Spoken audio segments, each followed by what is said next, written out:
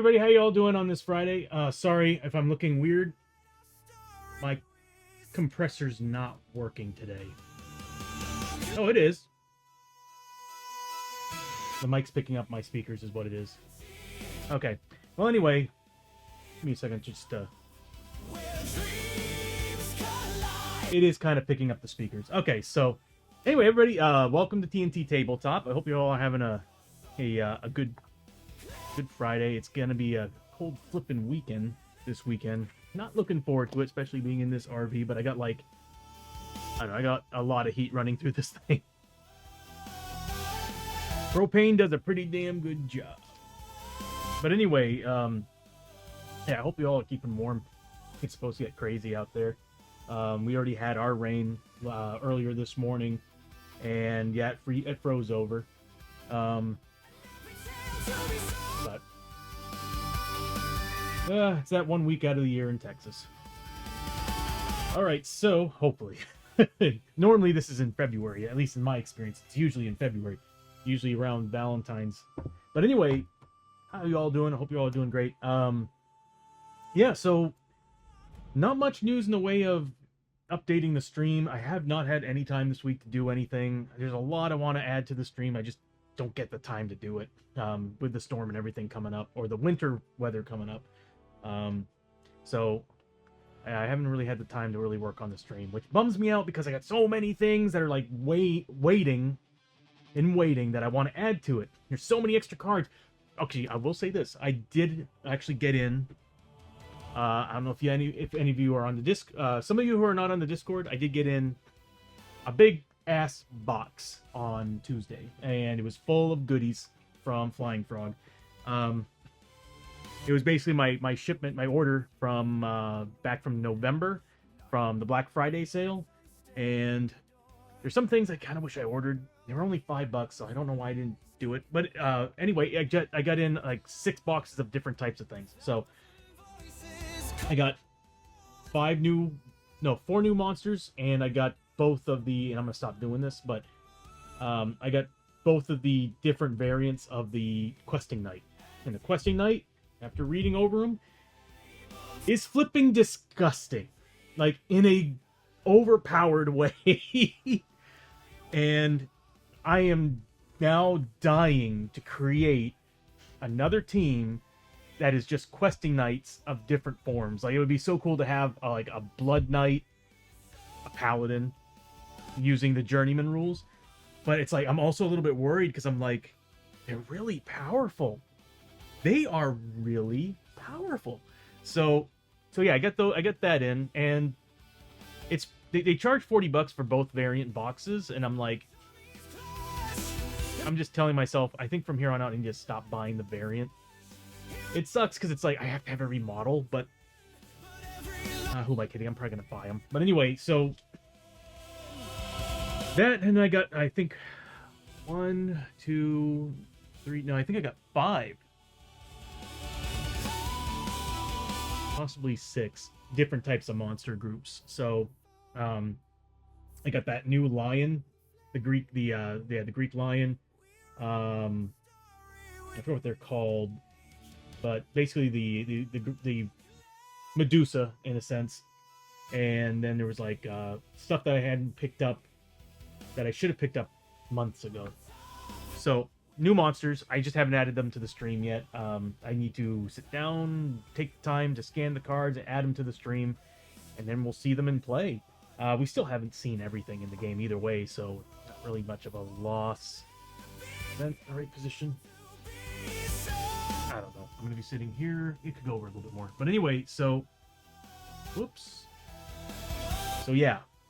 The new monsters, new heroes, classes. But today we're going to pick right back up to where we left off with the other crew. So we've got... let's see, we got Abby, we got Lester, we got Chio and Hoshorio. And they actually succeeded their last mission. As a matter of fact, they did pretty damn well. And as we've all kind of suspected, my rolling for the 2 missions prior have just been terrible. My luck was awful with this team. So they're still sitting on a lot of things. So they still have, let's see, 4, 5, 6, 7? 7. We still have 7 ailments that we need to get rid of. Some of which we desperately need to get rid of, like the fused with Darkstone and everything. But the good thing is that Hosho is now back to pretty much back to full strength, except for scavenging. But let's see what happens, I guess. So we finished off the last mission. We took on what?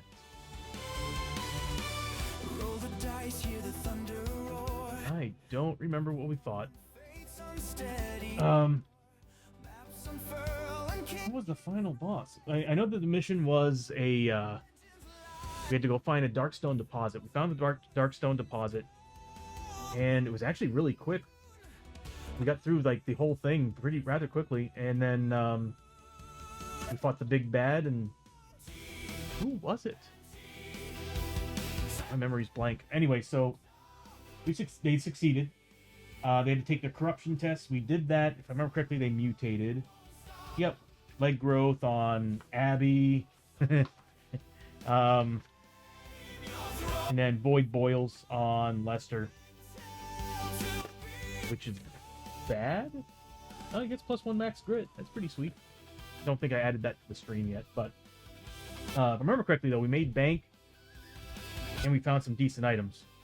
Is it working? It is. All right, so yeah, we still have our fine wine. We still have smoke bombs. And our Taskmaster's whip. And we got the Darkstone shurikens, which are super freaking slick, but stealth only.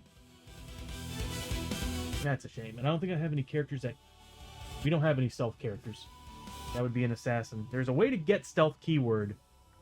I just don't remember how. But, hey, you know, we need money.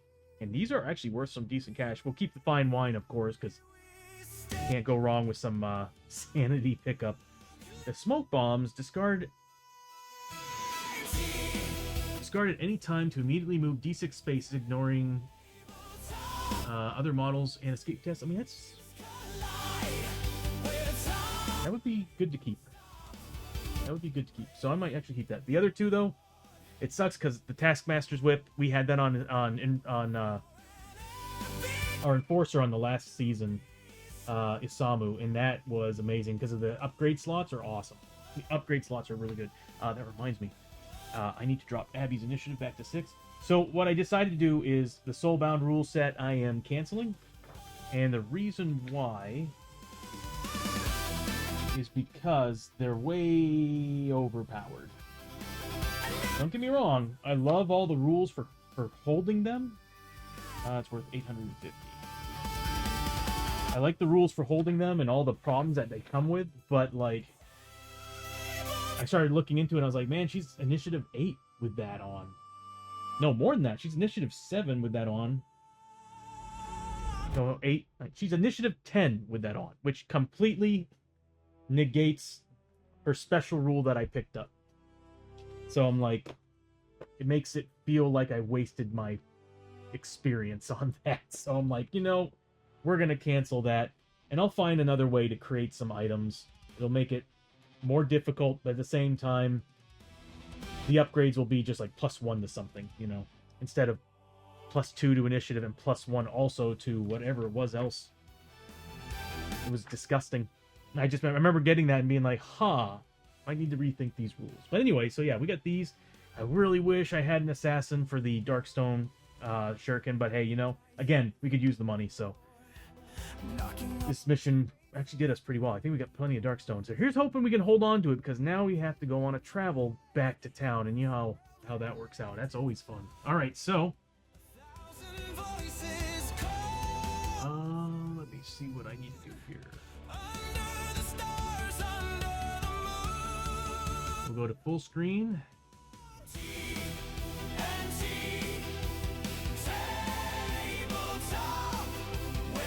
Are we having a bug?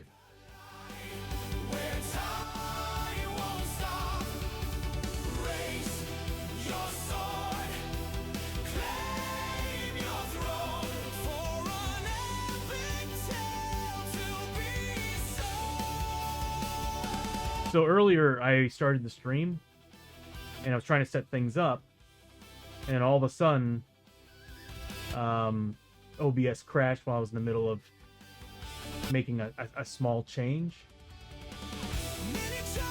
And now all of a sudden certain buttons aren't working. Get with the band, buddy. Alright, so I'm just gonna have to turn it off. So no cool animation. Alright. Well, that sucks. I'm gonna have to debug again. Every time I turn around, there's something wrong with OBS. Could be possible I might need to update Advanced Scene Switcher as well. That might be the problem. But this is actually an OBS issue.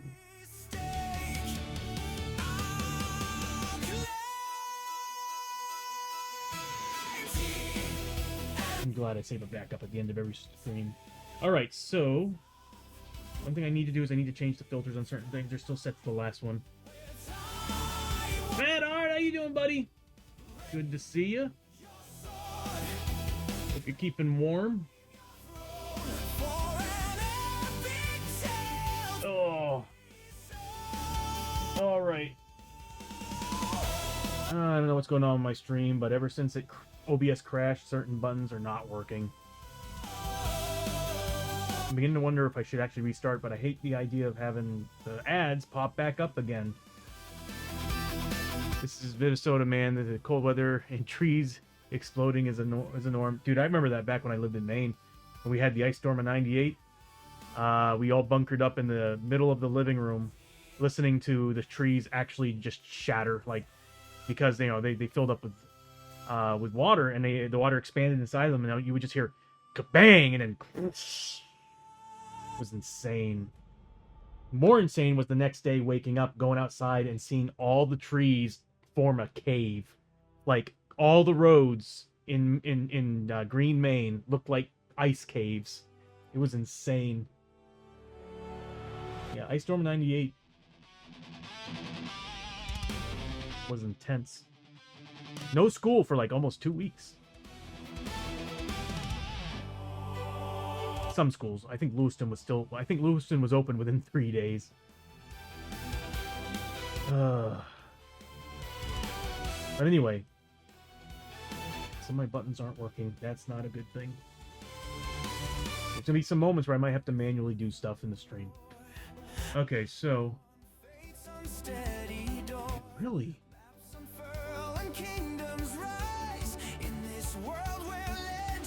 Alright, let me turn this off. Let's put some music on. We need...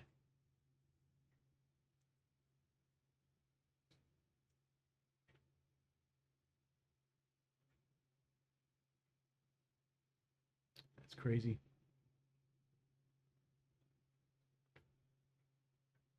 Sorry, my playlist is messed up. My Mac's just acting up, I guess, today. We'll try this out. No. I don't want Frontier. I don't want Forbidden Force. Where is it? I had like a whole list of music. There, we'll use this one. There we go. That works pretty good. Okay, so these guys all spaced out. Are they in order? No, they're not. So it should go. We'll go by the order which they look on the screen. So Hosho, Abby, Chio, and Lester. There we go. All right, so a little ill-prepared today because, like I said, it's been a pretty busy week, and this morning was no different. Okay, so we did everything last stream to end the adventure. I went ahead and gave them all their health and everything back. If I start having serious problems with the interface at the bottom, I will restart the stream, and I'll load up an old backup. Because that's frustrating. But we have some characters that are almost leveling up. Okay, so we might have some level 3 characters at the end of the stream. No, we're gonna have some level 3 characters at the end of the stream. I'm pretty excited for that. I think the next thing that we get is, I think it's like a an ability score from the opposite, from the inspirational class that you want to use. All right, so we're now going to travel.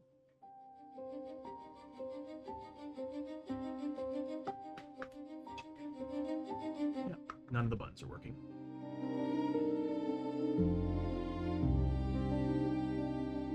Okay.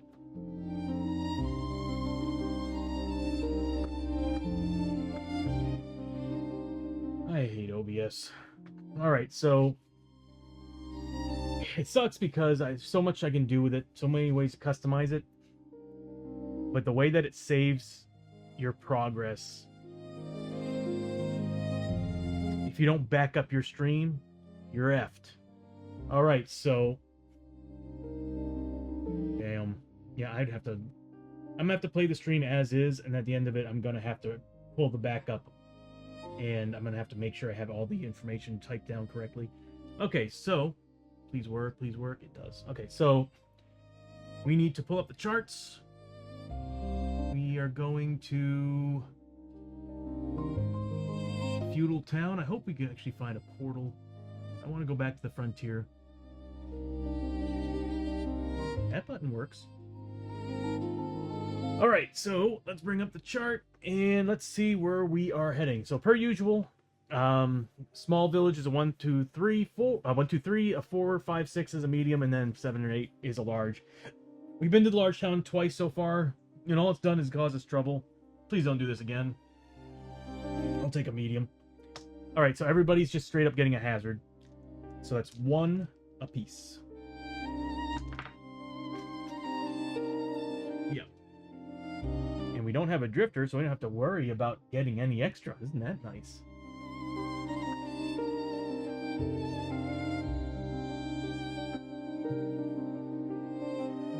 There we go. This way it shows and represents what we're gonna do. I like waiting on, but the XP you could farm, man. I mean, there's some good XP in traveling. Like if you get the burning building, you can get some serious XP out of that. Problem is, every time we've gone on travel so far with this group of characters, it's been non-stop mutations, injuries, and madness. It's not been fun, Mad Art. It's not. Well, actually, no, it's been fun, but it's been frustrating.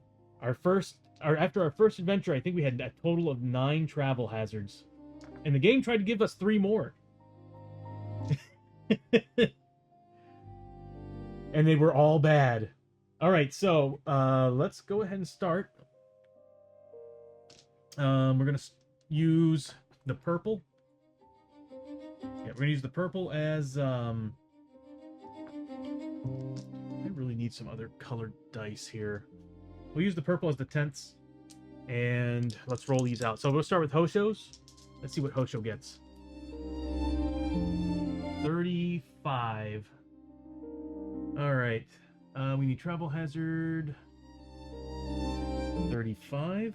At least these buttons are working. If these stop working, I'd be in trouble. Next page. Oh, and there's a few things that aren't working either. Oh no, not 35. Bishop, how you doing, buddy? Hope you're doing all right during all this crazy winter weather crap. I gotta turn that on. There we go. Now I can read. Shadow Clan Assassin.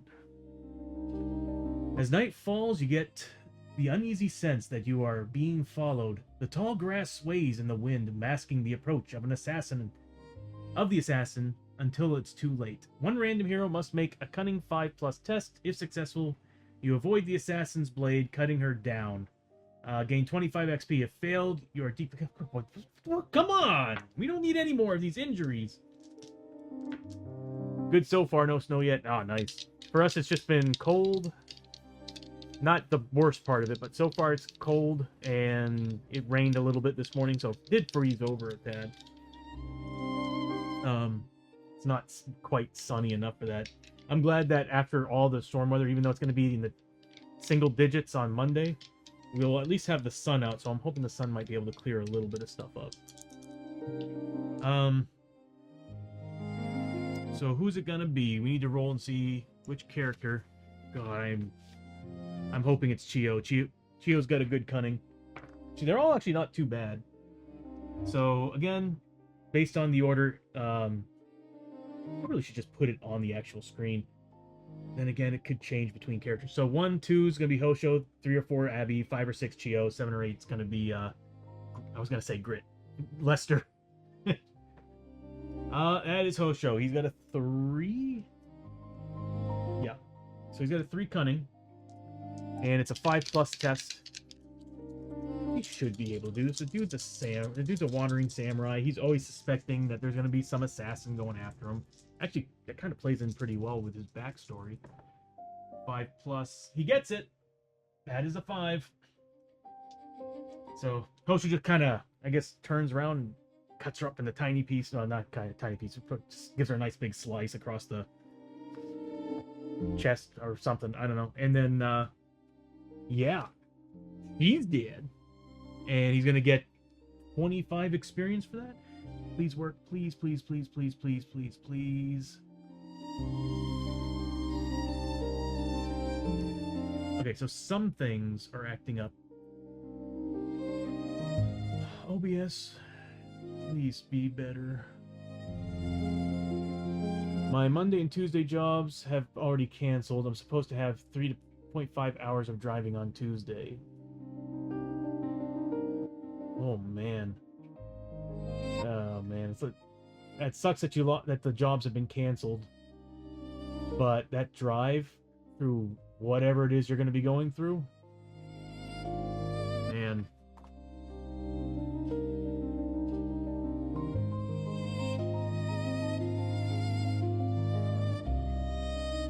Yeah, oof.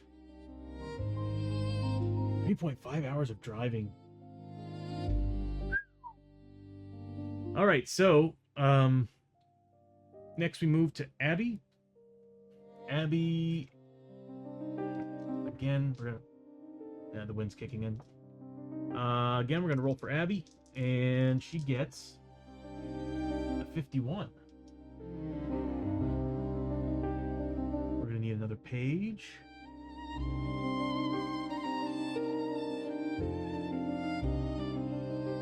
Plague cart. A rickety cart rolls down the road toward you, pulled by a single wretched-looking horse. Sitting atop the cart is a cloaked monk, his face covered in boils and scars. Even before the plague cart gets close enough to see inside the back, you can smell the foul stench of death stinging your nostrils. Every hero must make a luck 5+ test. If successful, gain 10 XP as you avoid the worst of the disease-ridden stench. If failed, take D3 corruption hits as the plague washes over you. Glad they're not ignoring willpower. Luck 5+. Luck. I mean, some characters have a great luck, but Chio's in trouble. Okay, so it's a 5+. Abby is a 4 luck.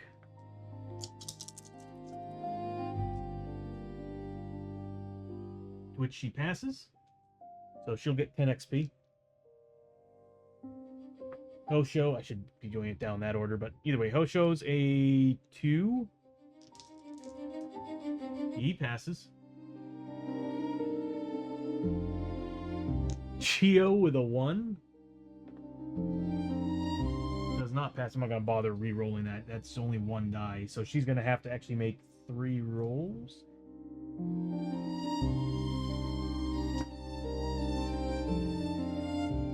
D3, right? D3 corruption. Okay, so 2. She needs to make 2 rolls. And then finally, Lester, who's got a solid 4. Him and his daughter have insanely good luck. All right. Whoops. That was a 5. Oh, yeah, he passes. Big time. Okay, so everybody passes by getting 10 XP a pop. But Chio may be in trouble. Alright, so 10 XP for Hosho. 10 10 for Abby. And 10 for Lester. And we put that paper away so we can start seeing some things. This is gone at this point. Chio needs to make 2 willpower saves. Luckily, she's a 3+. Yeah, thankfully she went.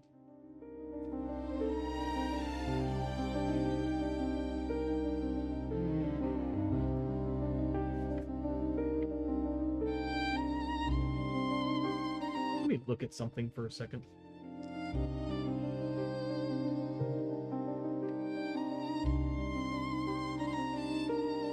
Oh.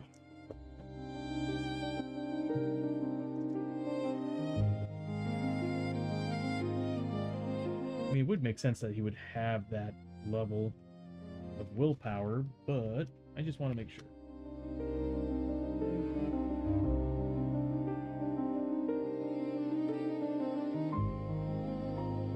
Yeah, okay, we're good.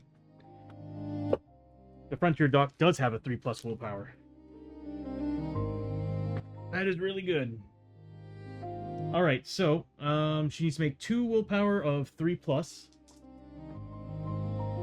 Fails 1, gets the other. So she does get a point of corruption on herself. Chio gets 1 corruption point. And next we do Chio's.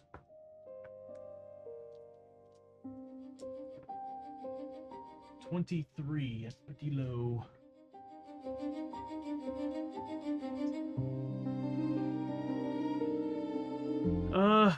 This one again. Living Hill. Why do we always get this one? Something's not right here. The hill surrounding the valley you are in seems to be shifting and stirring before your eyes. The road before you opens up to reveal a massive demonic maw waiting to devour you whole. God, we get this one. What is wrong with this world? Each hero must make an agility. This is why I can't wait to get done my campaign stuff. I'm tired of doing these. Each hero must make an agility 5+ test to avoid the maw. If passed, you gain 15 XP, and you escape the trap. If failed, you leap aside at the last moment. And we don't have any transports. Any transport I'm beginning to think there's no point in getting a transport because we get this one all the damn time.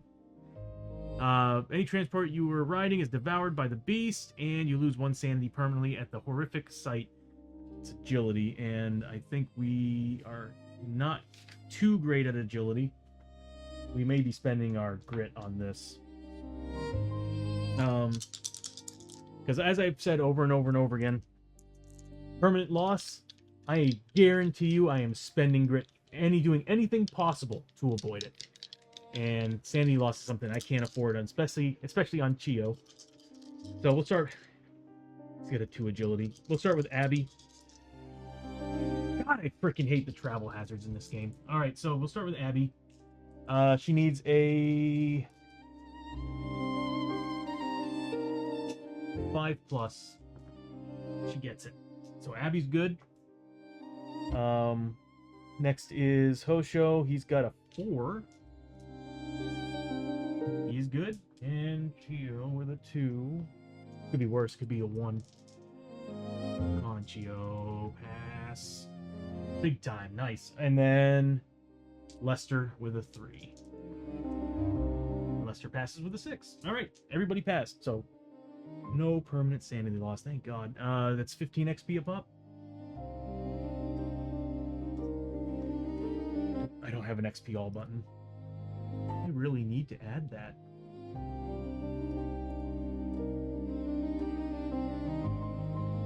Problem is that I'd have to find a way to animate all that stuff, because having it go to all 4 characters is going to be... Well, actually, it wouldn't be too hard. No, I think I got an idea how to do that. Okay, so next we have Lester's final travel hazard.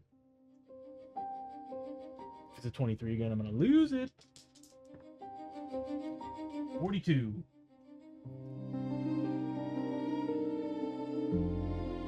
42. Elemental Sorceress, meeting a cloaked figure on the road. She reveals that your meeting is no accident. She has had a vision concerning the importance of your next mission, and has sought you out to cast a protective spell. Man, my right eye is messing me up. On your group to ward off the darkness in the battle to come. During the next adventure, during your next adventure, anytime a darkness card is played, cancel it on a d6 roll of 6+, or on a roll of 5+ if there are any more keyword magic heroes in the party. I was about to add one when I first started this campaign, and I did not. Oh well. Hey, maybe I'll just create a character for this campaign while we're in town, and we'll just use her for a while.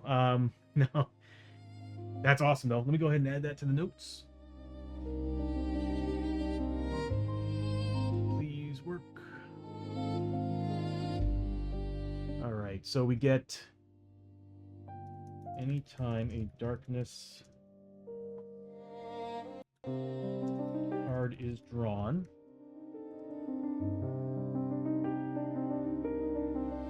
cancel it on D6 roll of 6+.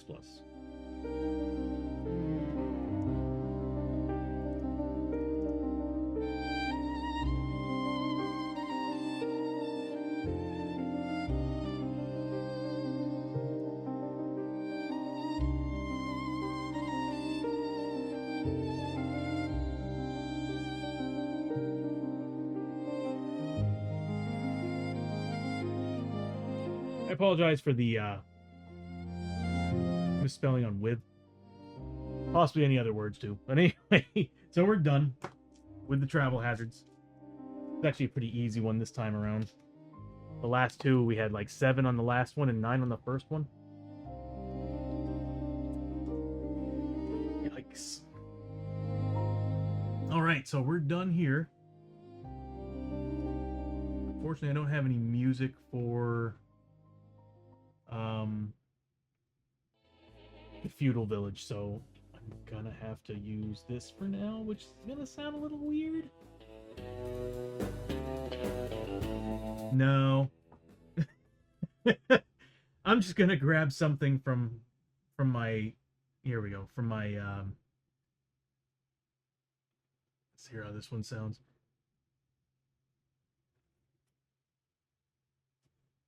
Is it playing anything?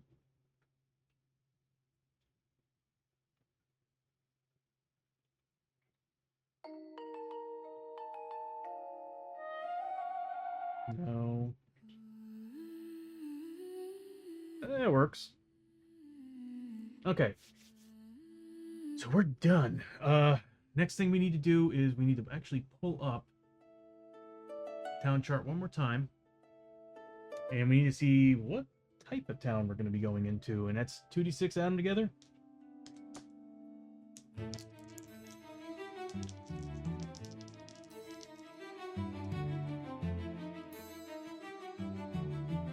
I think that's still, yep, standard village.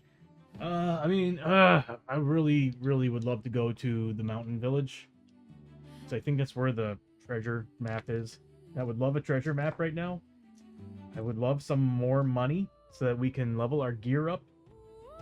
I mean, we got some decent cash and all, but whatever. We're going to a regular village. Oh no, we don't have much money. We have no money.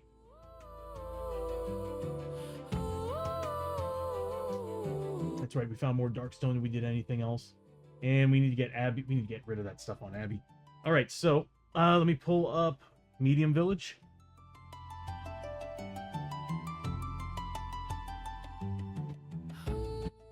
Might be on the other side. Sure is. Okay, so campsite and everything. Medium-sized village. Here's one thing I'm missing, and that is the environments.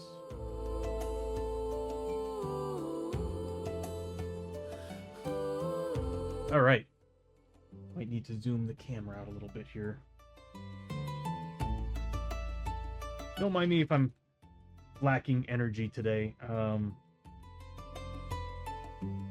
Like I said, it's been a long week. This thing on.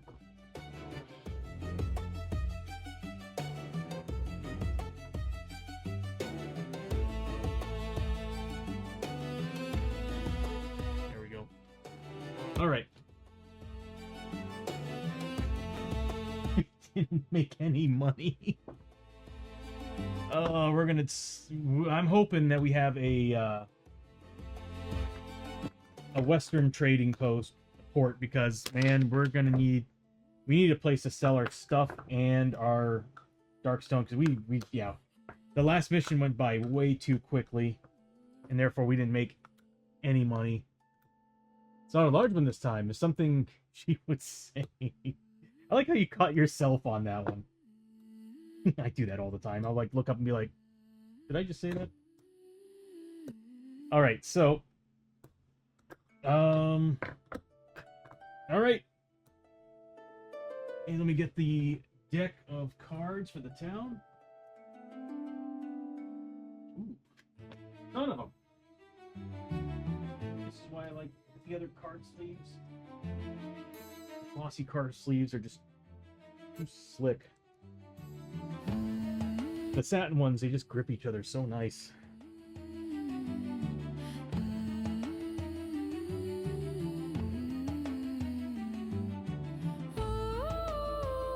All right. There we go. I'm still off.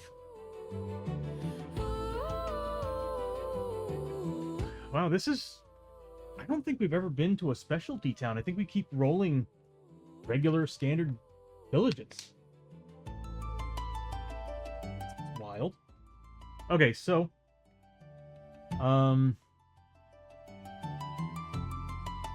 here's hoping that we get a Western trading post. Lame. Hells to the yeah. We always get a samurai lord. Sacred Garden's pretty good, I think. To me, I always... And the shrine. Nope, so no trading post. We didn't even get a village market. Okay, so this place has everything you need to heal your characters. And to stock up. But it doesn't have anything to trade. I mean, you can trade anywhere, I think. I think you can trade Darkstone anywhere. No, you can't. You can trade your items anywhere, but not Darkstone. I don't want to hold on to this much Darkstone. Oh, no, we're in trouble. Let's see what we can do here. So we've got... I don't think we do anything with the tea house. I have no idea what... Actually, I have no idea what the tea house does. Yeah, at least in this season, I think. Flower Dragon with a raid!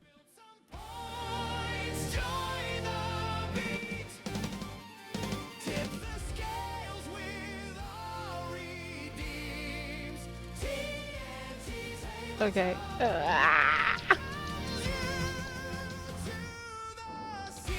Is it a teddy bear? Oh, what a cute puppy boy.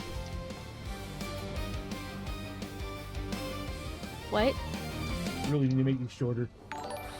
Fuck's sake. How you doing? Good to see you, and thank you so much for the raid, and welcome Raiders to TNT Tabletop. Thank you so much for the raid. See, on my end, watch your profanity. But I know on your end, sorry! So, it's distracting for me as I'm trying to talk. Which, I guess I could mute it? That works. Alright, so, everybody, Flower Dragon, thank you so much for the, thank you so much for the raid, and, oh, you've already been... Thank you, Mad Arts, for giving the shout-out as well. But welcome, Raiders, TNT Tabletop. If you have to raid and run, we totally understand. There's no problem with that at all. If you decide to stick around, we're playing a game called Shadows of Brimstone, where it's basically a dungeon crawler board game. So far, we're in Season 2. We've retired our Season 1 characters. We moved on to Season 2. And the characters we're playing as you can see at the bottom of the screen, is Hosho Ryo, Abby, Chio, and Lester. And what Shadows of Brimstone is, it's, as I said earlier, it's a dungeon crawler, but it's very expansive. It's got a whole mess of expansions, a whole bunch of different types of monsters.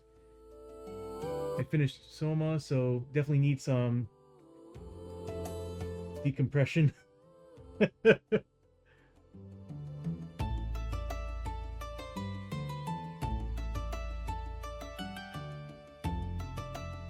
playing Suicide of Rachel Foster.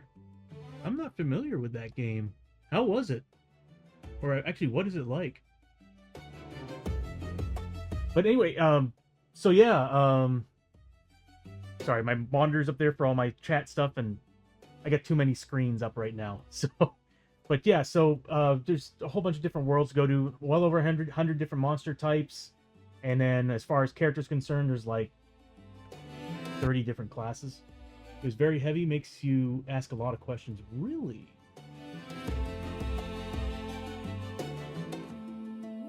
Foster. I'm gonna have to look that up. I am actually trying to find something new to play.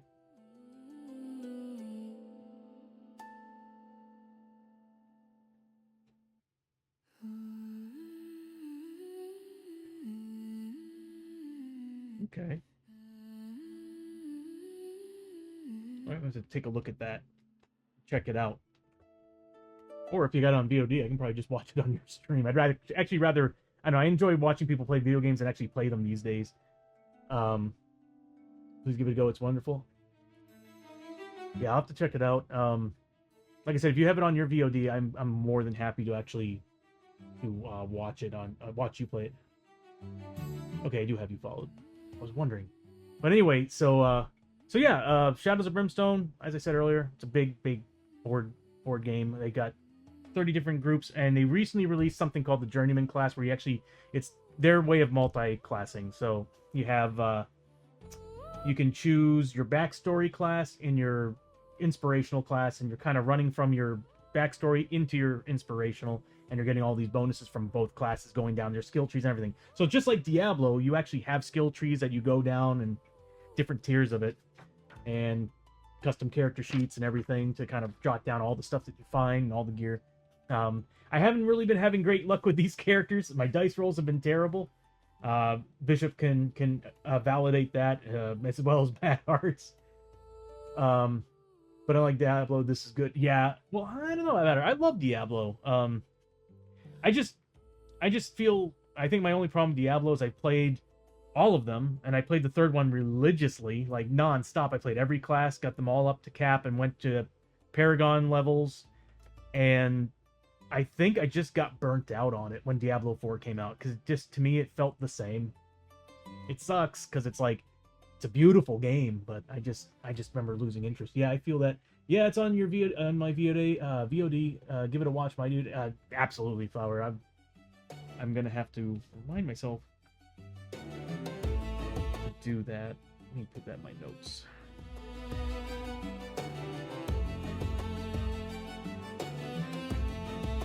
But yeah, I'm gonna have to watch it, because like I said, when it comes to playing video games these days, I have more fun watching someone play it than actually play games and actually play them myself. I don't know. It's just I have to pass in my video gamer card because I suck at them these days.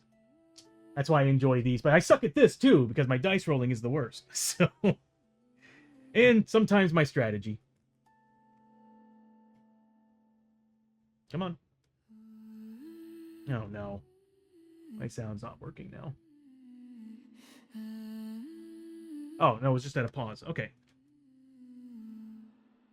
All right, so yeah, that's what we're doing right now. And actually, what we finished an adventure. We last stream, at the beginning of this stream, we just really started. We had to do travels, which what that is that you finish your adventure, you come back to town, and a whole bunch of weirdness happens on your way to town. And in this case, on our way back, we ran into what's called the Living Hills. So like a giant maw opened up in front of our characters and tried to swallow them whole. They all managed to escape it. Thank you for the lurk, Flower. And I hope you're keeping warm too, man. It's gonna get cold this weekend, and I hope you get some good food. But so like a giant maw opened up and tried to swallow the characters whole. They all actually end up getting away from that. And then we ran into a sorceress who granted us, as you see on the top of the screen here, granted us a kind of a buff for our next adventure, to where anytime a darkness card is drawn, we get to cancel it. And I can later on explain that, but you know, why not? I'll do it now. Darkness is basically the evil that's in this game. So it's destroying this town that we're in. It's attacking us while we're on that travel. And during the adventures, there's basically these cards that come up. I don't have them out on me right now. They're built into the stream. but they come up and they give bonuses to monsters, and they impede your chances. You know, they stop your chances of winning. Just like Growing Dread, which are these cards. These are the worst, though. These are the worst. There's ways to get rid of them, but it's kind of tough. So right now, we just started our town stay. We're in a normal town at a medium size. And Evil Webline, how you doing? So yeah, we're Biabsta, how you doing? Oh my god, I totally missed your name. The chat room kind of quickly went through. But yeah, so right now we're in town and I'm trying to figure out what I can do here. I'm already seeing new potions. I'm looking at that. We won't probably have the money for it. Oh, it's only 50 bucks. Okay, so right now we got to look at and see what this town can do for us, because we need to sell our Darkstone because we are overflowing with it. And unfortunately, I don't think we have a place to do anything at. Samurai Lord, maybe? At least I know at the tea house we can buy some potions, which we're probably going to get.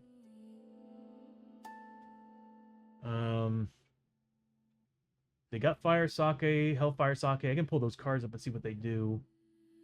Warlord's Bounty. So basically, this is the sheriff's office. Pay tribute. Assassination attempt. So if I had an assassin character, I could totally do that. War aid. Consult court advisors. I have a soldier hero. So we can buy stuff here. Bishop, are you reading this? Mad art? Folded Darkstone Katana. It's a lot of money. It's Murphy money. 3 Darkstone, but +2 combat and +3 to max fury. Gain keyword Samurai. So you get Samurai for wearing it. You may, so that way you get battle tactics. You may use Fury at the start of each adventure. That's awesome. So if I get this for Hosho, I can actually get a free extra battle tactic, random battle tactic at the beginning of every venture. 3 max fury and +2 combat. That is a goal. That's a goal. Refine your tactics. That's awesome. So yeah, I can actually redraw my battle tactics for Hosho. March of War. That's pretty cool. I am super sold on that Folger Darkstone Katana, but we don't have 8,400 bucks. I think we're stuck with the Darkstone. Or can we sell it at the campsite? The campsite should be able to buy it. Come on.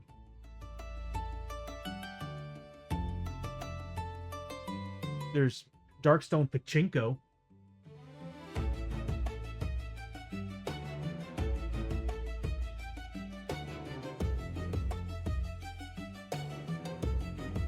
We've got an outlaw too. I need to roll for her.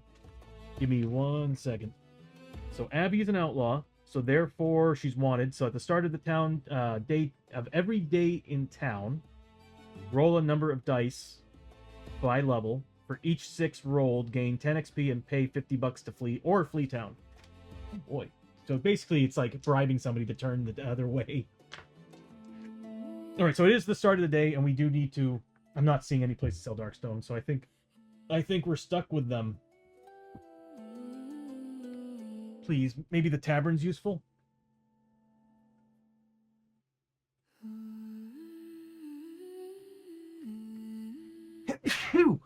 Excuse me.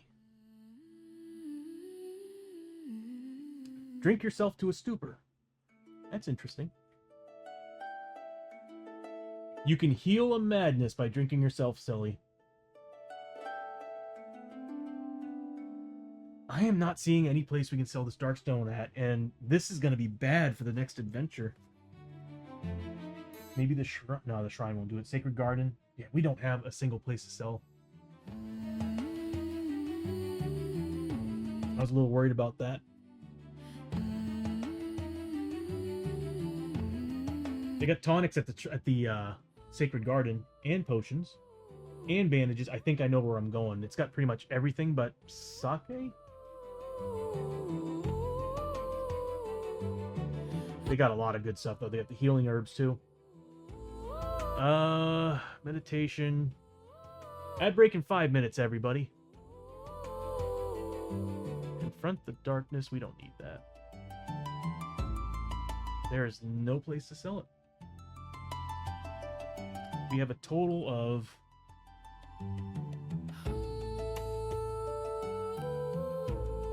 15 and 20, 25 Darkstone already. Oh my god. Yeah.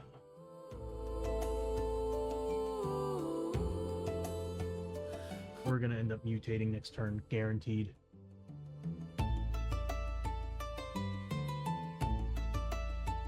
And banish some corruption, which might be a good idea for Chio and Hosho. What do we do with it? 500 bucks per hero level. Are you kidding me? Oh, that's resurrection. Okay, banishment. 100 bucks. With a wave of his hands, a few cryptic words, and a splash of sacred water, you'll be good as new. They'll knock the corrupt influence right out of you. For a marginal fee, of course. Remove D6 -2 corruption points from your hero. If no corruption points are removed, instead you take D6 sanity damage. Oh, great. Janice! How you doing? Oh, you know what? Oh, I totally forgot. I need to give shoutouts. Well, I mean, at least now we know not to touch the claymores. Ah, thank you, Matt Arts. I need to give you one as well, bud. Oh my god. What? I'm going to How try did to that find a hit way me? to link that shout out to specific names. And I think there's a way to do it. And I'll give one to Matt Arts as well. Yeah, highly recommend following everybody. Janice is a really good time. Plays a lot of story-driven games, and Matt Art has a really interesting stream as well, where he does a lot of artwork, and he refurbishes. I keep forgetting the word, but anyway, he basically works with silver, and yeah, my brain's not functioning right now. I'm so sorry. I think I need more energy. But highly recommend them, and especially also Flower Dragon. Everybody follow Flower Dragon. She's a lot of fun. Yeah, like I said, it's Friday. This whole week has been busy, and I didn't sleep well You're this a morning. good girl, Lovey. I'm very proud of you. Even if you're a scared little weenie. Oh, and thank you for doing the shout out, Matt Art.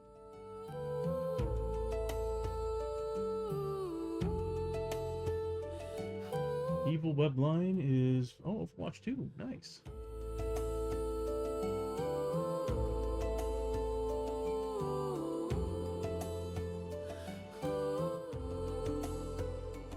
Okay, so we're doomed to keep the Darkstone. And I don't think there's a way for us to buy anything to hold it all. We only have one Tansu box. So we're kind of in trouble. Next mission, we need to come here and get rid of some of this corruption. So I think that's what I'm going to have to do. So, if that's the case, then... Oh, okay. Chio and Hosho are going to, I think it was the shrine, right? To get rid of some of that corruption. I think I'm going to have to roll really good. I'm going to have to roll a 3+ to remove any type of corruption on them. Actually, we got things that are more important than that. We got things that are more important than that. Abby's going to the House of Healing. Oh, she's got a crushed arm. She's got a slashed leg, a crushed arm. She's fused with the Darkstone. She's got leg growth. As a matter of fact, before anybody leaves, let's do our daily event, and then we'll do the unwanted for Abby. So the daily event is... I'll bring it up here so y'all can read it. It's green, so of course you can't read it. Virtually everyone... Okay, so they've all heard stories. Virtually everyone in the village has heard the terrifying stories of the haunted and demonically overrun fortress. None of them seem too eager to see it firsthand. All allies are now $50 more each for the rest of the town. Say we're not going to get any allies, so I'm not really worried about it. It's a little too early for allies.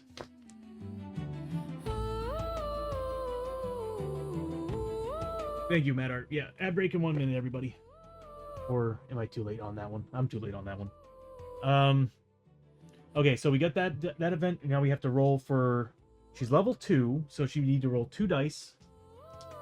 And it's any 6s. She does get XP, which is nice. But she's been spotted by somebody in town as a wanted person, and she needs to either pay $50 for each one, each 6+ rolled, or she leaves town. And she doesn't really have the money. We don't have the money. We don't have the money to do any of the stuff I need to do. We need to sell. This has been a very weird adventure. This season has been strange with these characters. Of course she does. Of course she gets spotted. So she pays $50. That's ridiculous. Oh no. Okay, that button is working. So she pays $50. Oh, and we're good-ish. Good-ish. We need to sell stuff. And we'll go to the Samurai Lord. Actually, we can go to actually, you know what? We can go to the House of Healing and sell our stuff and make some money. So she's going there. She's got a slash leg that needs to go away. Actually, more importantly, she needs to get rid of that fused with Darkstone. But before we do that, we do have Chio. Chio is a doctor. And on a 4+, she can get rid of an ailment. So, a injury or a mutation. So, once per town stay and once per adventure. Frontier Doc is so good. Okay, so that's what I'm going to do. Doesn't cost anything. Except for a grit. So, it's going to cost Chio let's get some tonics before I decide to do this. Alright, so everybody's going to go to the House of Healing who needs some healing. Hosho has the chills. That's not important right now.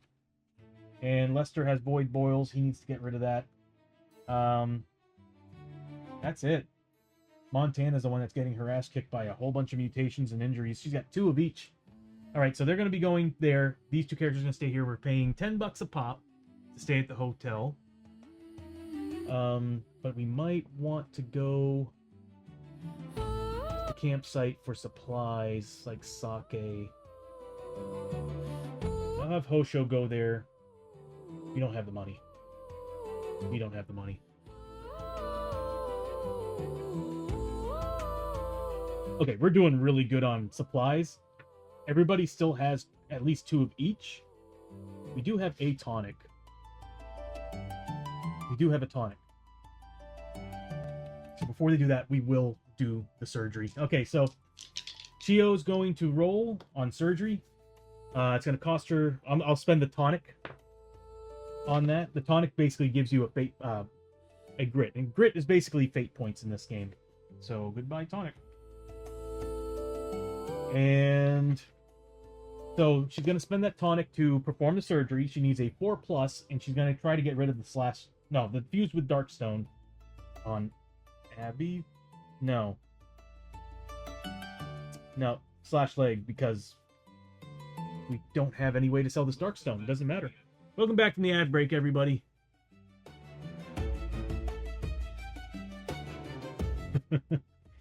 So what we're doing is we're going to perform surgery. I'd had a tonic on one of my characters. So we're going to use that tonic to get a grit back, which grit is basically a fate point. And it's sometimes used to actually do certain abilities, or you can use it to reroll dice. Or get rid of growing dread cards, which are these awful things. So, and you'll see how fun that is during the adventure. All right, so we're gonna do the surgery. Chio's going to be performing on Abby. She's gonna get rid of the slash leg. No, we don't need more growing dread cards. We already got. Look how big that stack is, bro. That's big enough. There will be more though. When the new Kickstarter comes in, there will be more. All right, so we need a 4+. So we spent the tonic to get a grit back to spend on that. Let's see if we get it. All we need is a 4+. Let me make sure. There are some bad rules to this. I think if I roll a 1, bad things happen. Yeah. Don't roll a 1. I rolled a 2. I'll spend a grit to re-roll that roll. If this is a 1, I'm gonna lose my mind. So Chio will spend 1 grit. Again, need a 4+. A 1, -1 health permanently to the character because of surgery. Surgery went bad. You're making me nervous, Mad Art. I was like, oh no. But we got the 4. Therefore, the slash leg has been successfully removed. Well, not removed, but the slash leg has been repaired. Or surgically fixed. Words. Anyway, no longer -1 movement. She's now back to her 5 movement, so she's fast. Next. Mad Art! How dare you, man? You know how bad my luck has been for this group of characters. We need all the luck we can get. Alright, so now they're going to go to the House of Healing and try to get rid of everything else. Although Abby still has 3 things she needs to get rid of. The crushed arm, which is not a big deal. She doesn't do combat, so it's -1 combat with the crushed arm. But she does have fused with Darkstone and a leg growth. So she can't wear boots, and on top of that, the fused with Darkstone, she had 5 Darkstone pieces on her that are stuck with her. As you can tell, it's building up. She's at 8 now. Like, they are literally fused into her body. Just build characters for characters. Oh my god. Anyway, I really need to add the chat room to the stream. Alright, so Abby, we're going to keep everybody else at the inn because we need money if we're going to do anything else. And Abby and Lester are going to sell our items. Just wish there was a place to sell Darkstone. Yeah, there's no place to do it. Okay, so that sucks. Hold on, let me look something up. There's got to be a place to sell your Darkstone because I don't want to hold on to this. I do and don't. If I do, I can start upgrading. Screw it. We'll take the mutations. We'll take the potential deaths. Because if you get 2 of the same injuries, madness, or mutations, your character dies. All right, so here we go. We're going to be going to the House of Healing.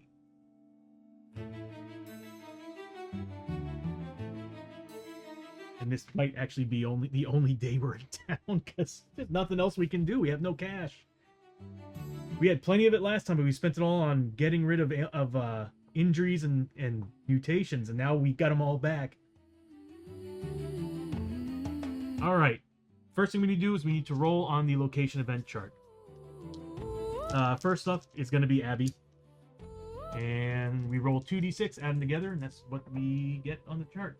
Awesome. It's a 7. So yeah, 7 is the stench of death. So all too familiar on the battlefield and villages in this region of late. No event. So good. So now she can perform some surgery. It's expensive, so let's sell our stuff first.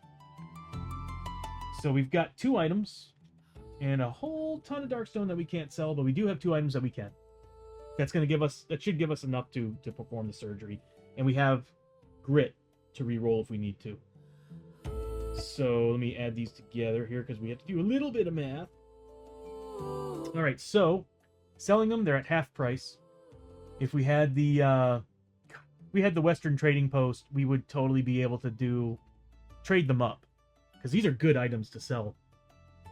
I would love to keep them, but nobody can wear them, or they're not. The Taskmaster's Whip is not as good as the katanas I have. So we're looking at, what, 337? 38?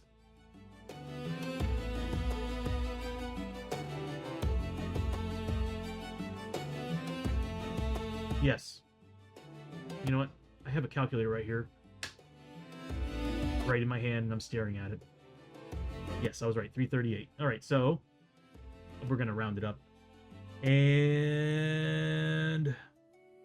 375 for the Darkstone Shuriken. We made $713, so that'll take care of some of the surgery because they're going to be potentially $300 a pop. All right, so Abby's going to go first. We got rid of these. We sold them. Put them in my discard pile. We're going to keep the smoke bombs and, of course, the wine. We found a ton of Darkstone, but nothing else. All right, so first, this is how much it's going to cost us.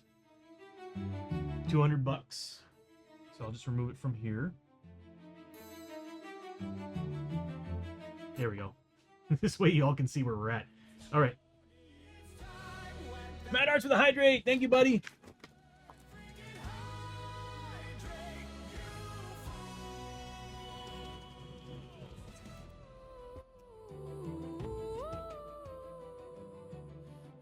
There was a lot of powder in that energy drink. Oof. Okay, so... Alright, so we're at 315. We now have to roll on the mutation injury chart. I'm going for the fuse with Darkstone. At this point, I want to get rid of it, so... would it make more sense to do leg growth? We'll do the leg growth. Because we can't get rid of this Darkstone till the next town. So, leg growth it is. So, if you can afford to pay the cost, choose one injury or mutation you want to remove and roll on the chart below. If we roll a 1, we take some damage. Oh no, we can't. Nope, we just can't get it healed at the House of Healing anymore, or the doctor's office. But if we get a 6+, we get an impressive scar, meaning more health. Which is what I'm aiming for. So we need a 4+ in general to get rid of this. Oh! Yes! That's a 6. So we got an impressive scar on top of healing the leg growth. That's the beautiful thing about finding a shrine, House of Healing, doctor's office, or a church. Your chances are so much better on healing, and on top of that, there's no way of losing health unless you actually roll a 0, which you die. But you get the chance of having more health with an impressive scar. So, impressive scar for Abby.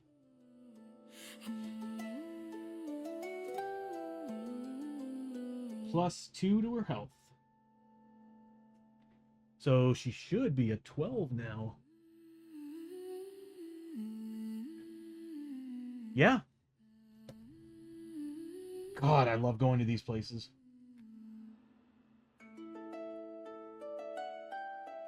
Probably just this... Well, what was it? A broken... no, it was a leg growth. Probably just discoloration, I would think, wouldn't it be? Because, like, at that point, they just kind of, like, removed the tissue. At least that's what I think it would be. I don't know, it's mutations from a whole nother world, so it could be anything. But I would think it would be probably just discoloration. Because I think all they did was just remove the whatever the growth was. That would be tentacles. I would say the tentacle leg would be a shape change.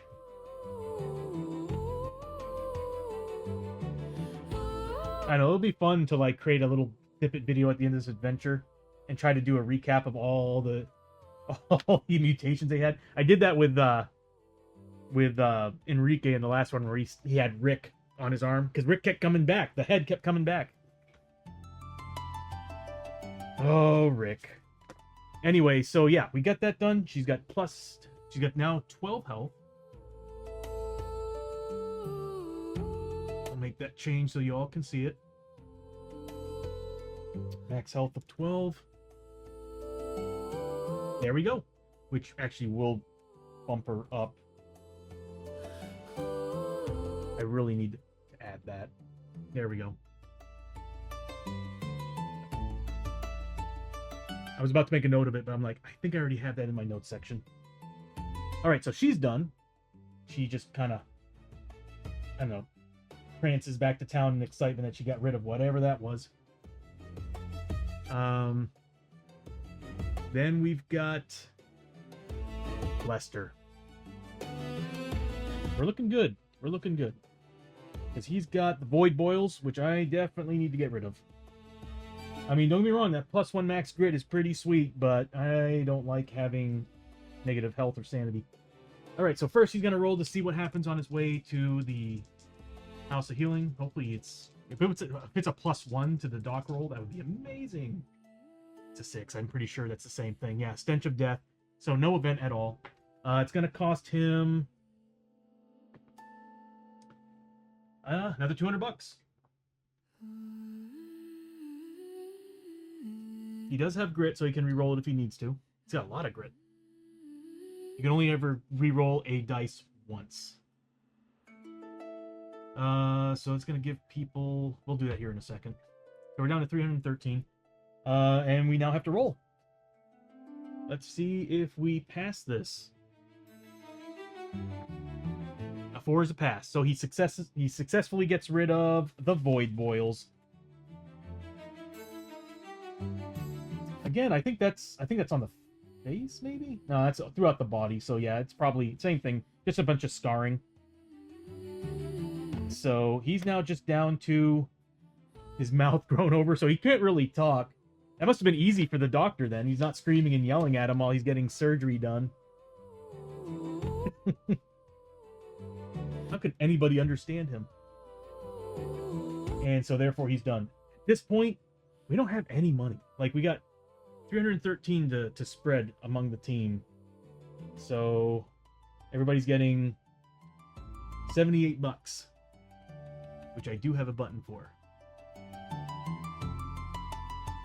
So everybody's getting 78 bucks. Now the good thing is, the really good thing is, the last adventure wasn't that difficult. We are fully stocked on everything. Oh, that's right. We got hit by the, not hit, but we found a caravan that gave us extra supply. That's why we have all this extra supply on us. That's why we had the tonics. Okay, so yeah. So that means that when next adventure happens, Chio's going to get an additional 3 bandages. She'll have 7 bandages total. That's so sick.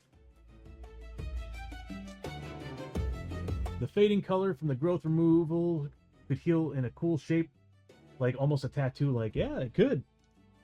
It totally could.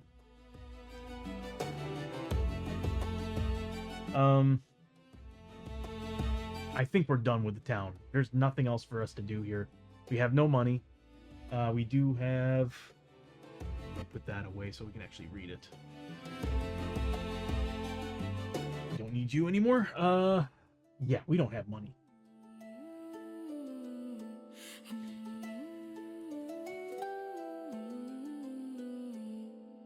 I mean, I guess we could have sent somebody. We could send somebody out to get some potions, which would be very helpful for us.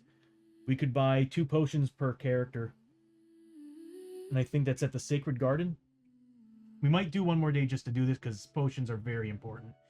When you have characters that have a 1 in one of their ability modifiers, that's 1 dice roll on a 5+ or a 6+. Potions increase that by 2 dice. So you get 3 instead of 1. That's the wrong town. Stay. I'm looking for the... Is it the tea house or the Sacred Garden that had it? We'll look at the Sacred Garden. I think it's the Sacred Garden. Oh, it's got tonics and mystic potions. And they're only 40 bucks.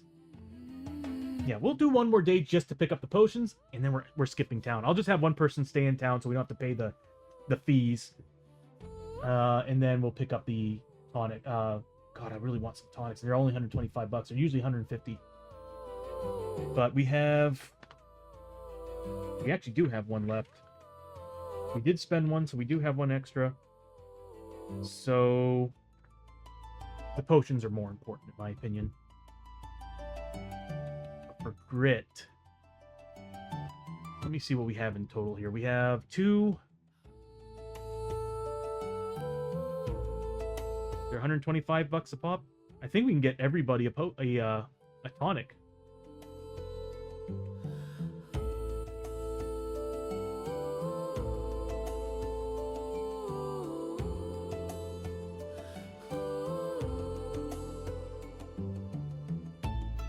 think we can get everybody a tonic. It's gonna cost us a total of $500, right? Tonic's more important than potions. For reasons. So, we're at the end of the day, and we need to advance. So we need to make a town state event roll of 2+. Not too hard, right? We made a 6. We good. All right.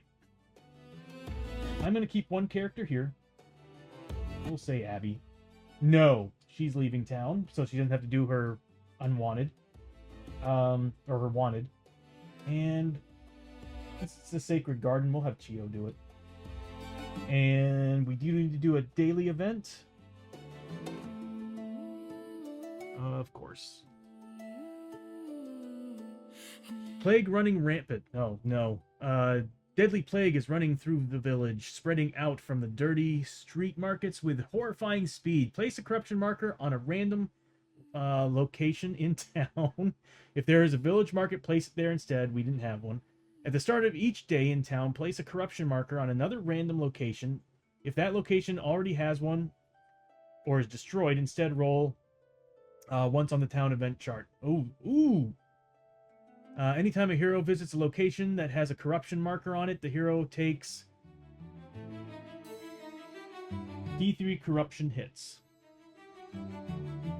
You can still kind of read it from there. Okay, so let's see where it goes. We roll a D6. Please don't be the Sacred Garden. Thank God. Okay, so that's the tea house. We'll just put a 1. And we're not going there, so not a big deal. We're going to the Sacred Garden. She's going to spend $10 to stay at the inn.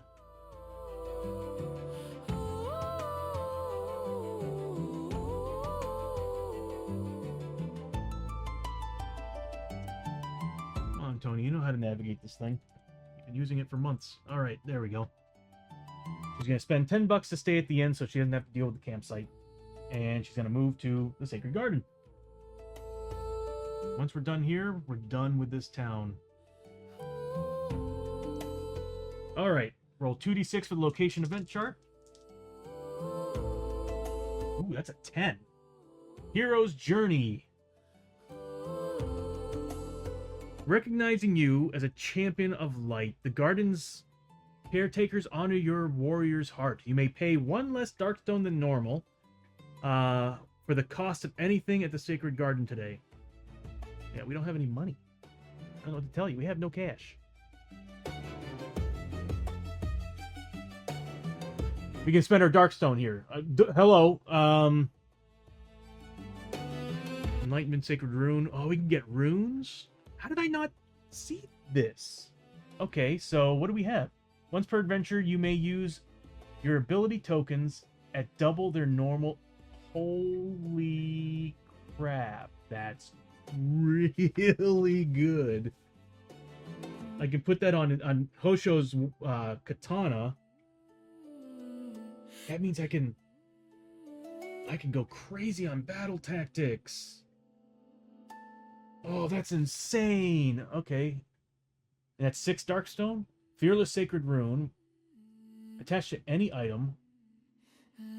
Once per adventure, you are immune to all fear and terror tests effects until the end of the fight. Till the end of the fight? The rolled against you since you're trying to get rid of Darkstone. Right? Well, that's what's crazy is that I want to hold on to it to get upgrades at the blacksmith. But I'm looking at this now and I'm like, good God, these are amazing. Sacrifice, Sacred Rune. Once per adventure, for the hero party, you may take 2d6 wounds on yourself, ignoring defense, to cancel a depth event. Wow, just rolled. That's really good. It sucks to an extent, but really good. Destiny, Sacred Rune. Yeah, we might buy these. Who has the most health? I think it's Abby. No, not Abby. It's Lester. Lester has the most health, which reminds me, he should be back at 17. His max grit is back to a 2. I need to update that. At the start of your turn, while that KO'd, yeah. Discard this sacred rune. So KO'd is basically like if you take health, sanity, damage to the point that you have none, you're basically knocked down and KO'd, and then you can be revived by another character, or a death event could come up and help you. And then at that point, you either take a madness or an injury based on what branch you got hit by. Healing. Discard to immediately recover. Healing 2d6 wounds sanity, any mix as normal, but you do not need to roll on injury or madness.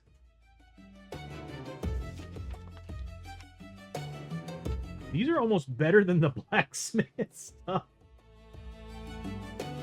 Especially when these characters are very prone for bad things. I'm half tempted to give it to Chio.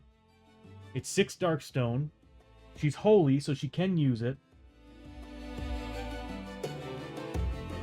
If she ever goes down, she's kind of a tank. Minus the sanity. Ugh.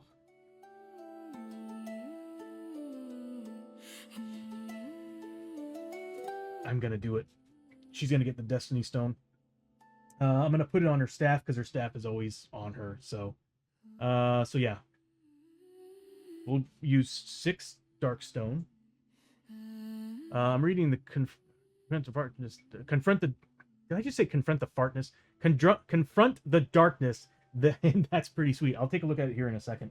I'm just trying to make sure that certain characters it works better. Certain things work better on them. But I'm getting that Destiny Sacred rune 100%. Actually, you know what? Why not? Let's take a look at what you were talking about.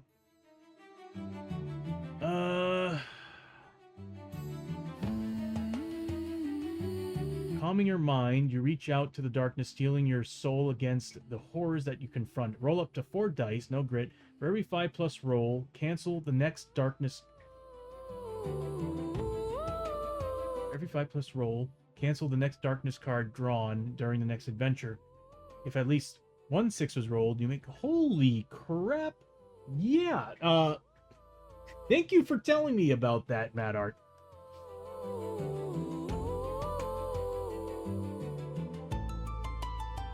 Because that's happening. Alright.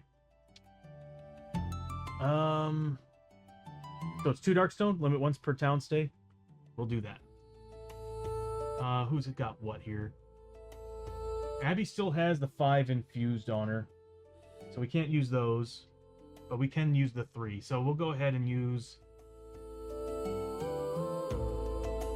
We'll use... Now, normally, the characters are gone, so you can't use their gear, but for this campaign, I'm kind of cheesing it in a sense, where they basically just have a pool as a team.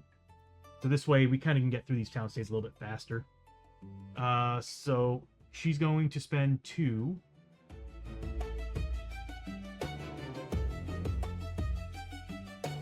To do that, because that is incredible. Mad Art, thank you. And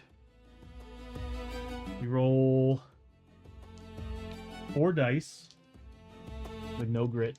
Every 5+ roll, we cancel darkness. Every 6 rolled, you may cancel the first growing dread card. Take corruption hits. Chio. Oh. Not good. Okay, here we go. Maybe Chio's not the good character to do this on. Well, she is. She's got a good 3+ willpower, but the problem is she's got 4 corruption on her. She's prone to mutation at this point. Oh, no. Yeah, that's a corruption. But we do get to ignore one darkness card. So it's the first one, the next darkness card drawn. That's pretty sweet. But she's going to have to make a 3+ roll on corruption, which isn't too bad. So let me add that to the notes. Cancel the next darkness card. That should be up there now. Nice. That note taker is seriously saving my balls when we play this stuff. Okay, so she needs to make a corruption test. She's a 3+ willpower. This is basically, yeah, her just trying to avoid any type of corruption mutating her. So the problem is she is 1 away from mutating. But a 3+ is usually doable.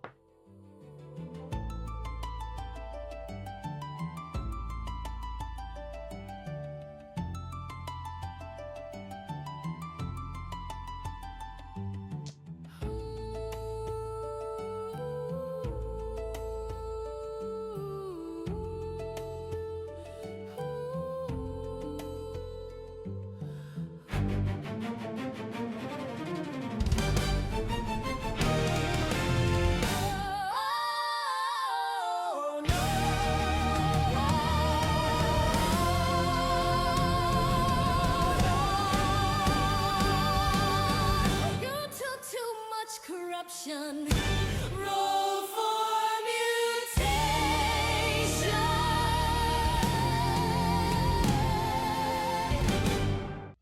She'll get rid of it next next adventure. So when are you joining the X-Men? I think this is like the yeah, probably now. Wow, we got rid of 2 ailments, we gained 1. That's okay, it's gonna bring her back to 0, and she can try to get rid of it next adventure. And she's about to buy a whole bunch of tonics, so I think we're good. All right, so here we go. 2d6, add them together? I'm a dumbass. All right, so purple die is going to be the 10ths. Yeah. I'm half tempted to just build it all into the stream, right? Just press a button. It's like, this is what you get. Could mess me up, screw me over, though, because randomness on a PC usually isn't the best. Oh, that's low. 14. Did Geo just get a tentacle leg? Didn't we just talk about this? All right, so tentacle leg, -1 movement for each turn. She needs to get rid of that. She's gonna be slow. Okay, so she's now got a tentacle leg.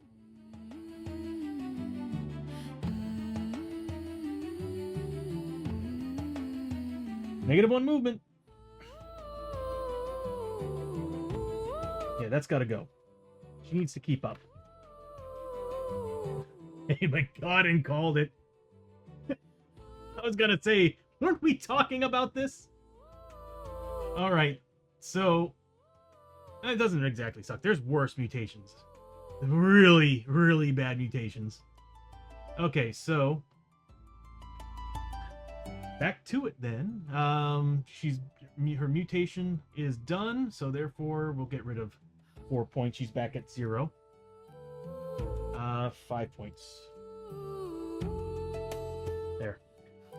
Hosho's next. We're eyeballing you, Hoshi. You're next, buddy. All right, so yeah, he's doomed. So we're going to bring up the Sacred Garden. We already did everything there, so we're gonna buy what, tonics with cash. So it's gonna cost us $500 to get these, which we have a total of. Yeah, so it's gonna cost. Let's see, what do we have here?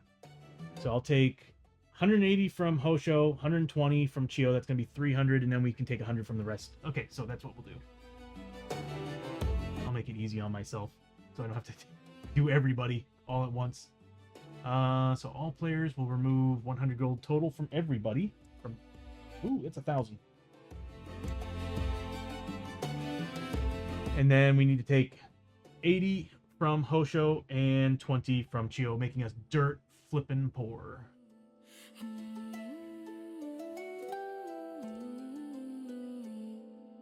That remove from all button is so nice. God, it's so sad how poor we are. I miss having my prospector. Okay, so everybody's now got a tonic. So that means that Lester has 2. No, he can only hold 5 items. He's got his 1. Theo can hold, let's see, she's going to have 7 bandages at the beginning of the adventure, so I'll just do that now. So that leaves her with that. Uh-oh.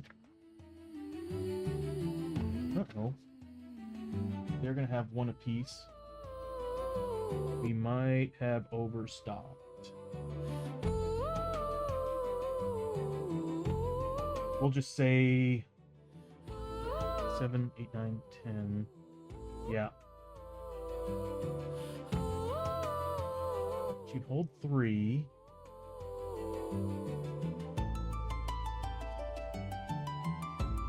Okay, so she's got 5 right now.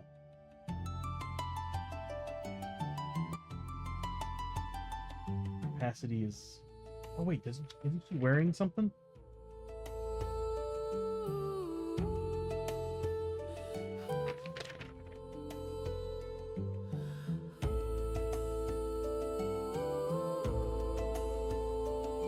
That's right. She got the +2 side bag, so she can hold it. She can hold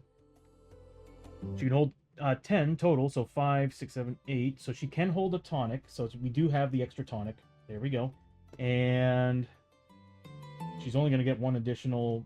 wow, yeah. She's only going to get 1 additional bandage at the beginning of the next adventure because she's overstocked. Okay, so at least we get tonics. Tonics are very, very, very, very important. And they're cheap here. But to get rid of this Darkstone, we do need to buy stuff. And Wayward Sword. Your attacks are +1 damage against Myth and Void enemies. That's pretty nice.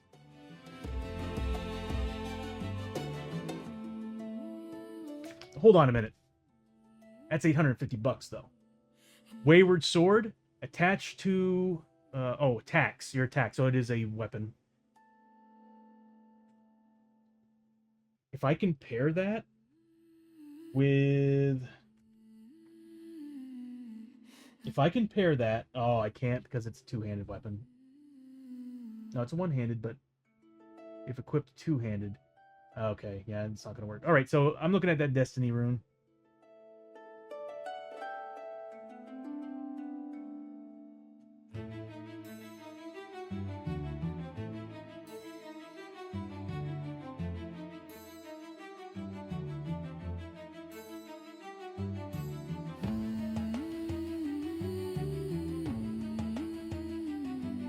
Yeah, no, that's really good. That's actually really good. If you have characters like who have a 1 in something, it'd be good to go there because then you can bump it up.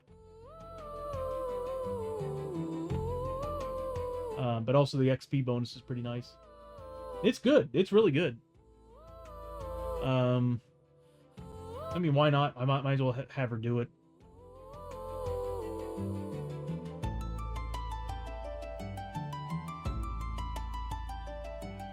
Meditation's good too. I mean, it's free. Yeah, there's a lot of rules in this game. It kind of makes it difficult to remember all this stuff, but I'll have her do the meditation for the hell of it. There's no failure. So she needs to make a spirit. She should be a good spirit. Oh wait, she's a doc. That's right. She's using doc stats at the beginning, so she's a 2. She needs a 6+. Does not get it, so nothing happens. Commune with ancestors. So she's level 2, so it's 2 dice. For every 4+ roll, gain 10 XP. At least 1 6 is rolled. You're gifted. So we'll do that too. It's going to cost 2 Darkstone, so we'll just spend 2 Darkstone. Where are we at? So I already spent 2 Darkstone from Abby to get something. What was it?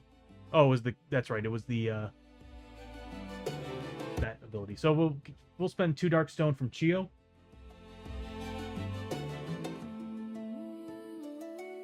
She's gonna get that. No, actually 6 Darkstone from Chio, so she can get that Destiny Sacred Rune. And she's gonna put that on her staff.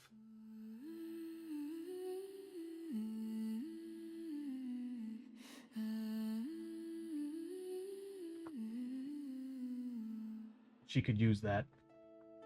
She does have armor and a bunch of cool stuff, but she's already been taken down a few times, so I'm like, this would help her. So yeah, we'll put on her staff. Destiny Sacred Rune.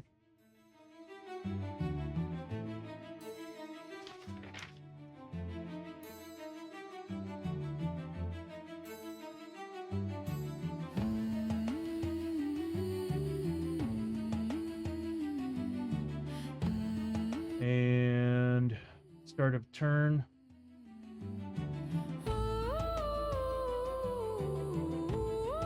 All KO'd.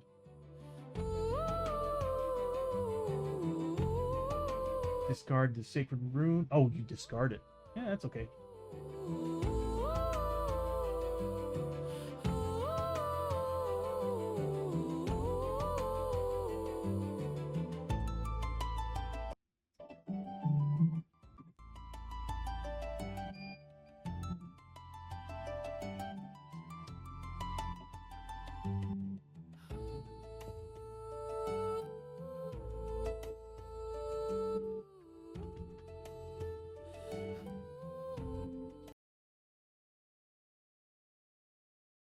Thank you for waiting.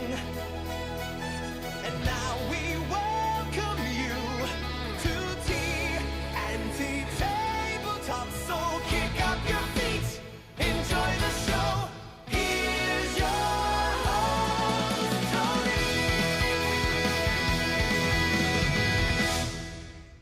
Hey everybody, welcome to TNT Tabletop. How are you doing on this beautiful, cold, and well, not snowy, but icy Tuesday? I hope you all are keeping warm.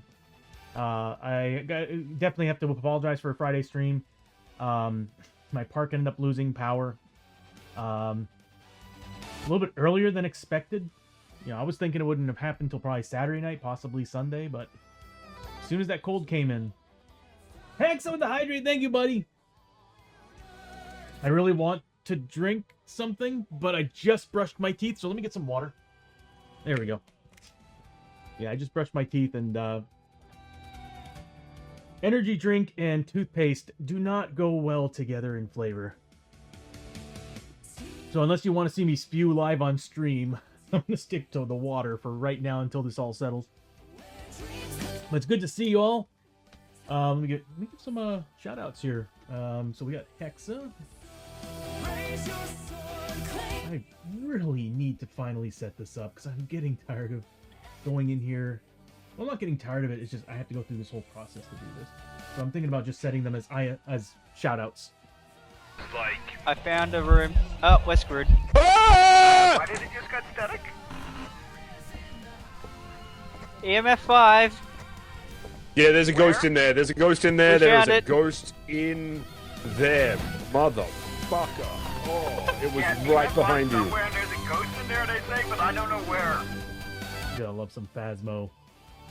Yeah, everybody, if you're not familiar with Hexafire on Twitch, he is a wonderful streamer. A lot of great personality in that guy, and great vibes too. So if you want a really, really fun stream, I highly recommend Hexafire.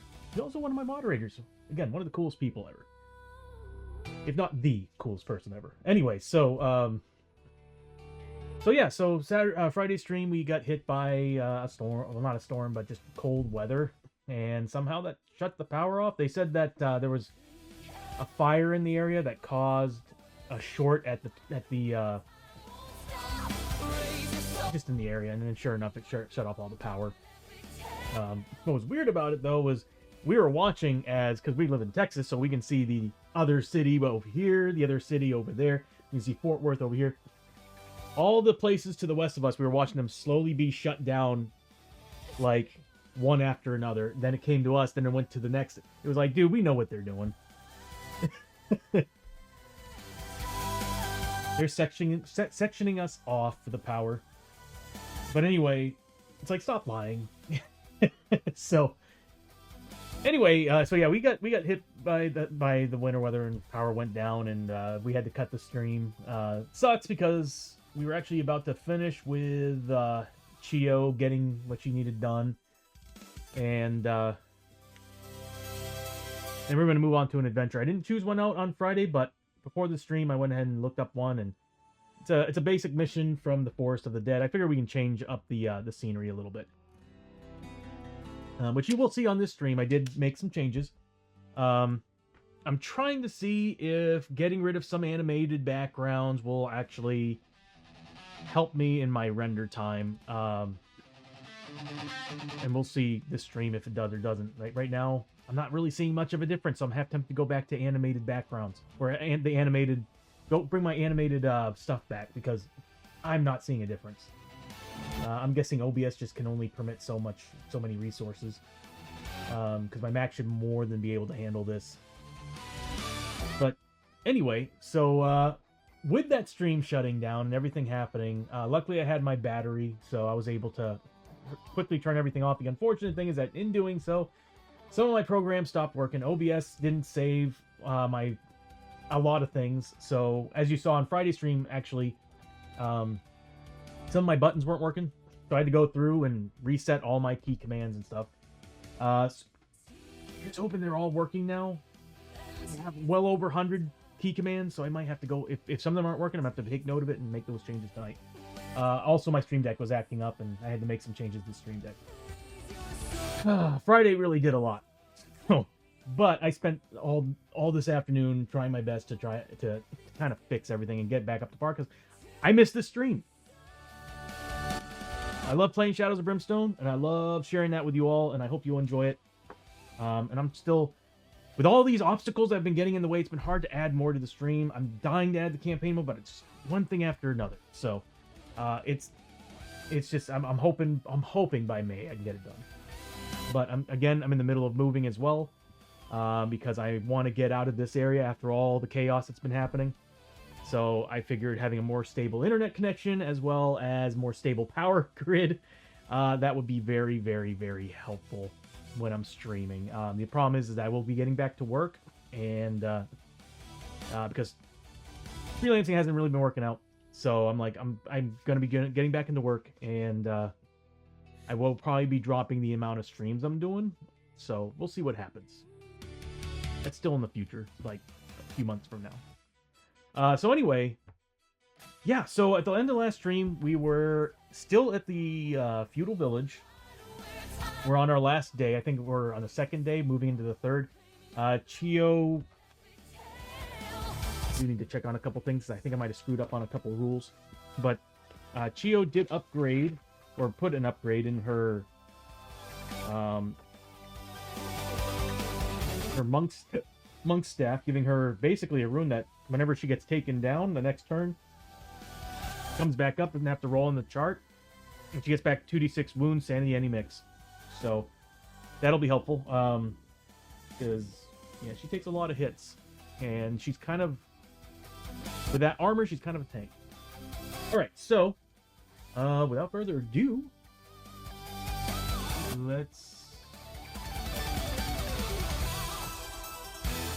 there we go. And as you'll see, I made a change. Yeah, so I don't have the animated sides anymore. What I did is I had Suno AI create a bunch of scenery. I kind of missed mine, the ones that I made, but I wanted stills from here on out just to see how it runs, because it's not going to have to render so many pixels now that I don't have all that animation happening. So, but so far I'm not seeing a difference. So we'll see as we're streaming. Right now I'm at 11. I'm usually seeing between 15 and 16 millisecond render loss. So, but anyway, all right. So I also added some new tracks. So we're currently, I color coded them.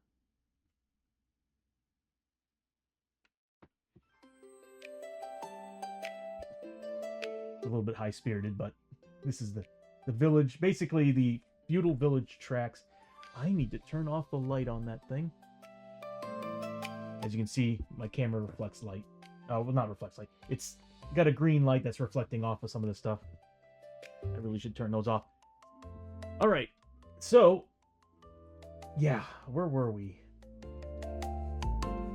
yeah, we needed to spend. So we, if I remember correctly, we spent Darkstone on a few things. We still need to, let me pull up the location chart for the feudal town, and it was the Sacred Garden.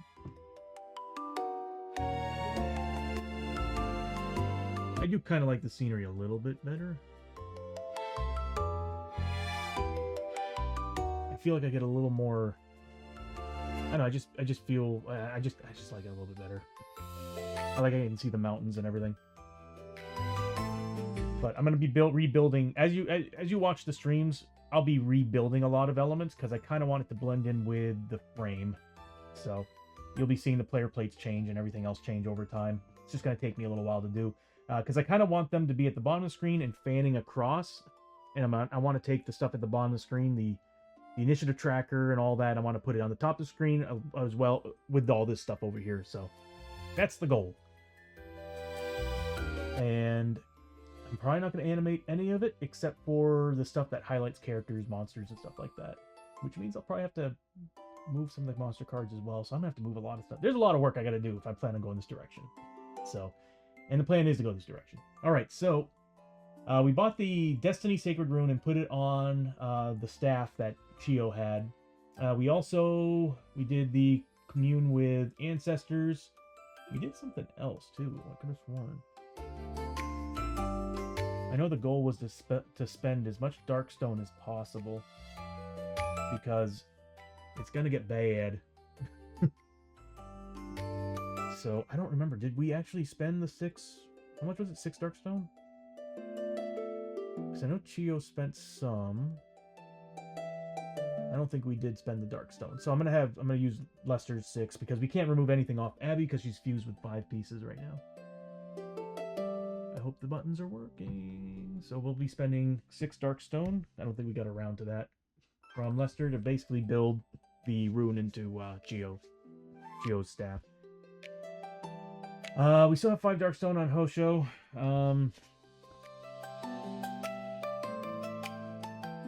We have a blacksmith, but we have no money. We are dirt poor. So what do we have? Everything's too expensive. We can spend up to 6.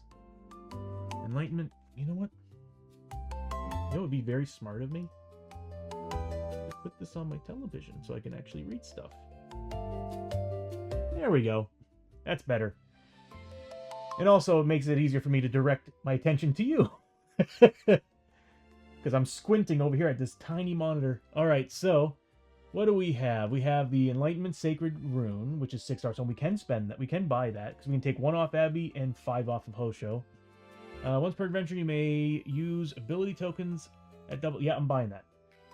So I'm getting that and I'm putting it on Hosho's Katana. I think that's actually what I was thinking about doing originally. It takes up 2 upgrade slots. I don't know if I want to do that. No, I don't want to do that. I want to save those 2 slots for a combat upgrade. Although it is real... oh man, think about it though. Once per adventure, you may use your ability tokens at double their normal cost until the end of the turn. That means that if I have a full 7 with the katana,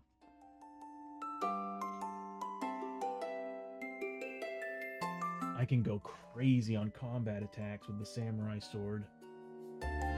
It's really good. I can get so many attacks with that, and I feel like that... well, the nice thing about the +1 combat is that it's permanent. I'd rather have the +1 combat. I need to put my characters in order. Alright, so I think we're done. We're done with the town.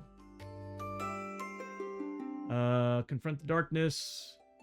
Calming your mind. You reach out into the darkness, steeling your soul against the horrors you must confront. Roll up to 4 die. I think didn't we do this already? Yeah, I think we already did. Yeah, that's how we got these.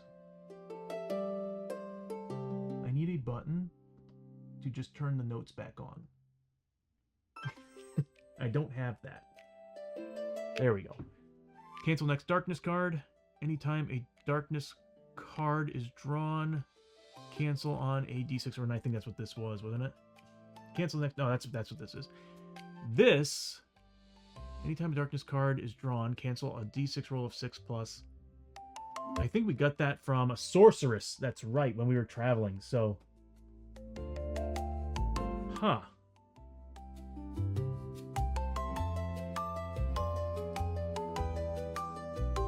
And we did the commune with the ancestors, and it didn't work. That's right. That's how we spent Chio's points.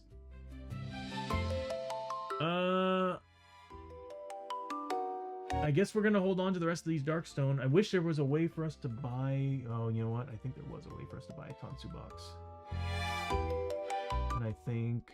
Oh, we don't have money for it anyway. It doesn't matter. We're poor. All right, that's it.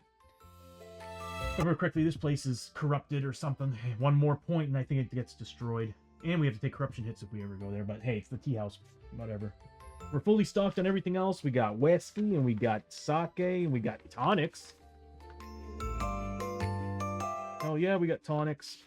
Okay. The team is ready to go. I really want to do another treasure hunting mission, but I think we're going to take it. We're going to do something different this time. That is the wrong face. There we go. I gotta fix that. My list of things to change are getting larger. Okay, so it's the end of the end of the town stay. We have to do a check for the end of the town, the day in town. So town stay event at 3+. You don't understand how happy I was when I came back and tested all my equipment and all was working. It was 22 degrees in here. Which is what, about 11 below 0 Celsius? But it was, I could see my breath when I showed up on Saturday to try to turn on the heat. The power came back, I think Saturday morning. So I had to turn the oven on and have the oven run because the furnace wouldn't do anything. I mean, it was running, but it was just turning on and off. TMI. Anyway, so, I need to turn on my camera. And I need to reposition it.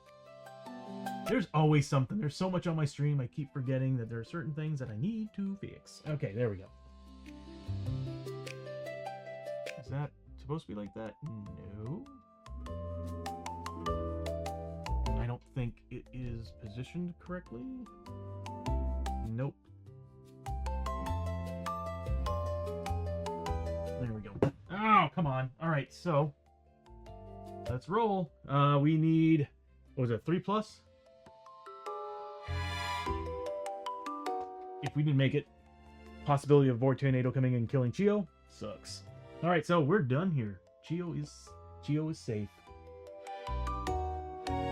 Goodbye, little village, as you slowly corrupt and mutate your townsfolk. How lucky they are. All right, so I chose a mission. I think we... Ooh, it's bent. My tiles are bending too. I need to fix that.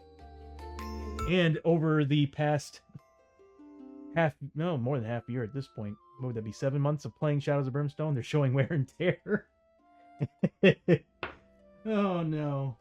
Okay, so alrighty. Let's bring out the mission. I really need to move that light. Yeah, you know what I'm gonna do? It just looks better here. And I'll just zoom in on it. Alright. So we got a mission called A Haunting. And let me turn this music off because it's not really working for me. Oh, this is still... Okay, this is still a Forbidden Fortress mission. I need a haunting Forbidden Fortress sound. I chose this mission and I didn't make a soundtrack for it. Shame on me. Okay. I am looking for... There are so many songs on here now. There we go. That works. Okay, so... Haunting. Sitting at a local tavern, before we left, you are approached by a frazzled-looking soldier. With deep black circles under his eyes and his armor disheveled and stained, he implores you to help. I have heard tales of your exploits. You must do something. You must help us. With a stiff drink in his shaking hands, he proceeds to tell you of the torment his clan has suffered at the hands of a malevolent specter and its supernatural host. What first began as an oddity of scrolls and furniture moving on their own has become a full-blown haunting of deadly magnitude. The daimyo's son has been killed, and the clan has been forced to abandon their ancestral castle. You're our only hope. While the specter haunts our castle, our clan is in ruins! Okay, so the setup of this mission. All heroes start on the entrance map tile. The haunted fortress entrance should be used instead of the standard fortress 1. Okay. That is here somewhere.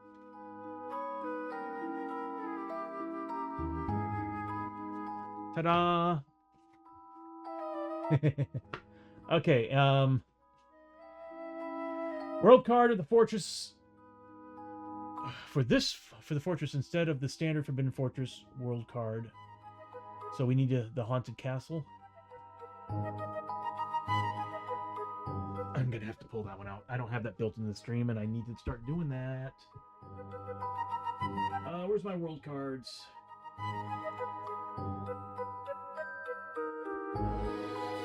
Traits. Adventures. Red. World cards. There. So unfortunately, I don't want to press the randomize button 2 million times till it finally gives me what we're looking for. So I'm going to actually have to program it to add that card. Every time I turn around, there's more I need to add.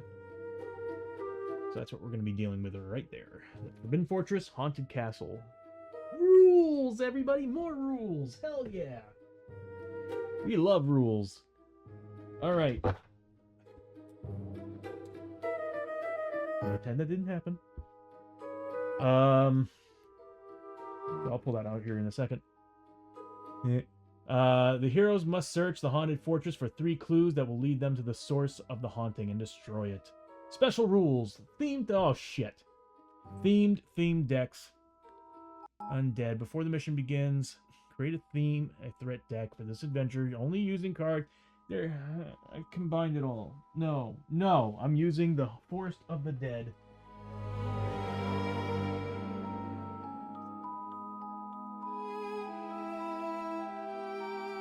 Yeah, we're going to use the Forest of the Dead because that has more horror-themed monsters in it.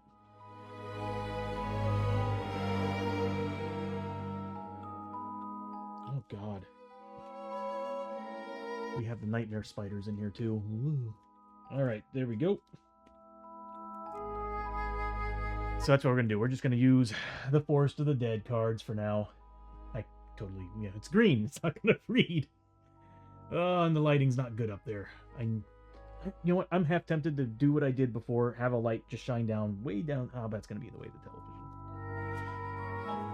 Everything's in the way. Okay, so put these over here. So we're going to use the Forest of the Dead because it does have more undead monsters in it than it does anything else. So I'm not going through the entire threat deck to find monster cards. I could show you a screen grab of how big the monster deck is, low, medium, and all that. Nah, I'm not going to do that.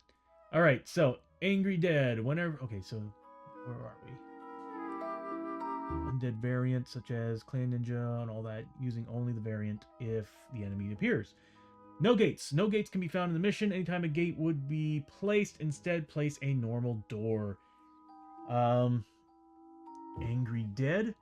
Whenever the heroes find a clue icon, in addition to the clue, to the normal elements of the exploration token, roll a d6. This thing is shaking quite a bit. So, roll a d6. On a roll of 1 or 2, draw 3 Growing Dread cards onto the stack. I'm already regretting this mission. On a roll of 3, 4, 5, or 6, the spirits are restless. Attack, draw a threat card.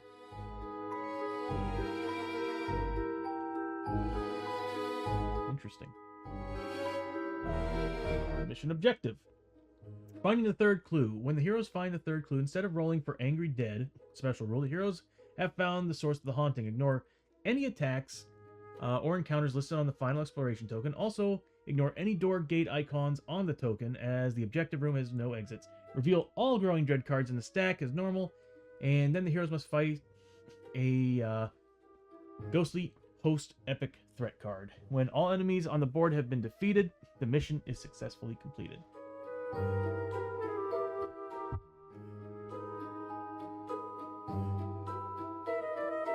Interesting.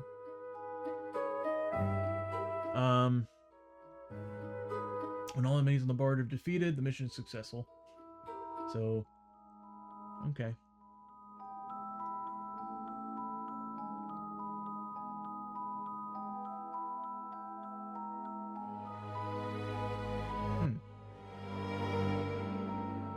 Heroes fight the ghostly host epic threat.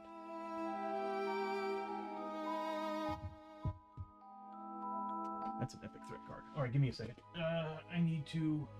Apparently, I still need to go through... Are you kidding me? I'm almost ready to pass on this mission because setting it up is going to take for frickin' ever. How did I... Okay, you know what? I chose this mission. I should have read the reward rules, or the objective rules. Kind of hastily chose it, I guess. I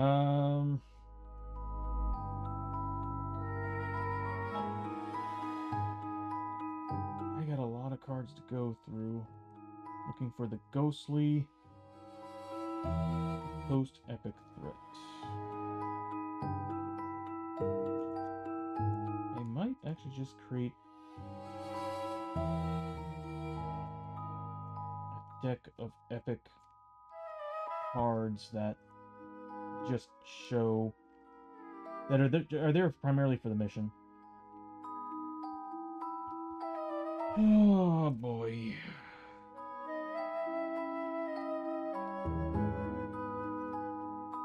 Ghost of Curly Jones. Oh god. Oathbreaker King. I still have bad memories of that fight. We were pretty much about to lose that. Okay, so it's not in this part of the epic deck. I wish we would just write it down. They should have really just put it on the actual mission card, the mission page. It would make life so much easier.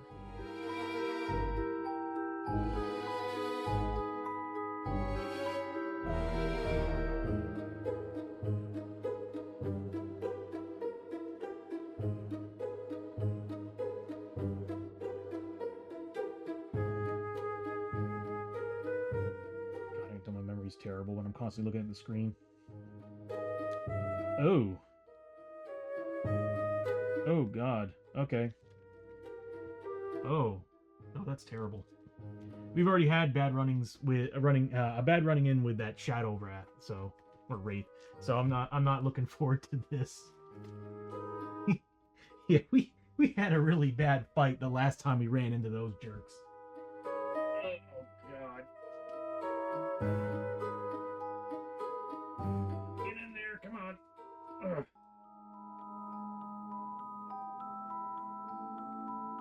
Oh, I should have known it was going to be the Shadow Wraiths. Okay. Alright, I think we're good to go. So, general thing is, every time we run into a clue token, we need 3 of them. Once we get 3, we fight those guys.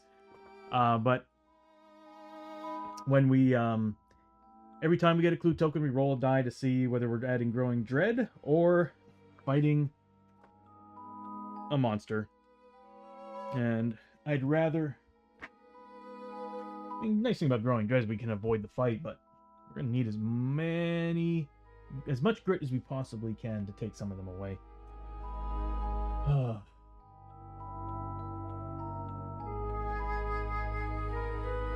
really wish I could make this thing automate. That would be super cool. Alright, so we got Chio, we got Hosho, We've got Lester and his daughter Abby. Long lost daughter. Alright, so we also have this card to deal with. Of course it's green, so you can't read it.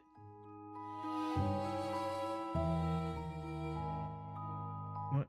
As a matter of fact, let's go ahead and bring it up so this way we can read it. Alright, so for the Haunted Castle, Spectral Apparitions. All encounter cards that are keyword active gain the keyword ghost. Whenever a ghost encounter card is drawn, all heroes take 2 horror hits.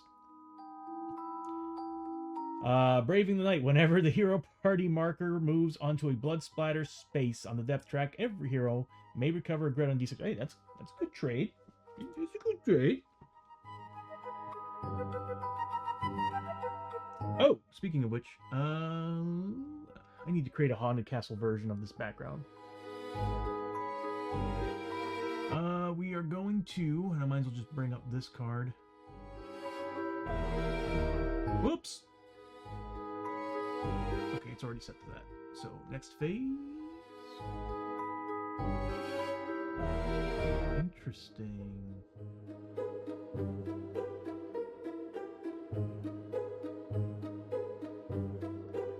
Okay, there we go. Well, that actually kind of works. Rock on. All right, so there we are. We got the heroes set up, ready to go to take on whatever the hell is haunting this place. Whatever scared the hell out of that. Was it a samurai or just some dude? I don't remember.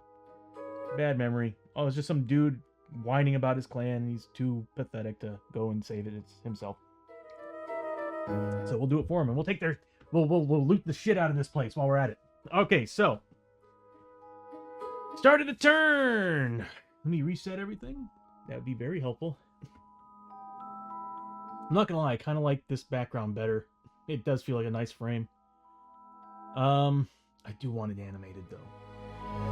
But I am kind of seeing some difference in frame rate, so I think we're doing great. I'm trying to make this so that this way, whenever I have people on here joining me on stream, it will be less hungry. So, all right. So first off, it's Abby. Maybe we could zoom out just a tad. There we go. So we start with Abby. Abby's going to, let's see. She's not at max grit, so she's gonna. Oh, she gets 2 dice because she's a. If I remember correctly, because she's an outlaw. Yep. Shadow move. Roll 2 dice for move, and you get to choose which one, which means for grit rolls. For those of you who are very familiar with Shadows of Brimstone, I'm using the advanced movement rules. I don't like rolling dice for movement because they roll really poorly. So I go with the advanced rules, and anytime you roll a 6+, that's when you get your grit back. And in this case, Abby gets a grit back. Hells yeah.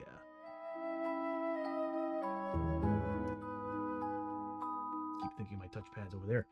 Okay. Yeah, it does look better.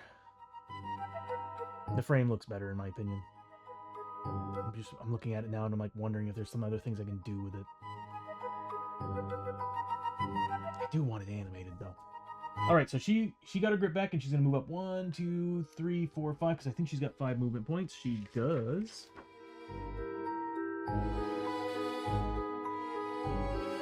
Because of her Scafford bandana, and she's also.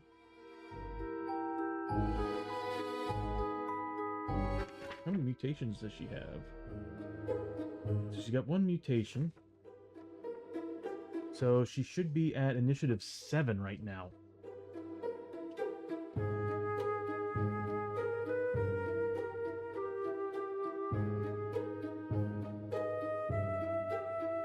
We'll just say 6. But I think because of the hat, she should be at a 7. I'm just trying to understand what it is that brought her up at 1 point.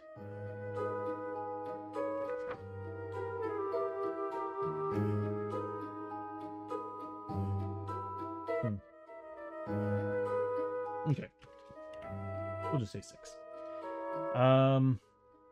So she moved up 1, 2, 3, 4, 5 points with her movement. She's done for the turn. We now move on to Hosho. Hosho's going to move up.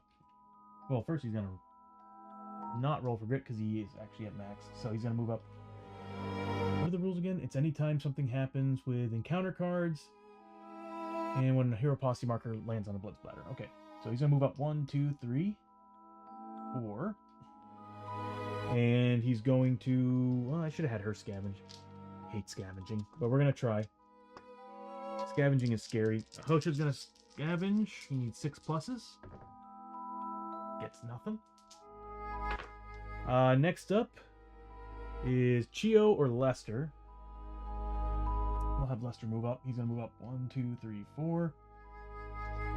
And he's going to... Oh. He's at max grit. He's going to roll for scavenge as well. Nothing. Then after him, it's Chio. Chio's going to roll for grit because she needs it desperately. She only gets 1 dice. Rolls a 1. On normal movement rules, she would get it back, but not in this case. She moves up 1, 2, 3. And she's going to scavenge as well. And nothing. Sometimes I'm happy with that result. End of the round. Everybody's so high on their initiative level. I love it.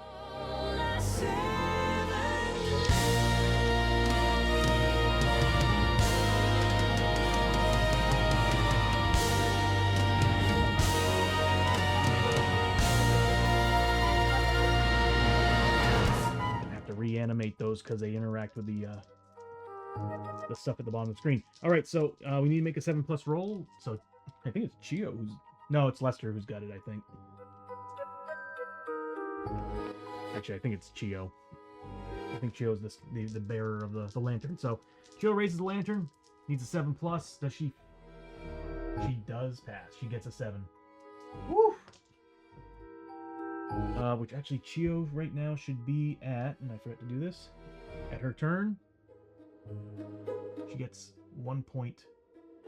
You know what? I'm gonna try something.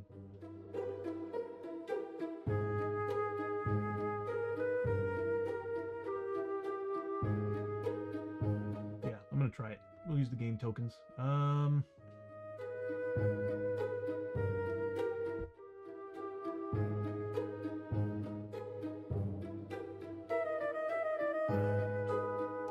Okay. Let's see if this all works. So I need that to be... Is that Fury? Oh, we'll put that here. So Hosho is going to be Fury. And actually, I might have already had this all set up. Yeah, and Key is going to be Chio. And Chio gets 1 point of Key. Now, I could have sworn it's the beginning of the fight that Hosho gets points. That's right. He starts off with 0. He needs to make combat attacks in order to get points. And he at the beginning of a fight, he gets points. I need to get these rules back into my head. If you think about it, it's been about a week, over a week since we actually got into an adventure because of the storm on Friday. All right, so we passed. We're good to go. Everybody's up. Abby's got full grit, so she's just going to move on up and check out the other room. And in doing so, it's going to give her 5 experience. And I should probably shuffle the map deck and the encounter deck, because I don't think I did that.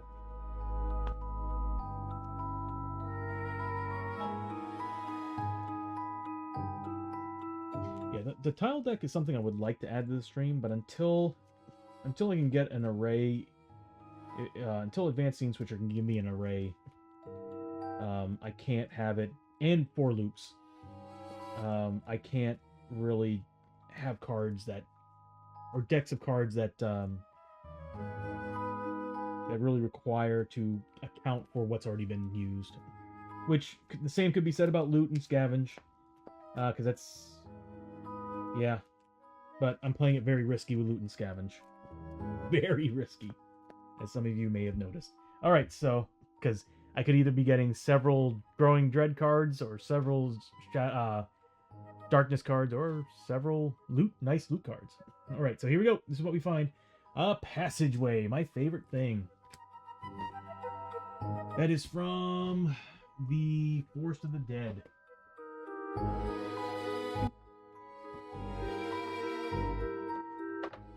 Is it a mid passage? Long passage.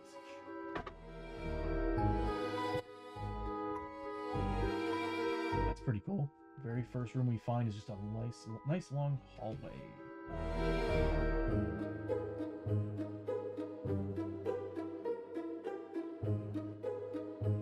I need to fix these things.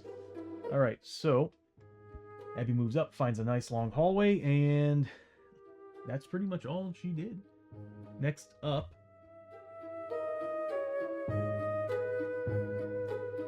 camera's still not rotated properly. Next up is Hosho. Hosho's going to roll for gray. He's at max. He's going to move up 1, 2, 3, 4. And he's going to scavenge that room. Maybe using the Darkstone dice might actually make a difference. And they do. So, we do find one scavenge. Let's see what we get. Nothing but 10 XP. I'll take that gladly. So, Hoshirio finds 10 XP as he finds nothing in that room.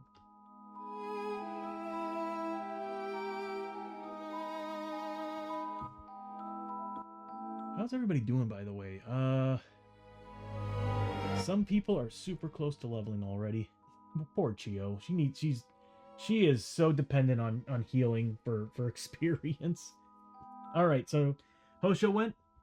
We now move on to Lester and Chio. Lester is... Everybody but Chio's at max grit, so Lester's just going to move up 1, 2, 3, 4.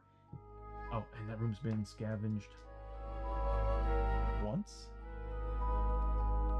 He's going to scavenge that room as well. He finds nothing. Yeah, I'm not going to lie, I'm beginning to like this frame better. Because some of the other frames that I built kind of dive too much into the screen. And I shrunk the screen down a little bit too to kind of give me more room to work with. Alright, so... Or at least with the camera's view. That's it for Lester. Next is Chio. Chio's going to roll for grit. She just, for the life of her, cannot get one back. When it comes to rolling, I cannot ever get a grit. That's why I have tonics now. So she's going to move up 1, 2, 3, 4. And she's going to try to scavenge this room. To which she finds 1.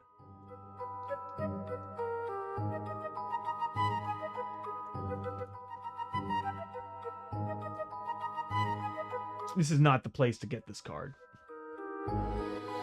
Okay. Not a good start. Not a good start. Especially when there's a good chance that I'm going to roll a 1 or 2 on those clue tokens. Is this another one of those moments where we might go down just because of the growing dread? I'm already regretting this mission. I figured we'd try something different. Could use the money by doing the hunt for Darkstone. We've already done that a few times, and I'm like, we need something different. Although my general rule has always been, if you find a treasure map, next mission is going to be the hunt for Darkstone. Okay, so, damn.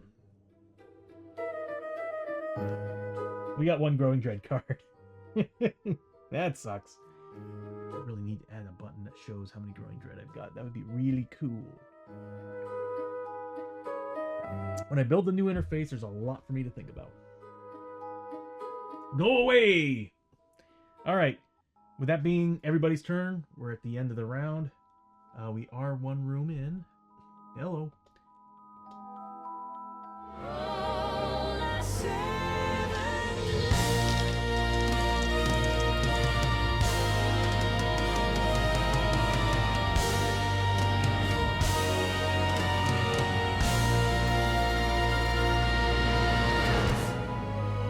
Doubles, and not a good kind of doubles. So nothing happens. All right, so nothing happens. But we do have to deal with a depth event, because anytime you roll doubles, you take that number that was rolled, and that is a depth event, everybody. So we are in the Forbidden Fortress.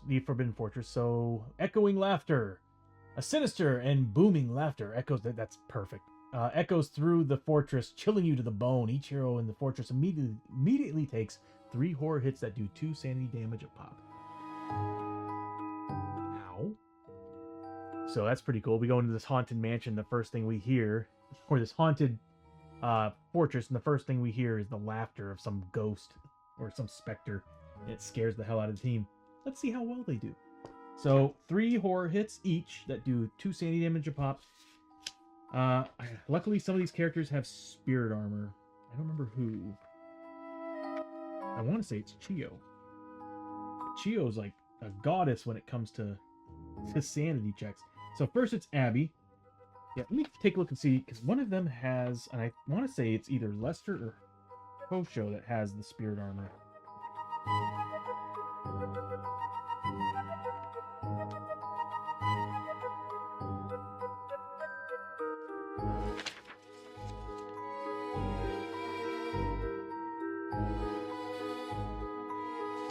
I could be wrong.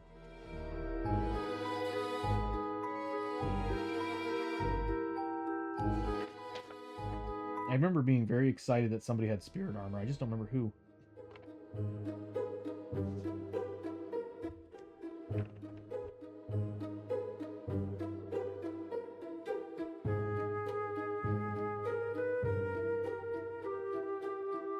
Ah, that's right. She's got the Holy Blessing on her Takobake armor. So she's getting 6+ on her spirit armor. That is pretty sweet. There's just other characters I'd rather have that on. So we'll start with Abby. She needs 4 pluses.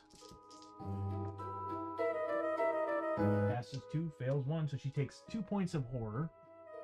So she does get a little bit freaked out by the sound of a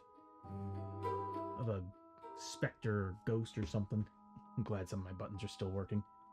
I did make the change. Okay, good. Next is Hosho. He's also a 4+. Fails 2, passes 1. He's a little more scared than Abby.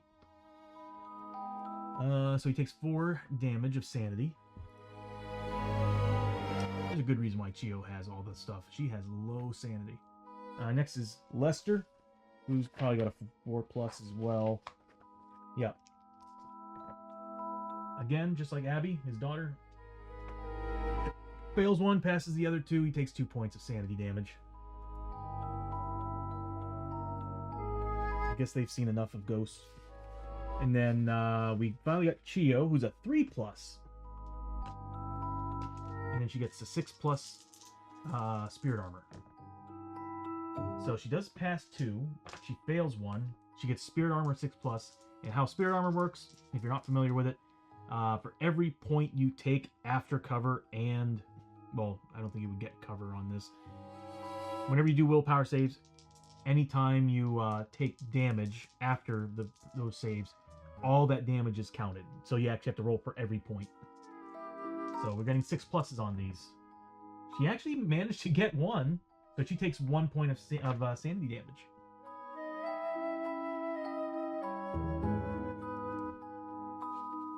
Yeah, that holy cross on her, that's weird. She's got mutants. She's got corrupted mutant armor with a holy symbol on it. That's pretty awesome. All right, so that's it. Again, it doesn't bring the darkness out any further. Doesn't do anything with the depth track over here at all. So all it did was just scare our team a little bit. So back at the beginning of the round, we have Abby. Once again, moving up for 5 points. 1, 2, 3, 4, 5. I need to have Chio do surgery. I forgot. And we have plenty of tonics to do it. Okay, so she's going to move up 5 points. and she's gonna check out the next room. And she finds another passage. Not this again. Come on.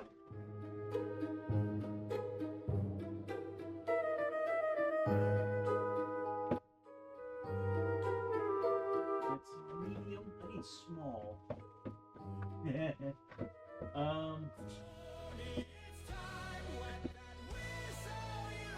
Hexa with the hydrate. Thank you, Hexa.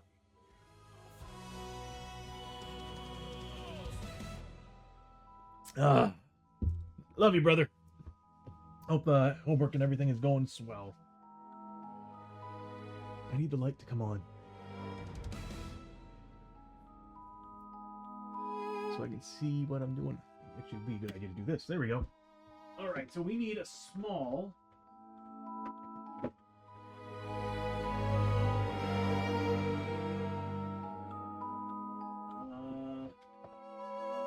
Oops. That's a mid passage. That's a large passage. Cross section, corners. Oh no, where did I put them? So my tiles are bending too. That sucks.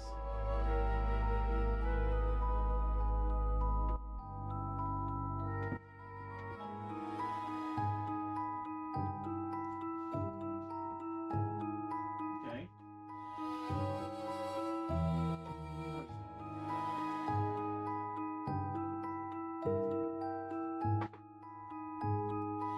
I have no clue where my small tiles are.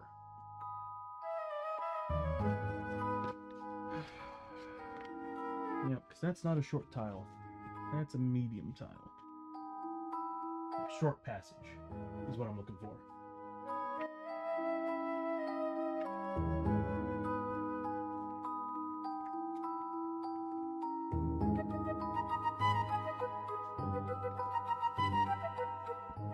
Well, this ain't good.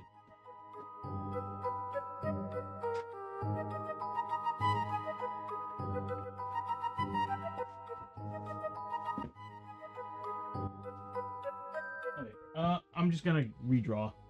I'm not gonna spend forever looking for tile. There we go. The bathhouse is part of the Forbidden Fortress. I might have to go start digging because I don't know where my short passages are. I'm even missing the one from the Forest of the Dead.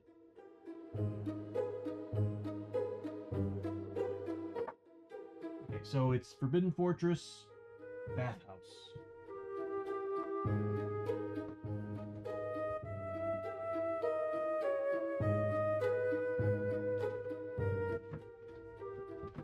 They're all out of order too. I'm getting very unorganized here. Okay, I think this is the bathhouse. No, that's the kitchen.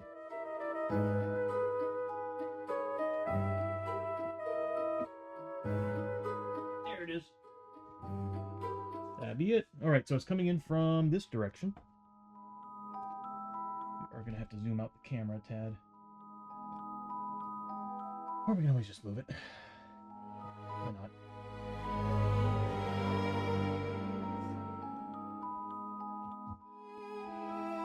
Ad break starts in 2 minutes, everybody. All right, so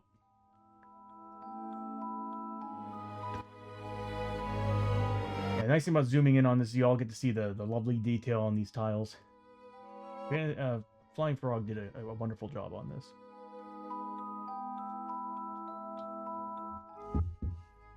All right.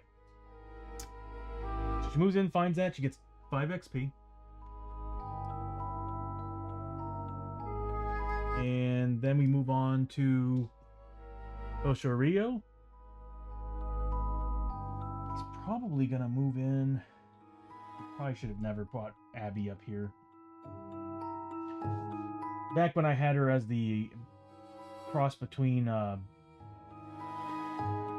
was it, Drifter and Jargano native, he was a tank, and a really good tank. The problem is I keep forgetting that she shouldn't be climbing this close to the entrance. That's okay. So yeah, Hosho's just gonna move up, stand next to her, kind of block everything off, and he's going to scavenge the room behind him.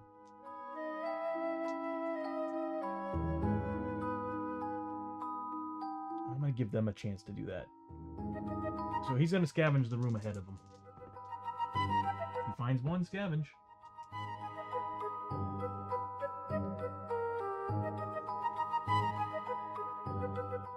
Damn. 10 XP. Oh, that's right. We need to give 10 XP to whoever it was that did that last time. I don't remember who it was. He gets 10 XP. And needs to make 3 more horror checks.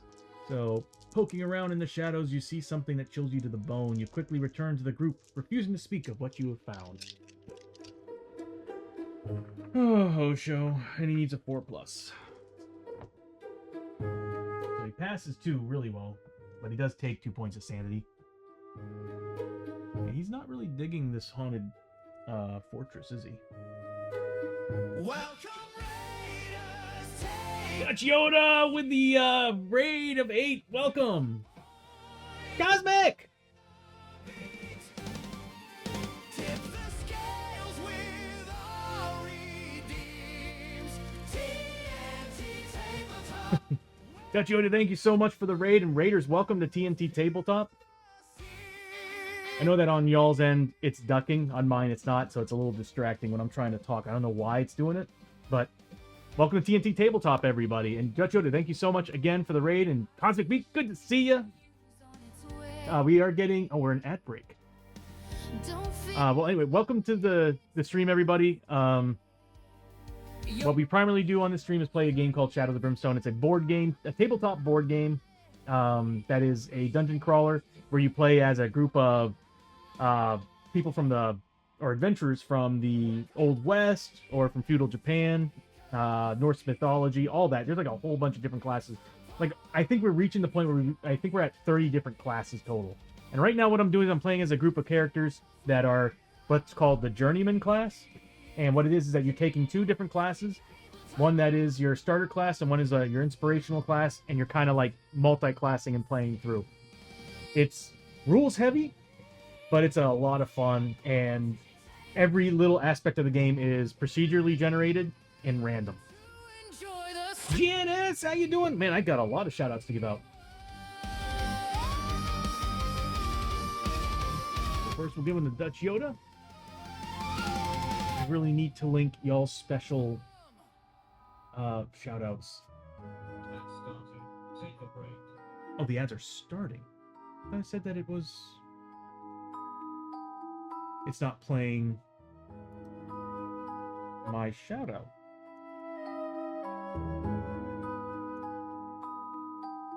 Why is it not playing?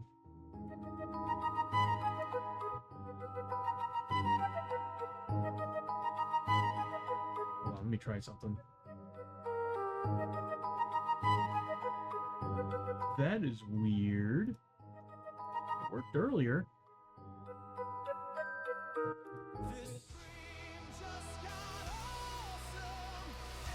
Well, I mean, at least now we know not to touch the claymores.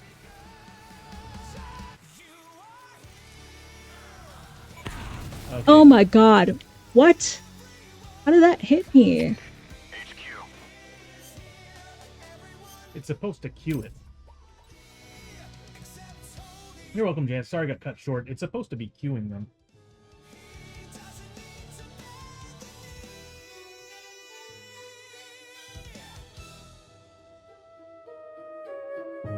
Interesting. Okay. Yeah, Janice, I don't last week was nonstop OBS giving me BS. Because I think it was Tuesday stream, it didn't save and it crashed when I was leaving it. Luckily I had a backup, but it wasn't that day's backup. So it wiped all of my hotkeys. So I had to go in today, Friday, all my hotkeys weren't working. I was complaining about it, and then of course I lost power. Welcome back from the ad break, everybody. But yeah, on Friday when I lost power, more problems came up. So this afternoon, I had to go in and reconfigure all my hotkeys. So if they're not working, it's because I need to go in and re-add them.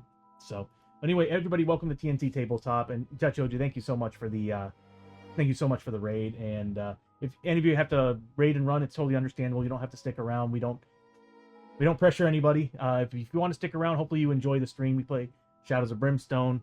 I don't know if you all heard what I was saying during the break, but basically a dungeon crawler with the Old West, feudal Japan, Vikings, and conquistadors taking on a whole bunch of different horrors, from Lovecraft to Event Horizon, a whole bunch of different settings. And there's like 30 classes to choose from, and I'm playing as Journeyman, which is basically multi-classing. But anyway, so yeah, let's carry on. And things are shaking a little bit more recently too, I'm noticing. I think it was 23 degrees in here on Saturday, and I think it messed with some of my mounts. But we'll see. Camera equipment, everything's still working though. All right, so we had Hosho move up, and we had him scavenge. So that means that room's been scavenged once. That's right, I'm using these dice. So that room's been scavenged once, and he saw something horrible, and it caused him some sanity damage. So now we're going to move on to the next character. We will have to do an exploration in this room. I'm scared out of my mind because we already have one Growing Dread card. And if you're not familiar with Shadows of Brimstone, these suck. These are terrible. They're awful. Horrible. You got to get rid of them. So, as we've had a streamer, we had 6 of them, and it wiped the team. But they come out at the very end when you fight the final boss. All right, so next is either Lester or Chio. I keep forgetting to give Chio points. Chio gets... What number is she? She's number 9. All right, so Chio gets 2 key because she should have got one last time, so she's at 3. Then I might as well have her go first. She's gonna move up 1, 2, and I'm gonna have her use her healing ability. Chio's gonna use Field Surgery. It's gonna cost a tonic, so I'll remove the tonics here in a second. So we'll just say right now she's spending 1 tonic, which is giving her grit. And if you're not familiar with Shadows of Brimstone, grit is basically the same thing as fate points. Kind of like you can spend them to do special abilities. You can spend them to reroll sets of dice. You get them at the beginning of your turn when you're rolling to see how far you move. All right, so Chio is spending 1 of the tonics that we have to heal, to do field surgery on Abby to get rid of the dark stone that's implanted on her. And again, if you're not familiar with Shadows of Brimstone, there are so many ways for your characters to get messed up in this game, whether it's health, sanity, or mutation. As you can see at the bottom of the screen, there's these different bits of information: the red dial, the blue dial, and the green dial. They all represent different parts of basically their health points. You got health, sanity, and corruption. And in this case, it's a mutation that I'm trying to get rid of. She ended up mutating with the darkstone that she had on herself at the time, and now it's all like embedded in her skin. And I'm gonna have Chio try to remove it, so we can finally sell it. All right, so, and this is once per adventure. So Chio's going to do this. It's gonna cost, as I said, 1 tonic, and she needs to make a 4+ to get rid of it. On a 1, it's -1 health permanently to poor Abby. So I can re-roll it though with tonics if I need to. So here we go. As long as I get a 4+, it's gone. We've been trying to get rid of this and we just can't. I'm gonna spend another tonic, so it's gonna be 2. Again, all I need is a 4+. Please don't. Oh god, if I say it's gonna happen. We failed both. So nothing happened. We just end up wasting tonics on this. It was worth it though. It's about $300 spent though. So we did spend tonics. Who is she next to? Chio's got 2, so we'll just go ahead and spend those 2. It was worth the try. I really need to get those off of her. What happens is at the end of the adventure, if you are holding any type of Darkstone equipment or Darkstone pieces, you are taking corruption points for every single one, or hits for every single one. You have to roll against them. After Chio, we're going to have Lester go. Oh, Chio actually should have rolled for her grit, too. So let's see if she would have gotten it. She needed a 6+. Next is going to be Lester. Lester's going to move up his 3 points. And he's going to... There's nothing else he can really do right now but scavenge this room right here. So he's going to attempt it. So scavenging is basically your characters walking around a room, picking, lifting up rocks or looking at barrels or something. Maybe they find something in there. Or maybe something good or something bad. So far, it's been nothing but bad. Which is why I'm having a hard time wanting to roll this. He needs 6+. Doesn't matter. He doesn't find anything. So... that's the end of his turn. Therefore, we get into exploration. And how this works is we found an actual room this time instead of a passage. So we actually draw an exploration token. Our journey continues. Draw exploration. You know how long I've been waiting for that exploration token to come up? So there's multiple types of exploration tokens. I'll show you what they look like. These are exploration tokens. What happens, I'm doing this all off stream though. I have everything built in on the stream. Makes it a lot more fluid and fast. But the exploration tokens basically from top to bottom tell you what happened in that room. Whether it's doors open up, a darkness card comes out, encounter card happens, or better yet, an exploration. But this is called a clue token. Whenever you find clue tokens, most missions require clue tokens to advance. In this case, we found a clue token. As you can see at the top of the clue token, there's a little glowing circle. That's a portal. There's only one of those in the entire stack. I have been dying to get one of those because I've been wanting to leave this realm. There it is. The unfortunate thing is, we're doing a mission where those don't exist. So, this game just keeps flipping me off. Alright, so we found a clue token. That's really just a doorway, so we do have to roll on a door. So how we do that is we take the card that we drew for the room, and then we roll on it. Since it's only one doorway, because that portal is now a doorway, we get number 5, so it would be this side right here. So this here turns into a doorway, and the other side, I have cool stuff to use instead of using my fingers. Screw it. Alright, so basically what happens is we take an end cap, we put it there, and that's basically showing that that is now closed up. And that's it for that. And then we have an encounter and we have a clue. So we still have to, because of the rules of this mission, we still have to do the encounter. And on top of the encounter, we also have to do the clue token, which scares the hell out of me because I'm not rolling well right now. We'll get to that here in a second. So first thing we do is an encounter.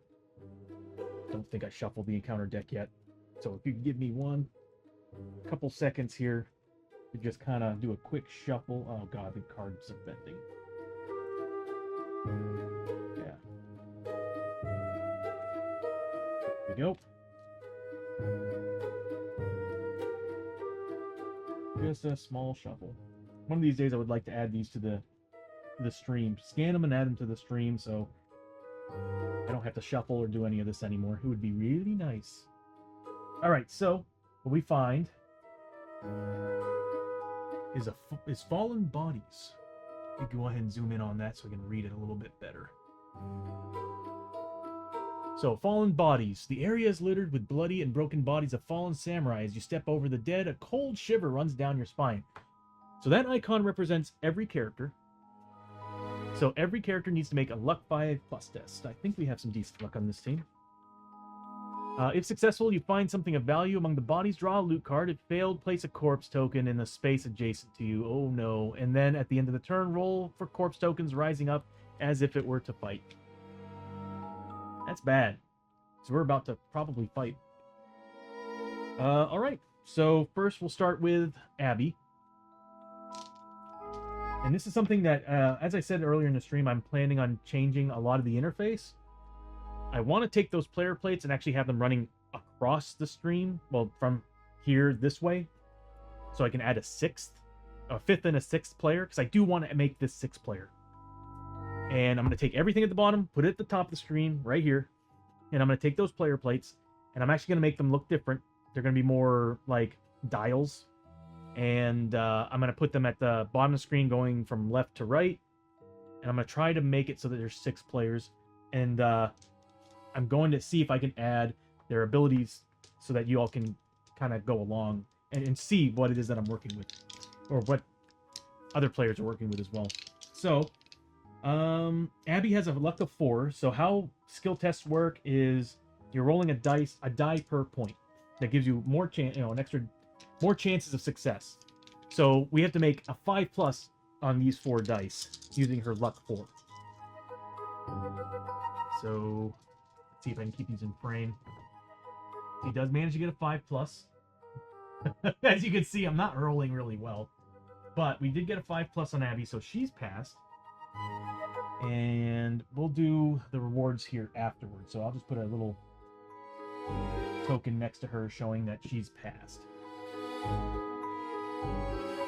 Next, we have Hosho, who's got a luck of 2. So he only gets 2 dice. Still needs to make a 5+. What is up with that? I could spend... He's got plenty of grit. You know, I don't want corpse tokens, so... I hate corpse tokens. They're the worst. Yeah, I'll go ahead and spend a grit. So, as I said earlier, you usually spend grit to reroll dice, do abilities, and that's exactly what I'm doing here. Problem is, it's hard to get back. But we do have some tonics left over. I think we have probably 2 or 4 more. 1... We got 3 left. So it's kind of risky for me to do this, but I don't want corpses. Oh my god. Okay, so he fails. Next is going to be Chio. She's got a luck of 1.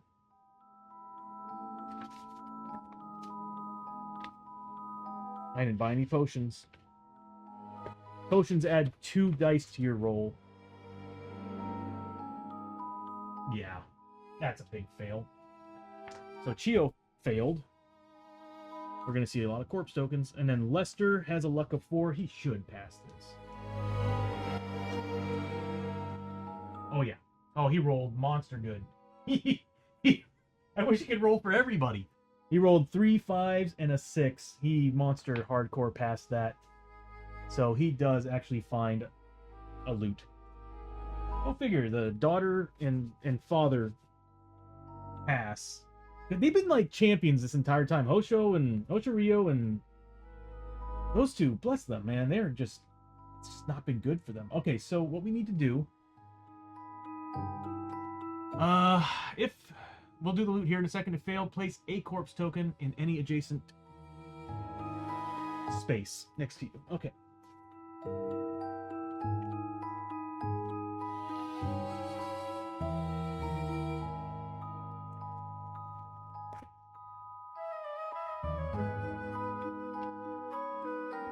There's a good chance we might end up... Well, we might be fighting enemies anyway. So we'll just say here, and who else failed? Chio? Here.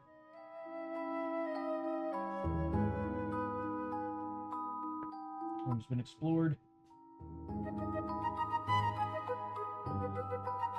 There we go. And then we can do the loot. So those 2 characters... Okay, at the end of the turn, roll for corpse token rising up as though it were a fight. If I remember correctly, I think it's on a 1. They come back, or is it a 1 that they go away? You know, I'll have to bring up the... What's it called? Corpse tokens rising up. Let me see if I have that card scanned. I tried to get all the rules scanned and in here. Let's see if I do.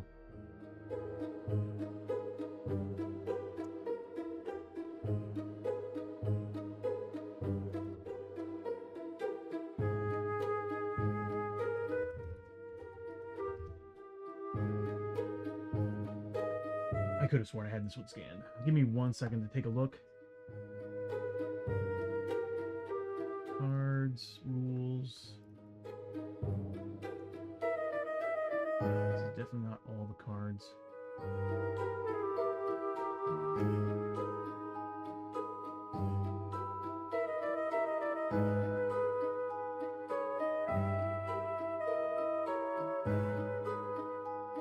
That is probably the only real problem with this game.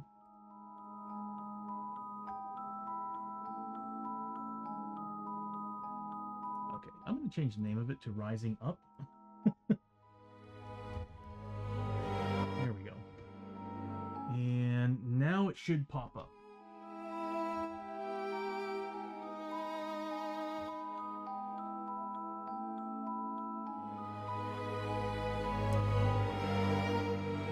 All right. Apparently I need to flip that one. At the end of each turn during a fight, as long as there is at least one hero or enemy model on the same map tile as the corpse token, roll a d6. On a roll 1, remove it. On a roll of 5 or 6, replace it with a dishonored dead. Okay. So 1, remove it. 5 or 6, dishonored dead. Another button that's not working. It just never ends. Okay, so where is this card?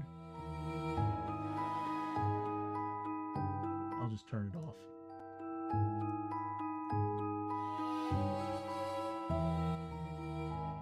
I apologize, everybody. I am just this ever since OBS had problems last week. I've been nonstop having issues.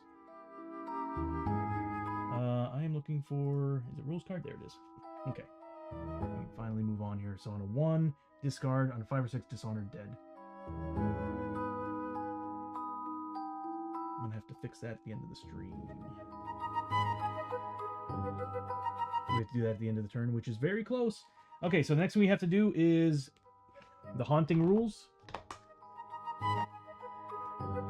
So we found a clue token. And we roll a d6. On a 1 or 2, we draw d3 growing dread cards and add them to the stack. On a 3, 4, 5, or 6, we are attacked by a threat card, which we are using the Forest of the Dead, because I'm not going to go through the entire medium and epic threat to pull out undead and ghost cards. I figured that Forest of the Dead would be good enough. Alright, so 1d6. I'll take it. So we do get attacked, which means the Dishonored Dead are probably going to come up during this fight. Oh, we need to do the loot tokens too. That was on Abby and her father. So we are taking on a threat, medium threat, because everybody is at level 2. No, it's a low threat with an elite ability. Alright.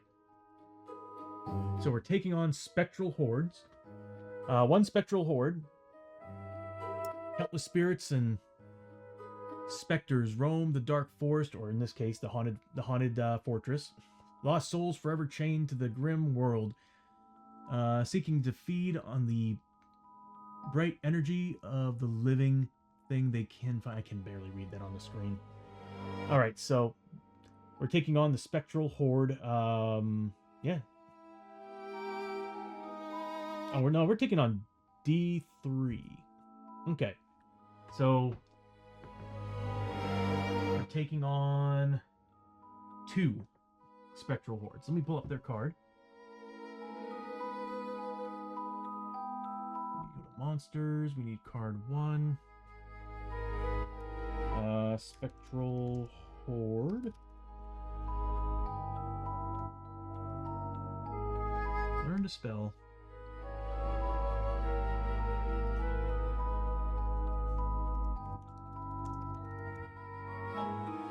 There we go. Help if I could see the initiative. Are there things that we're missing on this? All encounter cards are keyword active. That are keyword active gain the keyword ghost. Okay, this is not an active card, so we're good there. Okay, sorry, there's a lot of rules to follow when you play this game. We'll probably put that. Can I go? No. I was hoping for it to slide over there, but even then the lighting's kind of affecting it. I'll just keep this here for now. Put that away. He's initiative 4. It's not an ambush, so we're good there. But he's initiative 4, which means that Abby's going to be initiative 10 at the beginning of the fight.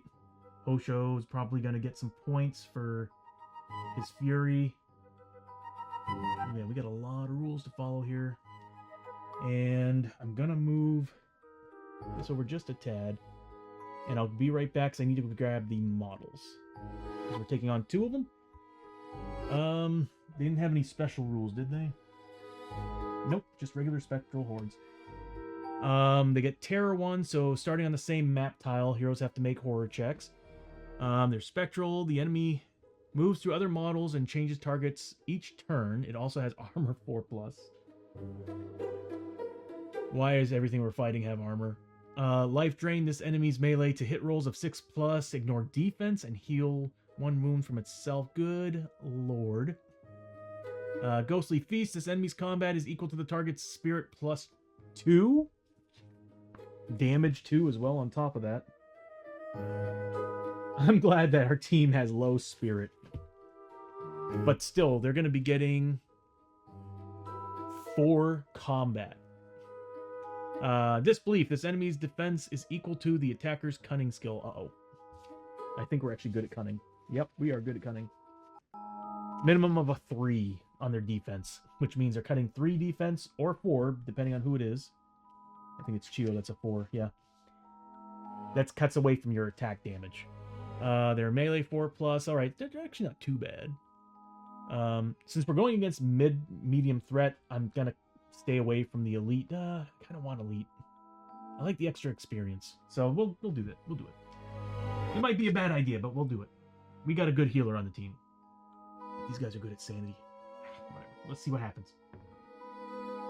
Ah, 1 is a bad roll. Swirling Haunts. Terror 1 is replaced with Unspeakable Terror 1. So that means that not only are you adjacent on the same map tile, but you could be on the other adjacent map tiles and still have to make a test. It's actually not bad. And I'm going to give... Oh! My elite ability buttons aren't working either. I hate OBS. I really do. I need to start making saves. Janice with the 3-stream streak. Congrats. Alright, so I'm going to have to make a mental note. We have 1. They have a 1 for their elite ability. Sorry, my elite button isn't working. I'm planning on changing it anyway.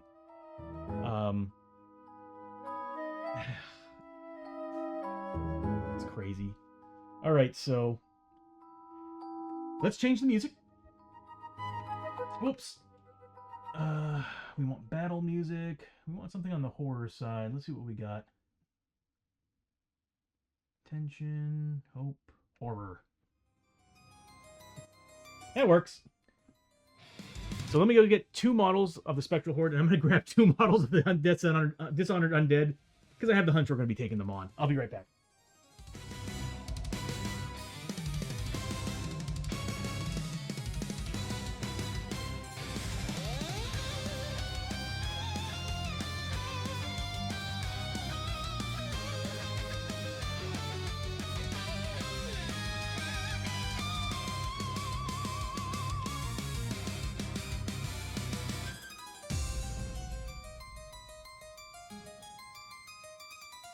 Alright, I'm back. I flippin' love this game. Love and hate it. I hate it because my role as a game like this with all the randomness in it, and for how notorious I am with my terrible rolling, this game does not do well for me sometimes. But yeah, so that's a Spectral Horde. I'm sorry, you're not gonna be able to see it because it's, for some reason I based it black. I don't know why. I should have based it white. I don't know what I was thinking. But anyway, I might have to just do another base over it.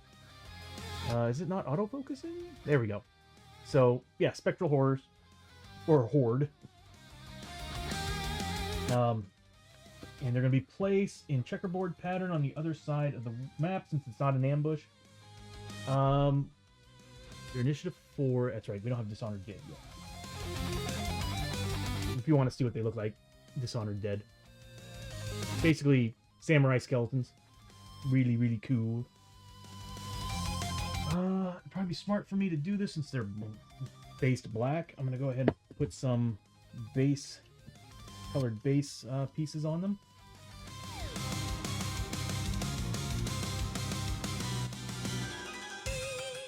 There we go. All right. Oh, we got to do the loot. All right, so let's go ahead and do the loot first, and then end of the round we got to do Rising Up, and then after that, pull back the darkness. All right. I plumb forgot what I was about to do.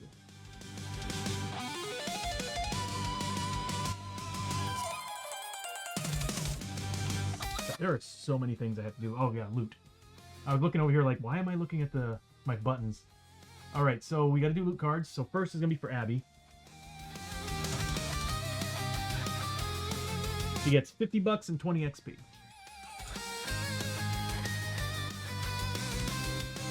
At least these are still working.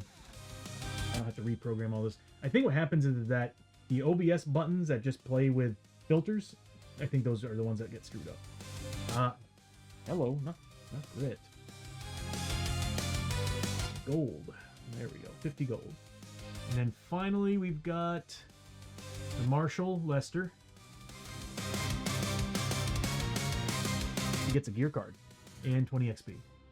So gear card and 20 XP, that could be good. Why am I'm always pressing the wrong buttons. Alright, so 20 XP and a gear card.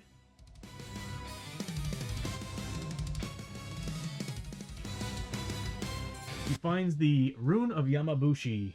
So we can use 2 Darkstone to attach it to any item. It takes up 1 item slot, 1 upgrade slot, and your attacks are now +1 damage to all myth. It might be good. I might put that on Hosho's stuff later, but I want to save his upgrade slots for extra attacks. Or damage. Actually, it wouldn't be bad putting that and a damage buff on there as well. Alright, so... now we move on to rolling for the Dishonored Dead.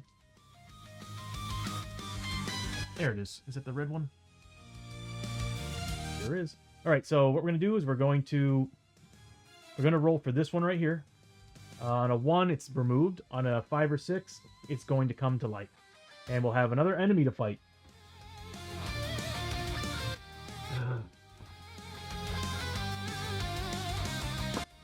I'll have to pull up the Dishonored Dead. So yeah, this one just stands up before Hosho, ready to fight, and then we'll roll for this one. Of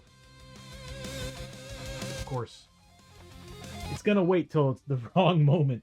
The nice thing though is that if we leave this tile, that goes away. As long as we leave that tile, because as long as there's no enemies on this, nothing happens to it.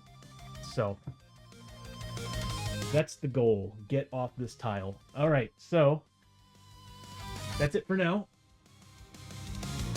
It is now the end of the round.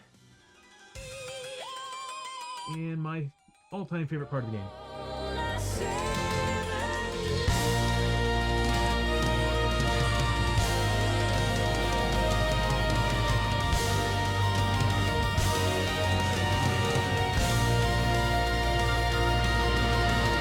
I'm going to come out and say it. I'm more and more loving the new environmental background that I have.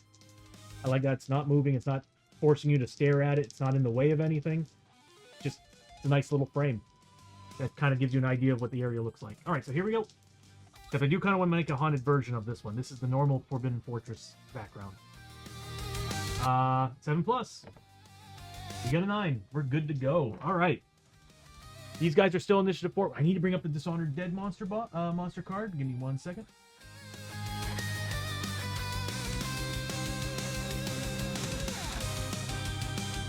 They're initiative 2. Oh, would you look at that? They got armor. It's like every freaking enemy I run into has armor. They have Fear 1, and they have we'll give them an elite ability. That's right. Elite buttons aren't working still?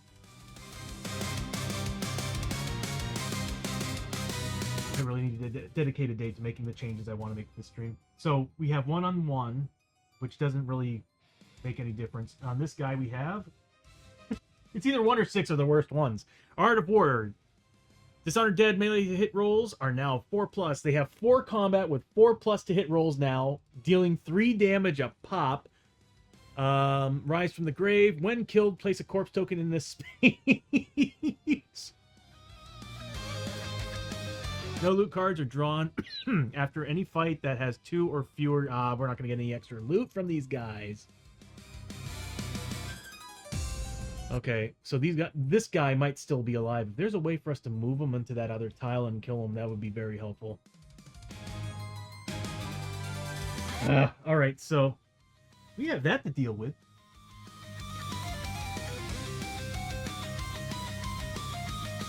Oh, even these buttons aren't working.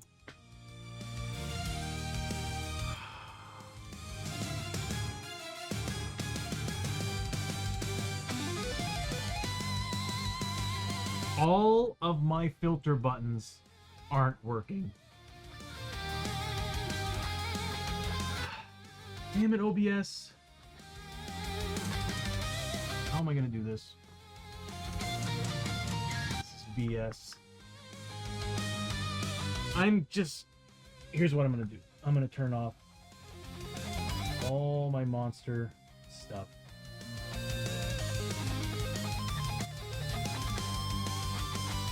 And I'm just going to have to pull out the actual cards. So we have the Dishonored. This is ridiculous. Freaking OBS. Alright, Dishonored Dead. I really hate how it saves files. It's like live saving, and then what happens is because of that, it doesn't save everything when it quits. Okay, so we get the Dishonored Dead. And the Spectral Horrors.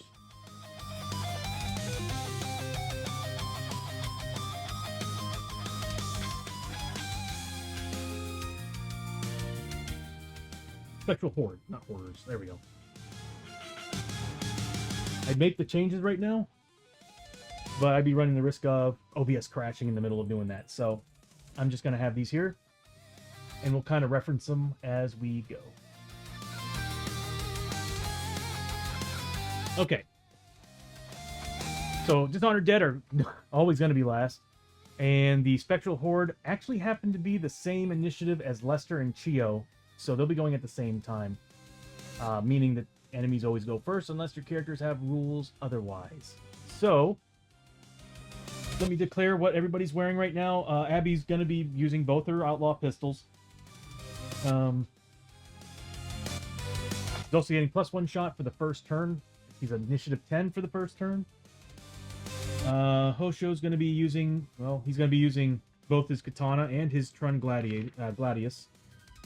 Chio's going to be...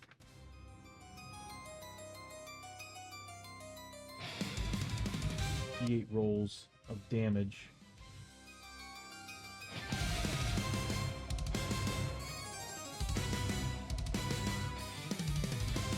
I need to remember she does 1 wound healing to everybody adjacent to her at the end of the turn. That's insane. I think I'm going to have her one-hand the magic staff, so she's always got +2 to her attack rolls. Yeah. I mean, I guess it doesn't really matter.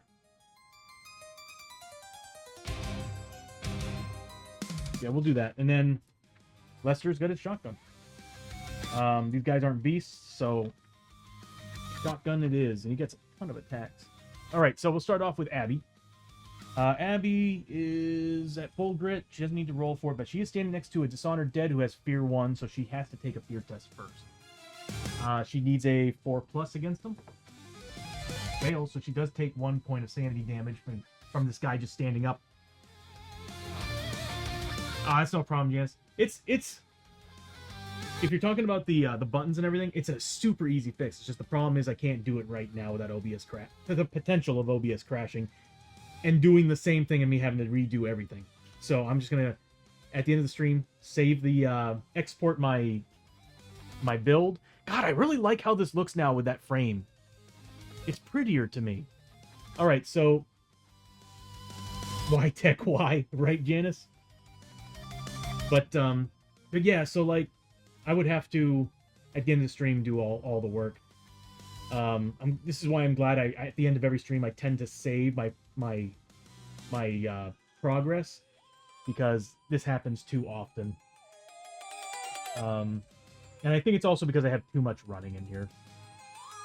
There's a lot happening in my stream. That's why I'm condensing things down to stills. And why I'm going to be moving some things around. But anyway, alright, so we got the Spectral Horde. No, the Dishonored Dead we're taking a fear test on. We failed it, so Abby takes 1 point of sanity damage. At least these buttons work. I'm noticing that all my buttons that are linked to my advanced scene switcher are fine. Anything that's linked to my filters, all wiped. So, I maybe it's a bug. I should send them. Or maybe I should link everything through advanced scene switcher. So, she goes first. She failed her fear test against those Dishonored Dead. Now she's got to, well, I'm going to have her do an escape test because I need her to get as close as possible to those Spectral Hordes. As you can see on the card, she needs an escape 3+.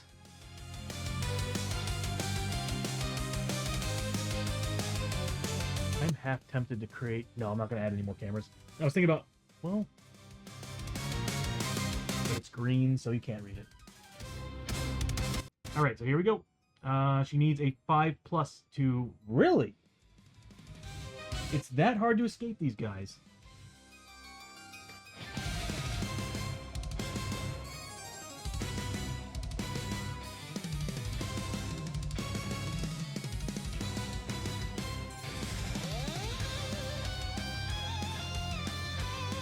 So she's got her... Okay, the good thing is that her 6 shooter is filled with Deadeye bullets.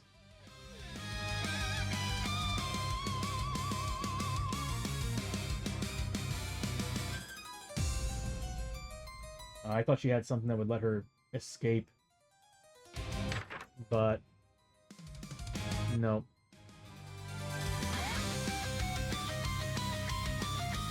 Dang.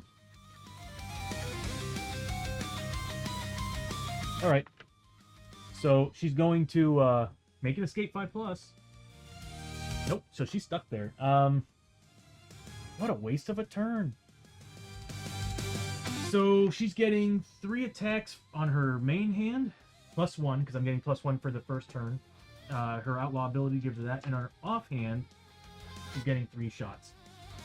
So she's going to be making 3+ with these, 4+ with these, because that's how the rules are in Shadows of Brimstone. Unless you actually have gear that actually changes that. For example, I can't get crits, so I can't ignore defense with these shots unless I have a special gear. There's or Banditos have an upgrade that let you ignore that, but with this character, I'd have to get the Gunslinger's Gun Belt, and then what that does is it allows you to ignore the no crit rules on dual wielding pistols. It's only on ranged attacks. On melee attacks, it's all out, whatever you got, and they all combine into that combat strike. So she's getting 4 shots at 3+ with these, all 4 hit. And might as well do these because in the end, the damage doesn't matter. So, she needs 4+ on her offhand shots. She gets 2 more hits. Oh my god, Gunslinger. I'm going to come out and say it. Outlaw has always been the hardest class to play as because you get a lot of shots, but your shooting is a 5+ with your main hand and a 6+ with your offhand. Combining it with Gunslinger is so good. Alright, so they got a defense... 4. Really? Oh, we need to take him down. He does a lot of damage, so we need to take him down. So we get 4 shots. Actually, these shots. That's 6 shots. Doesn't get any bonuses at all. I can add Dead Man shots to these. No, no bonus attack or damage.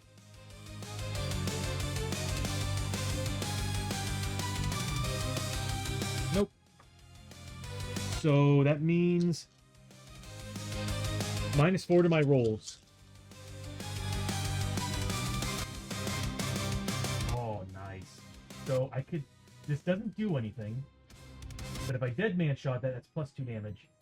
These, on the other hand, I'm going to add dead man shots too. So I'm adding 1 to this one and 1 to that one. So that means +2 to these. So I'm getting 4 damage on each. I want to make sure he's... Actually, I can do that after. Hold on, let me do this first. So there's our +2. This is our... There's no damage to that, but I can add a Deadeye bullet to it if I choose to. So this is going to be plus... This is going to be 4 damage. Oh no, I actually have to do this now. Okay, so... Yeah, this is what I'm going to do. I'm Deadeye shot on these. No, I'm not going to waste them. He's going to be taking 4 points of damage, and he needs a 5+ armor save against these. I'll use one Deadeye shot. So this way it's 6 rolls. There's a good chance he's not going to make them. So this is going to be 2 damage, 4 damage, and then 2 damage. So he needs to make 6 armor saves of 5+. He shouldn't make these, but I'm really good at rolling against myself. So let's see what happens. You just need 2 damage. He's dead. He did manage to actually save 3 of them, but the other 3, not so much. He only has 2 health. That Dishonored Dead is dead. Creating a corpse token. So he might come back. So it was actually kind of worth using the Deadeye shot. That frees up Hosho to go in there and start attacking. Oh my god. Alright, so that's all she could do. Takes him down. She gets 30 XP for that. Actually, 35 XP because he's an elite. Plus 5 experience per elite ability. But he probably will come back. Yeah, at least these buttons are working. Those are the ones that matter. That kind of helps me while I'm playing the game instead of having to write everything down. Alright, so that's Abby. Yeah, and next up, we got Hosho Ryo. Hosho is gonna roll for grit first. He needs a 6+. Does not get it with a 3. And he is free from making escape tests, so he can march across the... he can march across the room, but he's gonna have to spend some grit to get there. He's only got a 4 movement, which means he'll only get 1, 2, 3, 4. If I spend a grit, it'll get him here. He can lock them down. Oh, he can't lock them down because he can move through models. But he can go up there and start attacking. I forgot. Beginning of the round, he should have gotten some fury.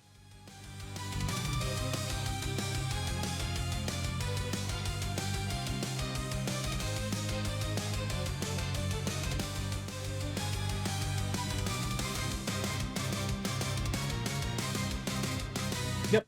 D3 plus 1 fury is what he should have gotten. So a total of 3. He is token number 10.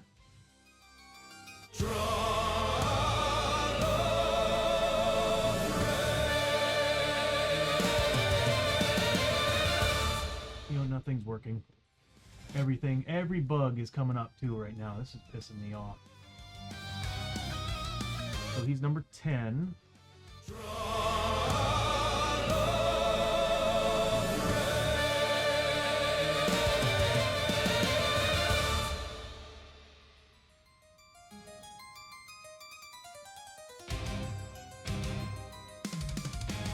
Yep. Yep, last week really screwed up my system. So you should have 3 points of fury.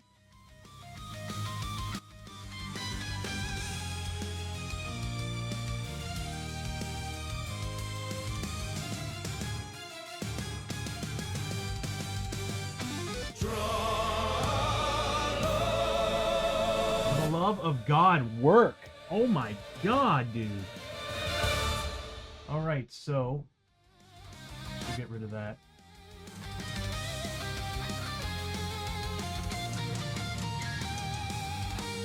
All right, so he's got 3 Fury right now.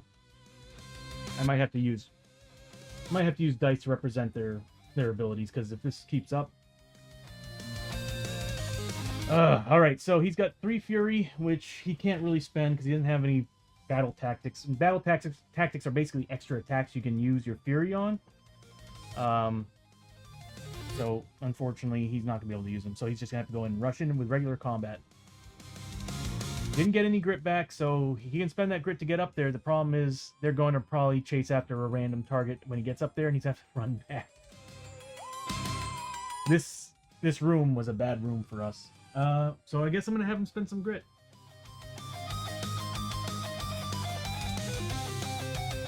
Not quite what I wanted.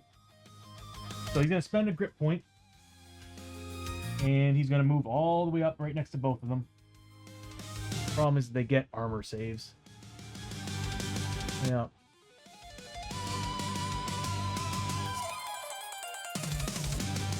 And their defense for him is going to be a 3 since he's a cunning 3.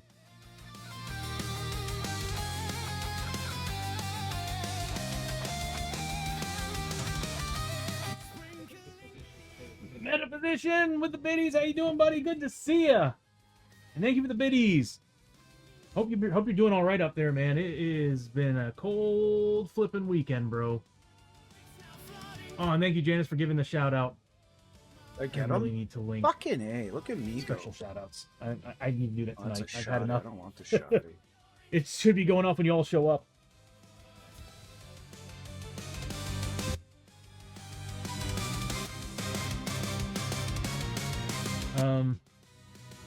Yeah, I'll have to link it tonight. I hope you're doing good, man. Like I said, it's been cold. Yeah, the stream got shut down by a power outage on Friday, so we're kind of continuing. And certain things aren't working right now, so I have to, again, after stream, I got a lot of repair work to do. We are surviving. Been much more mild since -30, only -10, 15. Dang, dude. We were actually, with wind chill, we were at -3 on, I think it was Saturday. Luckily, none of our pipes froze, but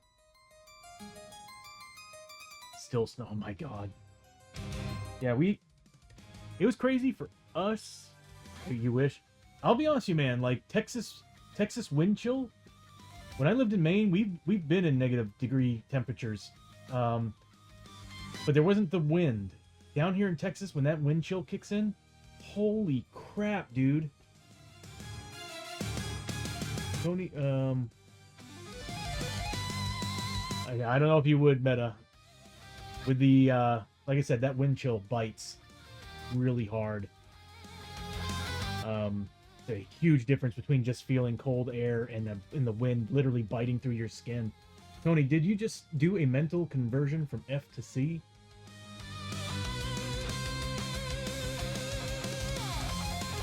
No, we were actually -3 Fahrenheit in Texas with the wind chill. It was cold. It was it was really cold.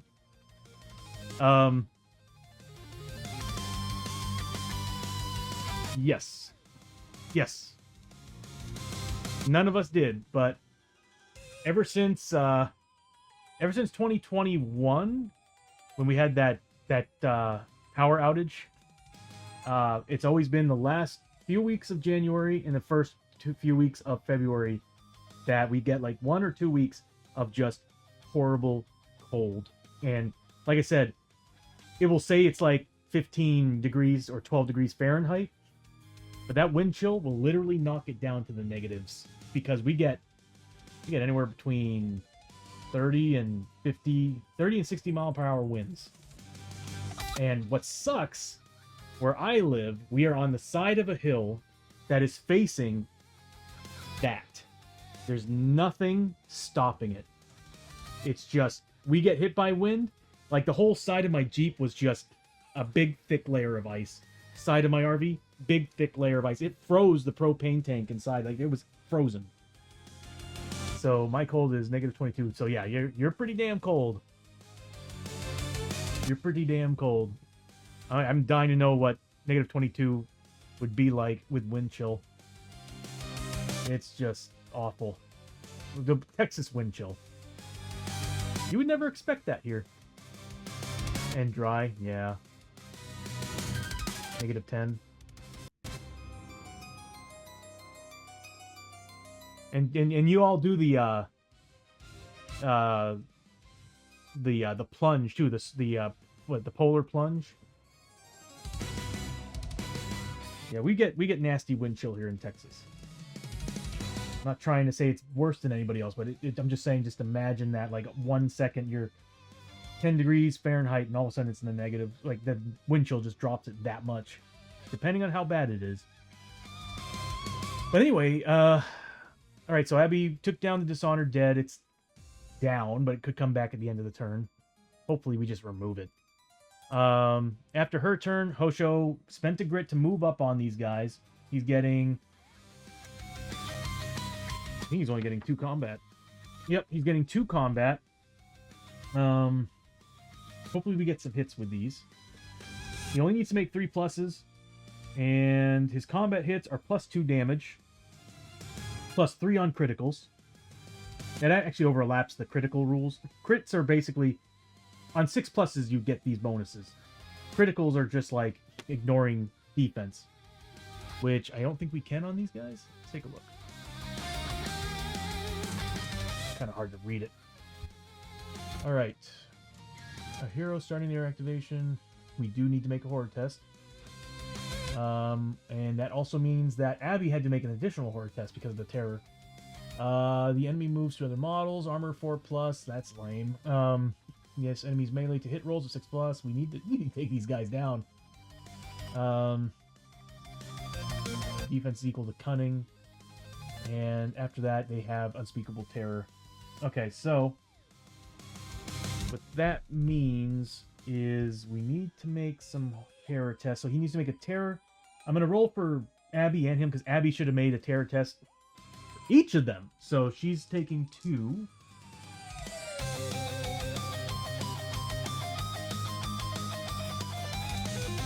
No, just 1.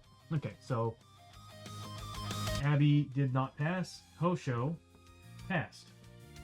So Abby actually took 2 points of sanity damage from all the horrible things that popped up in this room. Yeah, not me. Oh, what is this? So that's without wind chill. Yep, not me. I'm not stupid. Wind chill sucks universally. It really does. Yeah, some of my friends did polar run during the winter of Snowpocalypse. Oh my god. I remember we one time at NBC we had WMAQ Chicago come in and ask us to build them a what was it called? What was it? Snowpocalypse? Ugh, I can't pronounce stuff right now. Snowmageddon. They wanted a Snowmageddon. Ad start in 2.5 minutes, everybody. They wanted a Snowmageddon set of graphics and animations. And one of our artists went ahead and actually built a snowman going around not exactly Chicago, just a city street. Built the 3D animation of this snowman going around just lifting people up and throwing them in the air and throwing snowballs and stuff. It's hilarious. Words can be hard. Alright, so... Or you're like me and you have like one last brain cell that's striving to survive. So, we're going to be making...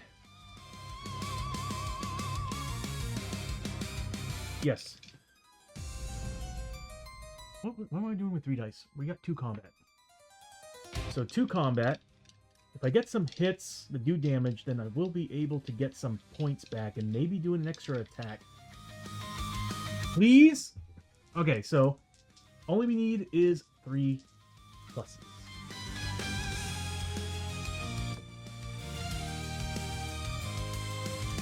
That's 2 crits! That's 2 crits!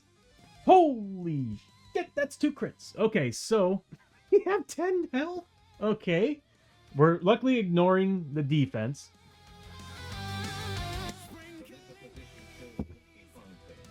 With the biddies, thank you, Meta.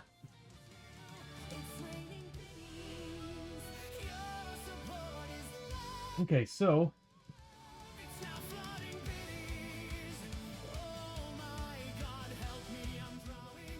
that's awesome. Ignoring defense. So I'm getting +3 to the damage to these attacks because of the Trun Gladiator weapon. Gladius weapon.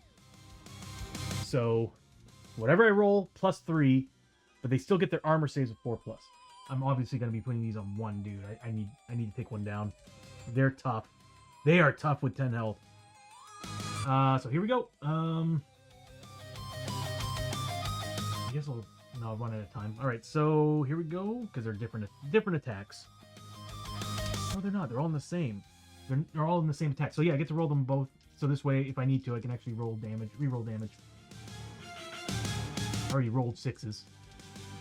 So here we go. If I get 2 6s again, that would be real nice. Do I get anything else? Oh, I should have done some stuff with him. I forgot I have some cool stuff. He ignores escape tests too. I can add damage too. I can add D3 damage to a combat hit, spending 3 fury. So here's the attacks, the damage. Definitely keepable. That's a lot of damage. That's going to be 6, and that's going to be 7. I'm half tempted to spend the 3 fury that he's got to add 3 more damage to this attack. Because that will give us a bump to 16 points of damage. I'm going to do it. That will drop him down to 1 fury because he's getting... We'll do that here in a second. Because of the system and how it's working.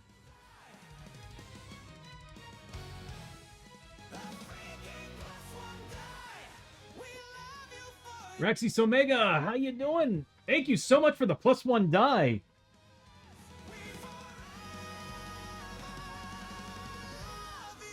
We do at that. Awesome. That's going to be very helpful. Very helpful. Might not be a bad idea to use. No, I'm not going to use it now. That would be during combat. And Meta combats that with a -1 die. But again, that's still going to help us. As long as I spend it, it gives us tons of points in the blue section.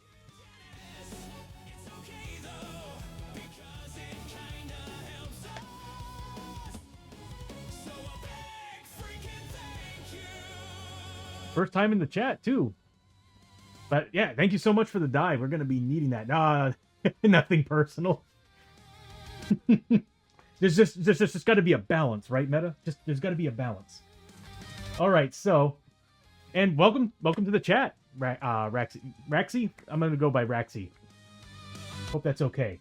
But, yeah, thank you so much for the die. We're going to need that. Because my dice rolling's not the best. Especially when we have characters with a 1 in their abilities. So I'm going to go ahead and spend the 3 fury. I'm going to just use die for right now to show that I'm spending. Because the system's acting up. So we're getting 6, 9 for that, and we're getting 7 for this. So that's going to give us 16 total damage. I fought these guys before. You're going to need it. Yeah, we fought the Shadow Wraiths last 2 streams ago, and it was just 1, and I think he got a bonus that increased his armor or something, but like he was making armor saves, I think, of 4+, and we just could not deal any damage to him. And on top of that, I think we had an ability that came up, or something that came up. It was either a darkness card or something that Lumia vampires came in on top of that and started attacking us. And they kept getting closer to coming back to life as we're beating the hell out of this one Shadow Wraith that just would not die. Anything with armor and defense is terrible. Welcome back from the ad break, everybody. All right, so we're getting 16 attacks damage total. He's got to make armor saves of 4+ against these. So we'll just kind of roll these out in 8. So we got 6, 8. So Rex, you play Shadows of Brimstone. All right. What's your favorite class, if you don't mind me asking? 4 pluses. Oh, God. Oh, man. Meta with the gifted subs! Oh, my God. In a hype train. So we're looking at 3 points of damage already.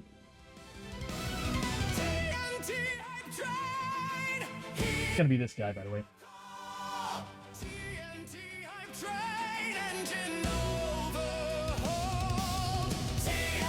I should have rolled these separately. I'm just now realizing. I should have rolled these separately. Was that 6? Oh, I'll do 3 more.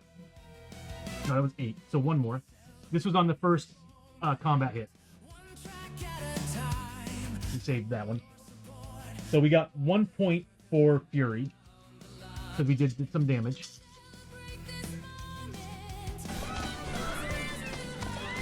Let me take my shortcut, damn it.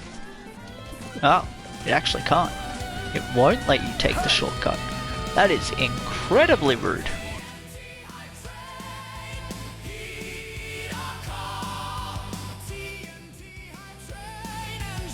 That's a lot of saves.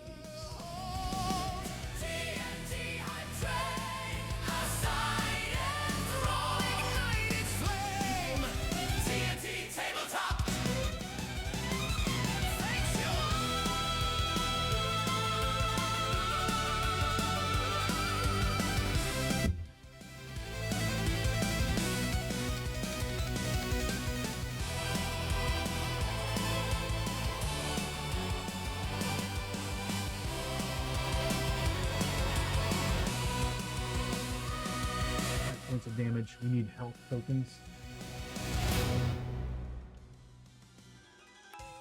Let's see if we can get the health tokens to work. So he's got how many wounds? 5 wounds. Please work, please.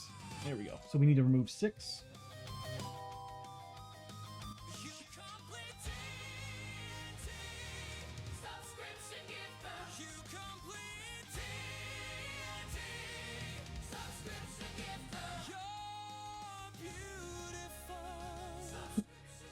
God, stream is so extra.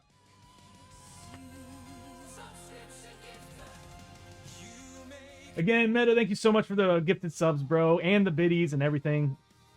So glad that you're doing well, man.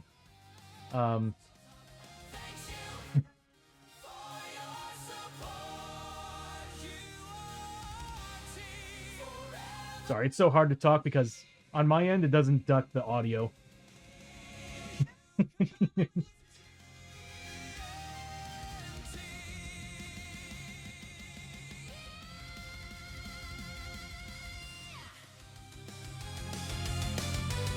I'm sorry, but not sorry. I freaking love it. All right, I'll give you one of these since your shout out didn't happen last time.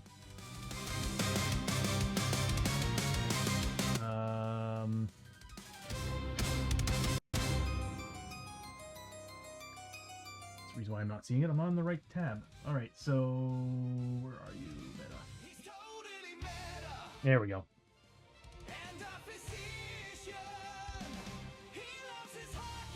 So we're going to drop ourselves down to 2 Fury since we had 2 combat hits that actually did damage. Number 10.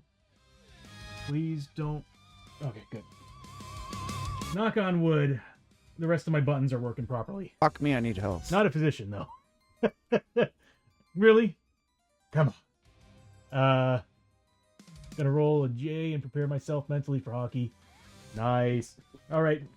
Thank you for hanging out, Meta, and also thank you for the subs and the biddies, everything. Enjoy your hockey, bro. Who are you rooting for tonight? Trust me, I'm a doctor. I haven't been watching hockey since late 2000s. I was a big Dallas Star, Minnesota North Stars fan. Nice Leafs. My dad was a big fan of the Leafs. Actually, my grandfather was a huge fan of the Leafs. But I also think he loved the oh, what are they called? Is it the Canucks? I think it's the Canucks.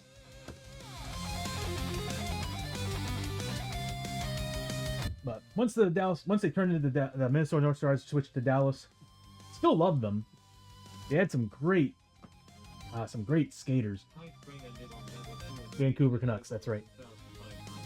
But once they switched over to Dallas, I just slowly started to drift away from them. And then I moved to the DFW area and haven't been to a single game. And I'm like, I should really go just for the hell of it. All right. So we got 2 Fury on Hosho for getting 2 successful combat hits that at least did 1 damage a pop. He's down to 5 health.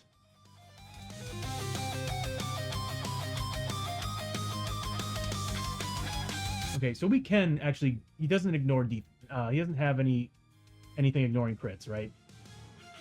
Thank God. If we had that on here, that would suck. Choo-choo, yeah. Deviants, how you doing, buddy? Good to see you. Some of the system's not working, so I kind of have to use the actual physical cards today. Oh, these are some of my buttons need to be reassembled. After the stream on Tuesday, a lot of my buttons kind of OBS crapped out. And we'll just leave it at that. Alright, so Hosho's done. All he can do. He's over. I miss seeing their stuff light up. Alright, so they're going to go first since they tie with Chio and Lester. Chio and Lester don't have any abilities that let them go first before monsters that are at the same initiative, so they're going first. And they're going to decide who they're going to go after. What's their movement? 7? I think they can get to anybody. Okay, so let me just check.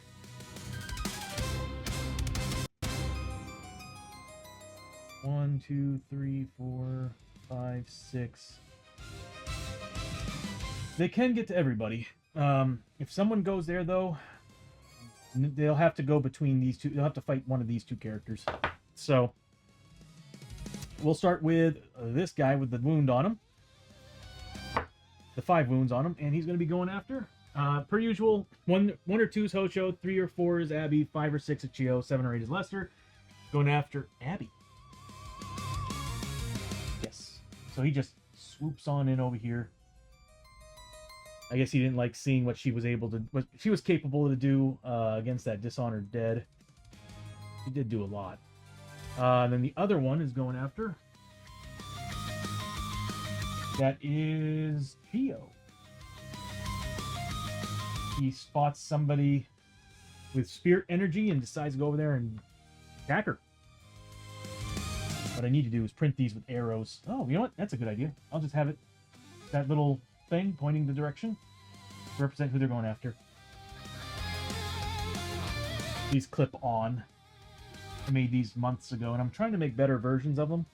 But I think these are actually as good as it's gonna get, if not the best way to handle this on stream.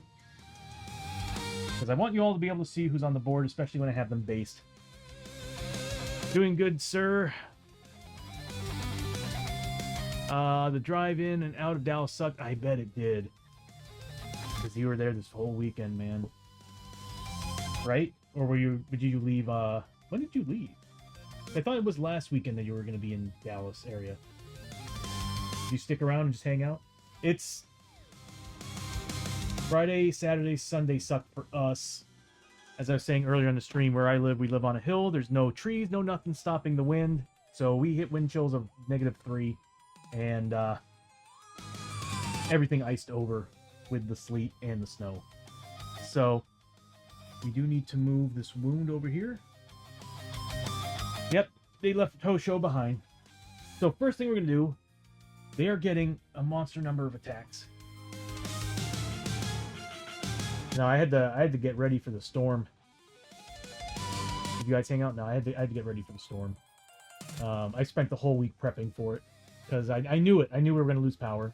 It's Texas. We're off the national grid. All right, so what are we getting? They're getting was it number 1? That's right. They're only getting the Unspeakable Terror. So they're going to be getting against Abby. They're going to be getting. Jesus, they're all Spirit 2, so they're getting 4 combat. And their rolls of 6s ignore defense and heal 1 wound from themselves. At least they're closer to everybody.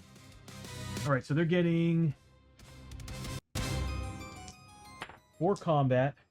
I'll use the enemy dice here. I actually have tentacle dice. I don't know where I put them. So they need 4 pluses. Whoops. They need 4 pluses. That was a 2. I should have kept it. So they're getting 4 pluses. Please don't roll any 6s. Please, please, please, please. So 2 actually get through, 2 miss. They're going to do 2 damage a pop, so she does get her defense rolls against these. She's getting a... This is why I really want to add everything to the stream, so I don't have to go through all the paperwork. I'm going to create dials for all the character stats. Problem is, it's going to be a lot of work. But I'm looking forward to it, especially with how the stream's turning out. I really love the new frame. Alright, so she's going to be getting... I wonder if I should make a combat version of this frame. That would be cool. Alright, so she's getting 4 plus... No, 5... Is that a 5 plus defense? Right. She's getting the defense of the gunslinger, which is 5 plus. Now I remember why I want to level her up quickly. She's close. Alright, so here we go. She needs 5 pluses. Didn't make that one. And the other die rolled off the table. Which she made. So she does take 2 points of damage.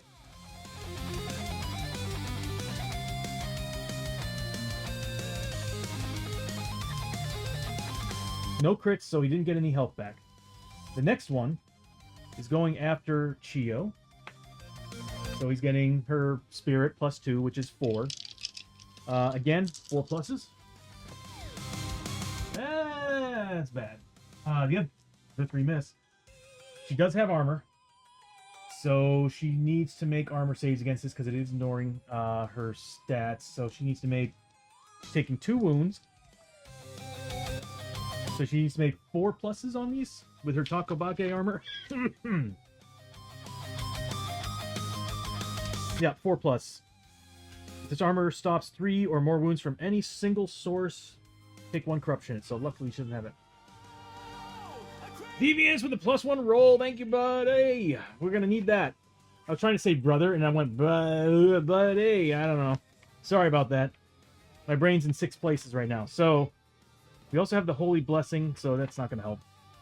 So we don't have to worry about corruption hits, but we do need to make rolls against this. Oh, you're good. Yeah, my brain just kind of stuttered for a second. They're like, am I going with bro, or am I going with brother, or am I going with... It just went wherever. Alright, so we're making 4 pluses against this with the Takobake armor. Takes 1 damage. Doesn't have any wounds, so doesn't get any health back.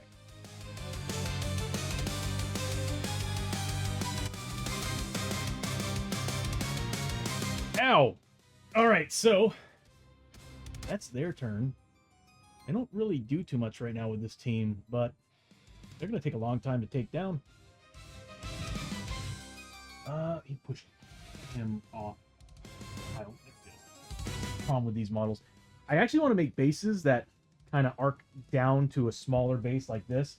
So this way they're up a little bit, and they can kind of lean over the other models. It's like a little funnel that goes down. So this way they can actually be on the board without pushing models. I want to do the same thing with the large model, XL models as well. That would be so helpful. I want to paint these spectral hordes so bad because they look so cool. So next up is the rest of the team. We have Lester and Chio. They can't really move anywhere else, so they're just gonna start blasting. So we'll start with Lester since they match. I can choose either one.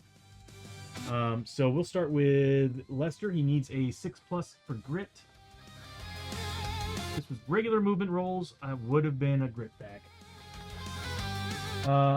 So he's going to. Oh, actually, he's at full grit, so it doesn't matter.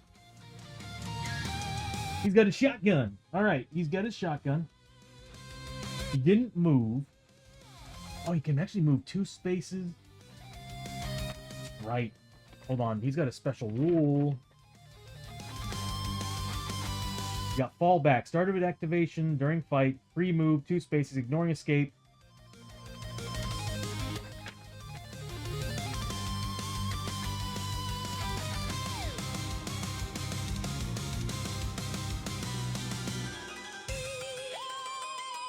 Got a lot of rules for killing enemies, but not so much anything else. Alright, so he's going to be getting, since he didn't move, he's getting +1 shot. Actually, he's using D8s.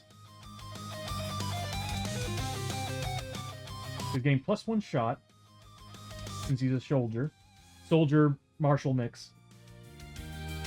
I just want to get 3 attacks per turn. It's when you kill an enemy. So he's getting this. And he needs to make 3+ on it.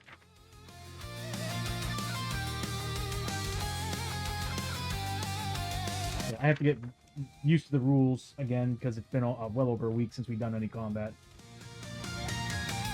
So he gets 6+ crits. He's got an inlay, so he gets to re-roll.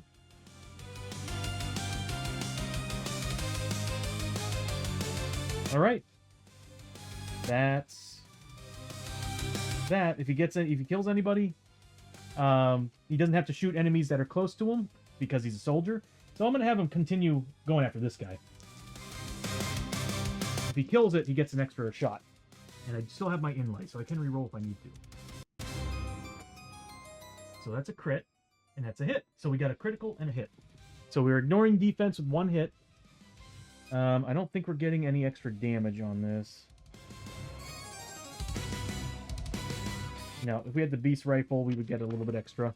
But the shotgun, not so much. But we are ignoring its defense. So this is going to be the critical, and that's the regular. So the regular is going to be minus, it's cunning, so -3 to the roll. But this is going to be base whatever I roll for damage. I mean, I'll take it. So 4 points, and then -3 to this roll. So 3. So he's doing 7 points total. We'll do these separately. So it's going to make 4 armor saves against the first attack. 4+ to get through. So that's 2 points of damage on 1. I didn't do the experience for Hosho earlier, did I?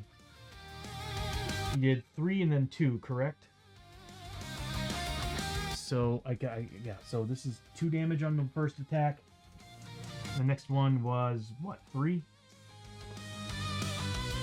He saved all of them. So we need to do the experience. See, I'm used to having the card right in my face on the screen, so I remember. So because of the elite ability, we're getting 15 + 5 for each wound. For the first one for Hosho, it should have been 15 + 15, so 30 points of experience there. And then 30 + 25, so 55 points of experience is what Hosho should have gotten.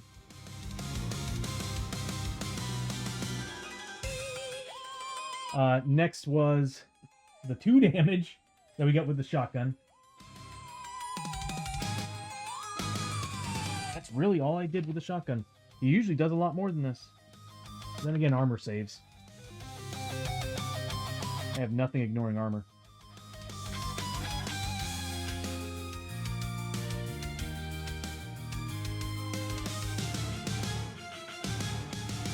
Dang. So 2 points of damage. Let's hope that the tokens still work. I'm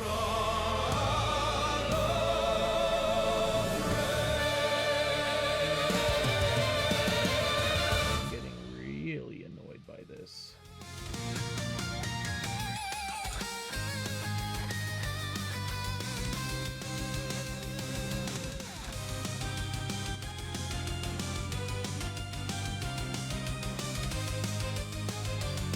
There we go.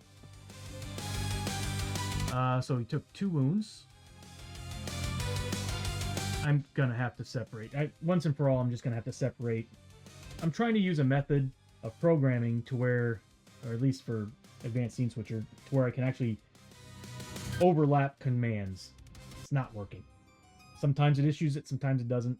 At this point, I'm like, I'm just gonna have to deal with it and do 5 cards. 5 cards I can have at the screen on screen at any time, and then 5 tokens I can have on the screen at any time. It's just not working. Or I might just have to rebuild the whole stream and rethink all the commands. This is all stuff I was building over time. All right, so he's got 7 wounds on him out of 10. And that's going to give 25 experience to Lester. Well, balls, right, Raxy? So 25 experience. That's Chio. I am not running properly. Not only is the system running poorly, so am I. Alright, so 25 experience for Lester. And then finally we got Chio, who's kind of stuck there. She has nothing to get herself by those enemies, I think. Nope, she's a healer. But if I can keep her next to everybody, she can heal people up. I swear. Yeah, Frontier Doc Traveling Monk is pretty damn sweet. Yep, she's got nothing.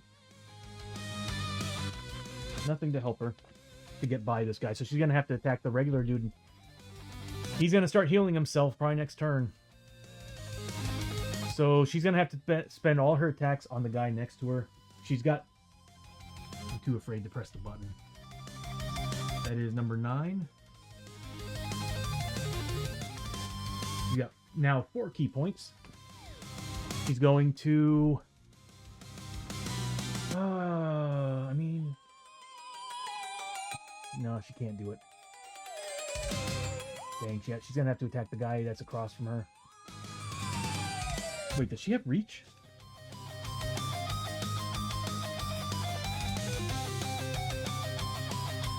Nope.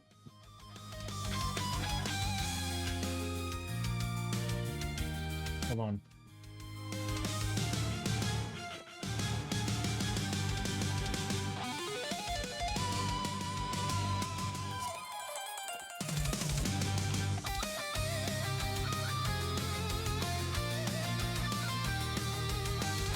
I should have gone with the movement ability for the Traveling Monk, because I could have had her somersault across all of them and attack. And get movement points per key. I knew I was going to kick myself for not taking that ability. Okay, so she's going to get a grit roll first. No, we need to make terror tests. I keep reading about that. So there's... Those guys are on the board, so she needs to make a terror test, and Lester also needs to do this. She passes, because she's a 3+. Lester was a 4+ as well. Fails miserably. He got a 1. Did I do Lester? I swear to God I already did his terror test. No, I did not. So Lester did take 1 point of sanity damage.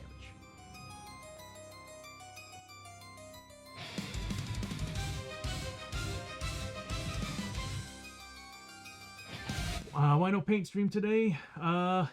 Since we had the outage on Friday, I wanted to switch this over to a game stream to make up for it.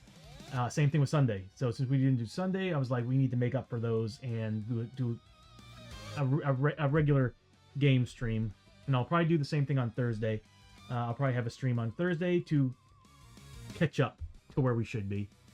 He's saving the painting for the after-hours show. He's going to paint me like one of his French girls. That too. Oh, well, that took a turn. Alright, so Now we're back to the combat. She's getting... Did I roll for grit? I don't remember. My memory's just totally off today. I don't think we did, so I'm gonna have her roll for grit. Nope. She's going to roll 2 combat. Why is she getting 3?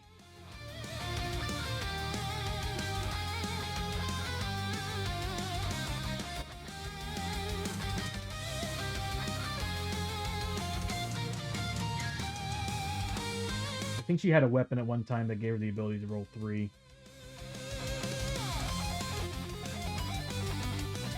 You got the healing stone. She's using the saw. I think it was because she had a mutation and I didn't make the change. So she's only getting two combat. So 2 combat. She's gonna be getting, instead of, I could be getting D8 rolls, but I want the +2 damage instead. It gets guaranteed damage on the rolls. So, oh, it's on 6 pluses. I'm going to circle that, so this way I'm like, oh, it's on 6 pluses, not on the roll. Screw the surgeon saw. I should have just gone straight for the monk staff. At least I got D8s on damage. All right, so here we go. Learn to read, Tony. All right, so I need, with her, 4 pluses. Well, look at that. I did get a crit. So she's getting +2 to the damage on this attack. Oh,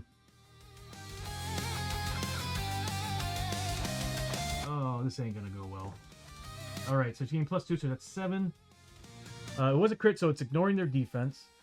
So 7 total. It needs to make 7 saves of armor against this, which we know it's gonna make it.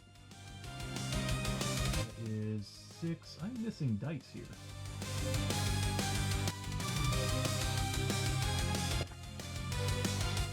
Let's use one of these. So that's 7 dice. Needs to make 4 pluses against these.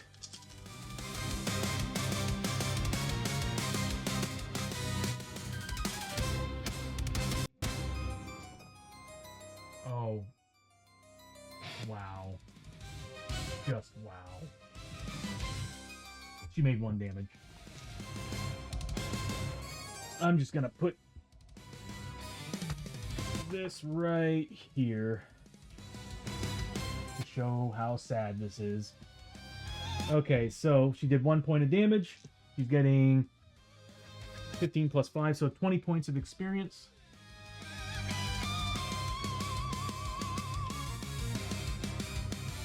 Does she need to do anything to anybody?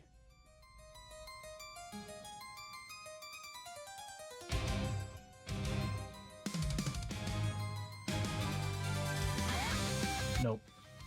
Her healing bonus is only to adjacent heroes. And Abby is actually right next to her. So yes, Abby does get 1 healing. So Abby gets 1 health back at the end of her turn. And it's going to give 5 experience to Theo. And she's going to spend a whiskey to heal up Hosho's all the way over there.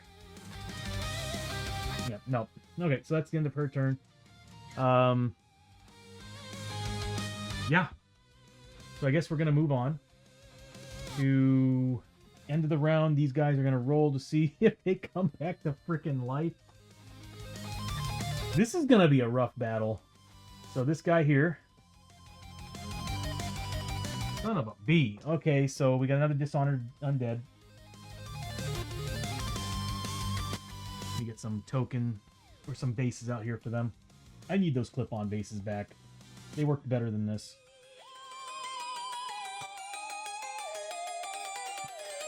They worked a lot better than this. I tried to make some cool bases that I can actually, like, clip things at the bottom. And it works. Just have to find a better method, but at this point in the stream, I'm just like, I just want clip-ons. So he's back, and this guy right here.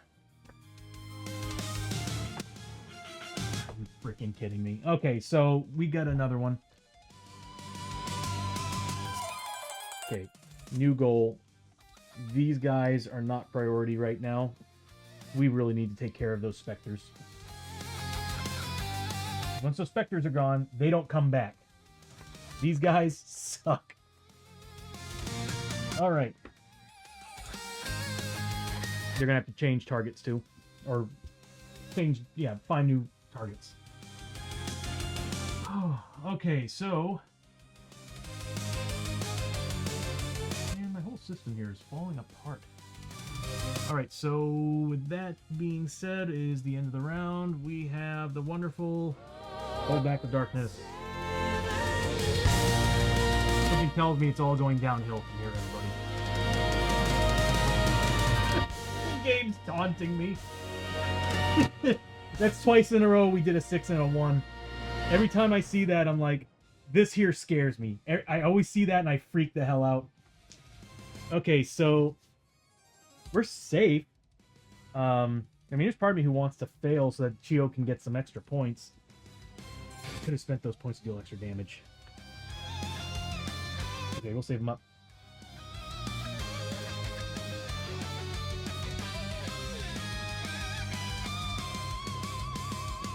Give me 1 second. I'm smelling something.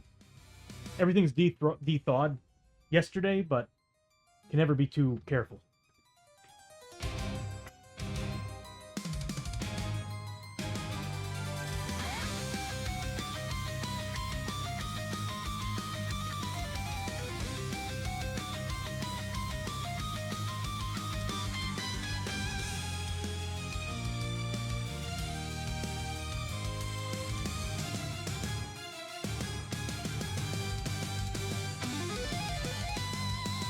Okay, we're good.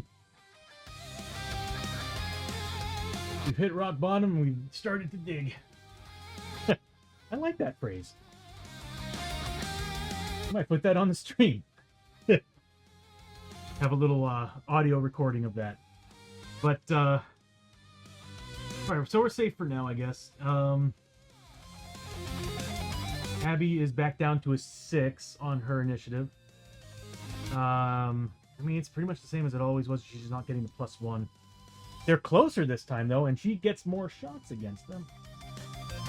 Okay, so again, I got to declare who's got what. I think I'm just going to hold on to the same weapons, except Chio this time is going to be using... her... holding her staff two-handed. So this way I get D8 damage on her combat damage. D8 rolls on her combat damage. So, sorry, I smell something. Like I said, everything de-thawed yesterday, but I'm hoping I don't have a septic leak. I'm getting that faint smell. All right, so that's it. That's it. Everybody's got those weapons. We got those damn dishonored dead back. Welcome back to the land of the living. Now pick up a shovel and start digging. Evil Dead. Army Darkness. So we're gonna start with Abby. Abby's still has 2 grit on her. She's got 3 ranged attacks at 3+, 3 range at 4+ with her offhand. Let's hope we can make these. So 3 pluses.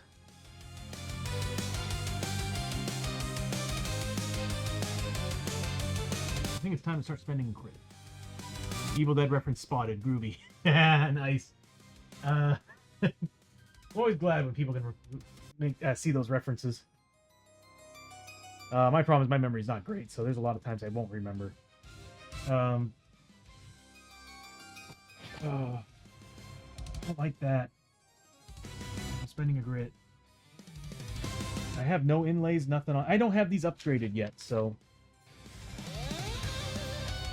we're just not making bank. And whenever we do, we end up spending it on removing mutations and injuries. Alright, so I'm gonna spend a grit from Abby.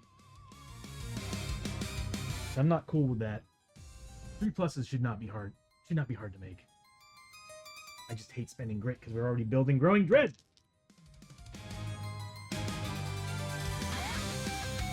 So it's a crit, which actually she does not get crit rules, so that's 2 hits. And then 4 pluses on these. Are you kidding me? Yeah, it's getting to that point, everybody. So let's roll these out. It's gonna be -3 to what I roll.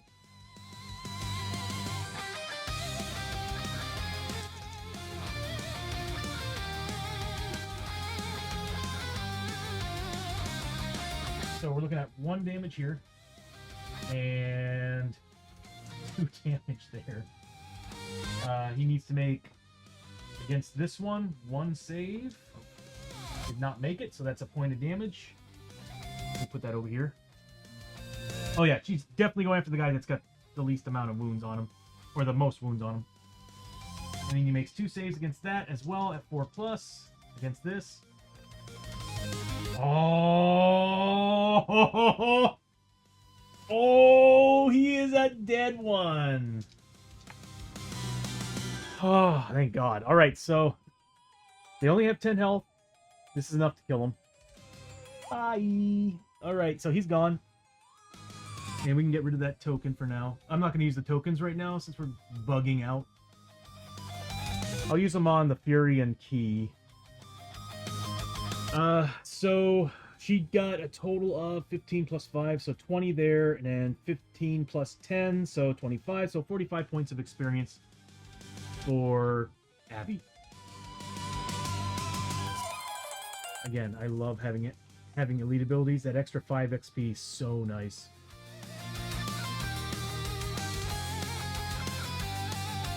Sweet. That's 1 spectral horde down. And we have a way to get out of here.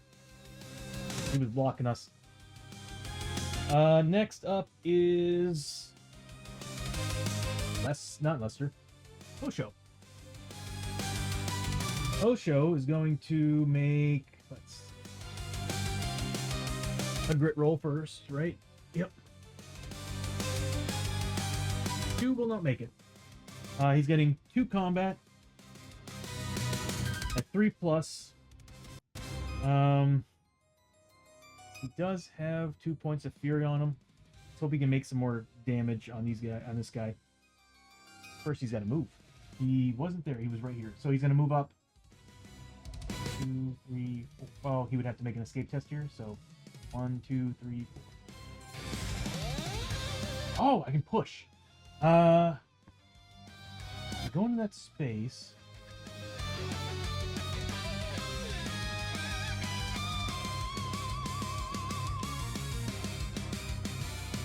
Let me re-push for a second.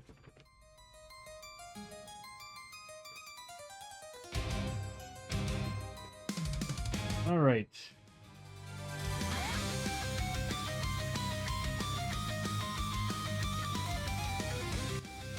There we go. Push. Move into a space with model. Roll a d6 on a 4+ push model back 1 to 3 spaces behind.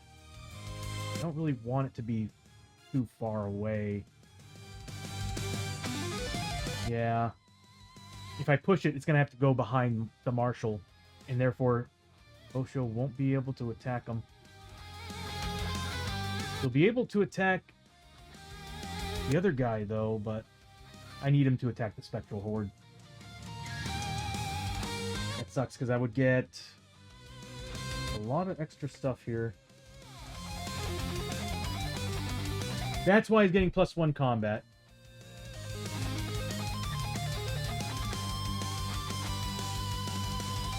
Oh, it's if it's open hands. He doesn't have any open hands. Never mind. That's why it's the +1 combat. If he has open hands as a sumo, he's getting an extra attack.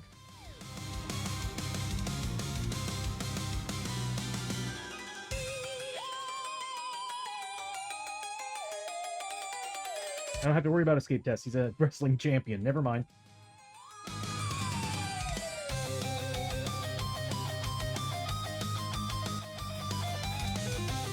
Yeah. Well, I guess what I could... Whoops, I'm sorry. I guess what I could do... He was here. I could say 1, 2, 3, 4. Making him go up and push this model. So he goes into that space, pushes that model this way. He can now do +1 damage against him. It doesn't really... I don't really want to attack him.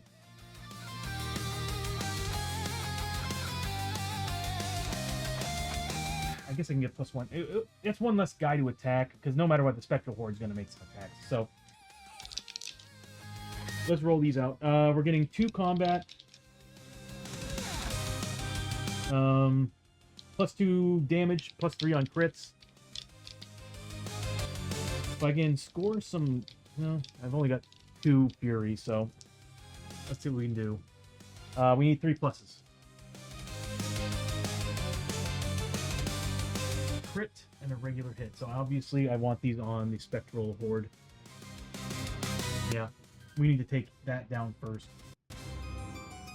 Although they do a lot of damage. The Dishonored Undead are getting a lot of attacks. And they do a lot of damage. We do have a healer on the team though. Alright, so Spectral Horde all the way. So we'll do the crit first. So it's going to be going through its armor of, or its defense of 3. So it's whatever I roll there, +3, because of the Trun Gladius that he's got.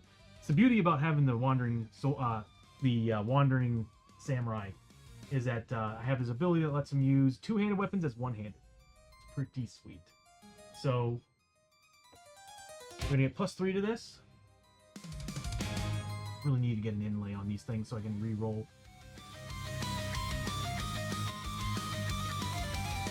So that's 9 points of damage right there. Gonna get +1 to his Fury. Yeah, alright. So he needs to make 9 4+ saves against this. So that's 6, 9. So the Spectral Horde is making 9 4+ saves against this.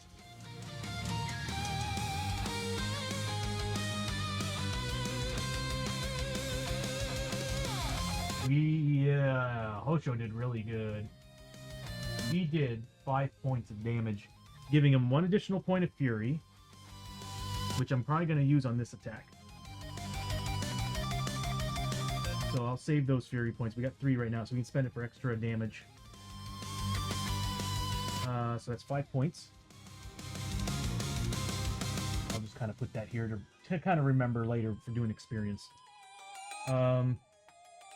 Next attack, it's going to be -3. So we'll use the Fury. Do I have to wait? Hold on. Do a combat hit, so I have to do it right now. So this is +3 minus that, so it's going to be whatever I roll, plus, I'm spending Fury, 2 points of damage. So whatever I roll, +2.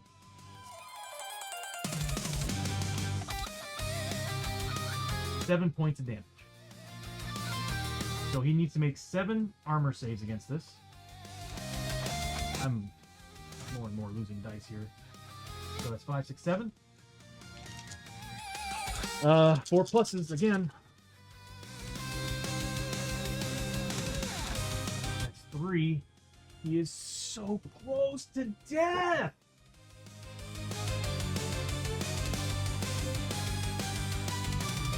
Is there anything I can do?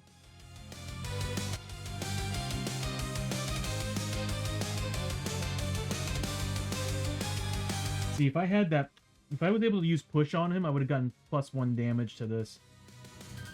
Oh wait, no, it wasn't -3. He took 2 points of damage. Because it wasn't a crit, that's why. Alright, so let's see. He's taking 7 points of damage. That brings him to 8. He is so close. So close. So we're getting, from experience, we're getting 15 plus 25, so that's, what, 40? And then 15 plus 10, so that's 25, so... I lost where I was. So 40 and 25, so 65 points of experience for Is that Hosho?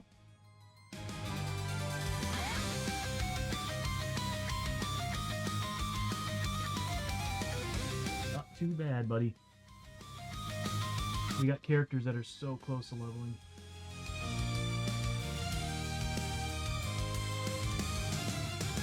Is my experience tallying up? I need to pay attention to that. Alright, so Hosho got that. It's got 8 wounds on him.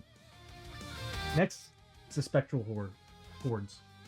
They go at the same time as the other 2 characters. Or it goes at the same time as the other 2 characters. It's going to be... Does it change targets every turn?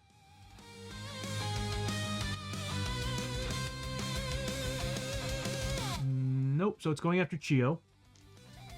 On 6 pluses, ignoring defense and also getting +1 wound. Removing a wound.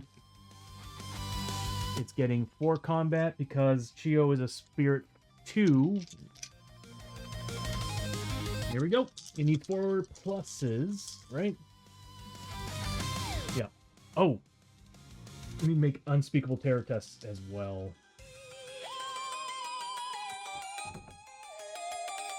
So it manages to actually get a crit, 2 regular hits. Let's do the terror test first. I should have done this at the beginning of Hosho's turn. Hosho took...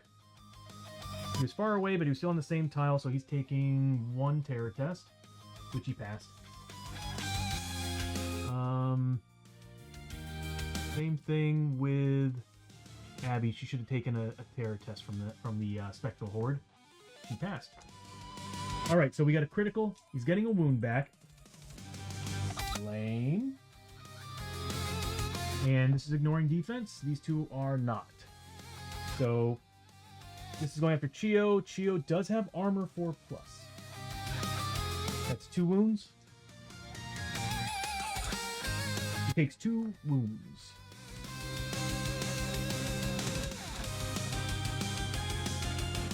That sucks. Alright, next are these 2 attacks. She gets her defense. We've got a... I think it's a 4+? Or is it a 5+? Chio, where are you? She's a 5+. So she's a 5+ defense. He gets him. Alright, so... He just took the 2 damage from the crit. Alright, and that's the end of his turn. Now it's on to Lester and Chio. Chio's getting... Please work, please work, please work. Please say yes, please say yes, please say yes. Hells yeah. So she's now got 5 key. Let's see if we can get this one to work as well. He did damage, right? So he should be at only 1 fury. I need to start rolling those separately. You got 2 hits. You got a crit and a regular. I combined them together like an idiot. I should have done them separately. So yeah, he should still be at 2 fury. Alright, so Chio, sorry, there's just rules after rules.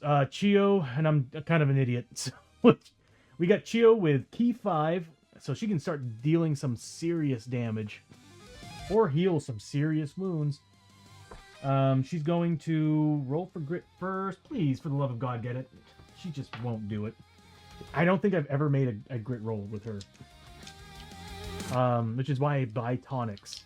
She just has bad luck. She's got bad luck. Literally, in the game, she's out of luck 1. Alright, so she's going to, let's see, make 2 combat with her staff. She needs a 4+.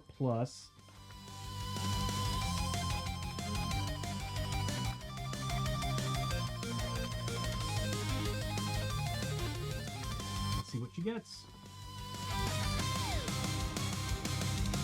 Doesn't have grit, so I can't really do anything with it. This is why I want inlays on everything. Alright, so she's got a regular hit, and it's going to do damage based on a D8. Yeah, I won't ever use the Surgeon Saw ever again, because I need 6 pluses to do any extra damage. So, but then again, that +2 damage is nice. So, it's whatever I roll, minus... It's What's her spirit? Still a 2. So minus. Oh, actually, it's her cunning. -4. And I'm gonna dump every key. And this is going into this guy, of course. I'm dumping every key point into the damage. I think I can do up to 3.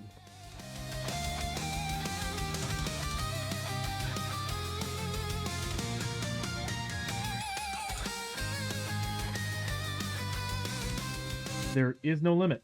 So I'm dumping. We got 2 points of damage. Got 3 health left. I'm dumping all 5 into it. I want to finish it. All right, so we'll spend the 5 points. Every time I press this button, I get so nervous. All right. So now that's 5 points of damage on top of that. So 7 saves. It needs to make 7 armor saves.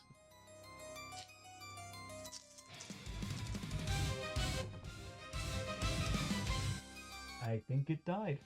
It's got 7 health, 7 damage, 7 wounds on it, so it took 7 points of damage. There we go. So it's dead. The spectral hordes are now officially off the map tile. Problem is, this guy's on this map tile. We need to get the hell out of here if we take him down. So that's going to give, let's see, 15 plus 15, so 30 points of experience to Chio.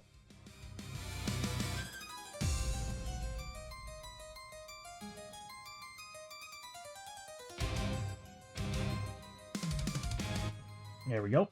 And 30 points of experience to Chio, and then that guy's gone. That's pretty much all she can do right now. Right now we got Lester.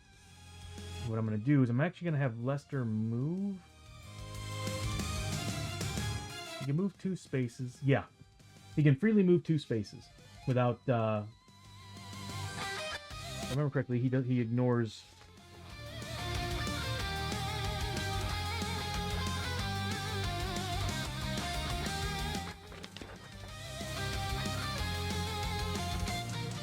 Yep, it can ignore escape tests, can move 2 spaces, ignoring escape tests, and does not count against the soldier's reload.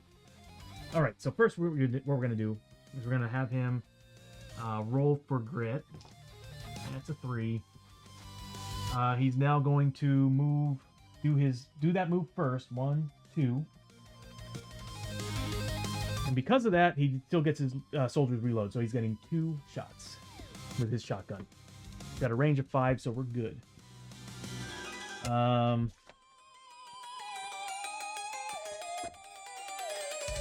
He's getting D8s. Can you at least see the number? I need something different than green. There we go. Alright, so he's getting 2d8. 6 pluses are crits. They don't have much in the way of health. We can get rid of this now. If he kills one of them, he gets an extra shot. And he gets a grit roll. A 4+. Alright, so let's see what happens.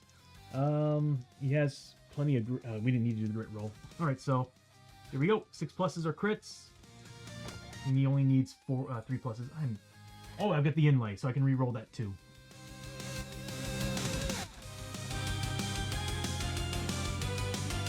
I can't re-roll a re-roll. So... their defense is a 4. -4 to the roll. We only need 2 points of damage. Is there anything I can do to add damage to this? Nope.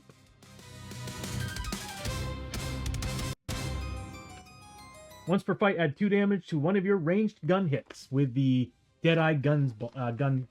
Keep forgetting she's got this Deadeye shots. Anyway, so +2 damage to this attack. So we're looking at -2 to the roll. I have grit to re-roll this if I need to. I've been rolling 2s nonstop. Stop it. I'm gonna grit roll it. That's just plain stupid.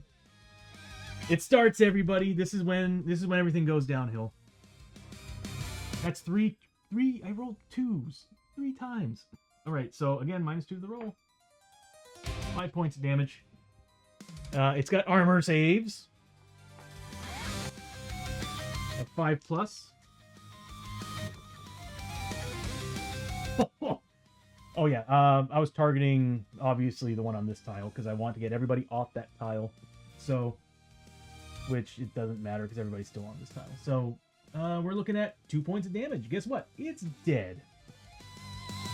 But it creates one of these damn things, and he's getting 35 points of experience. Is the elite ability, which he rolled a 6. So yeah, it's a 4+. So that was Lester. He's getting 35 points of experience. I don't think I've been accounting for the elite ability on experience. Next, it's them. Initiative 2. Normally their character card would light up, but unfortunately the system isn't working. So they're getting 4 combat at 4+.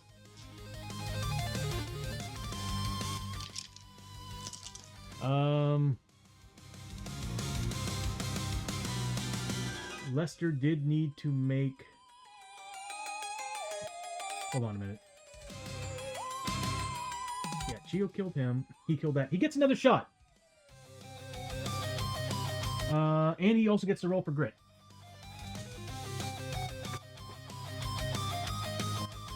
Doesn't get his grit back. He needed a 4+. He gets another shot at 3+. He gets it. He's putting it on this guy right here.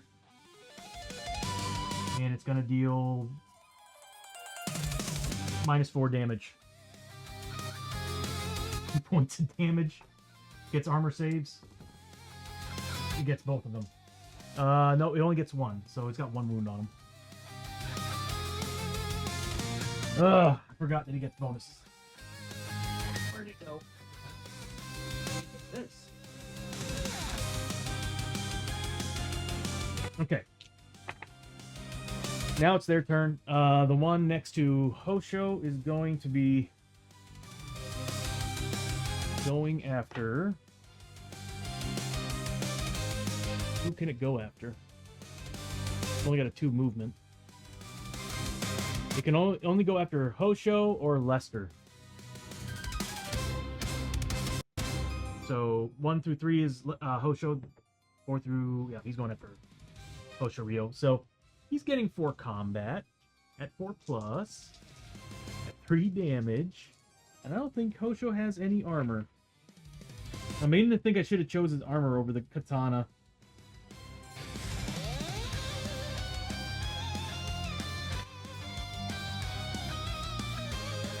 Yep. 4 pluses. Oh, God. Okay, so 3 of them get through. Hosho needs to make 3 3+ saves. 1 gets through, dealing 4 points of damage. 3 points of damage.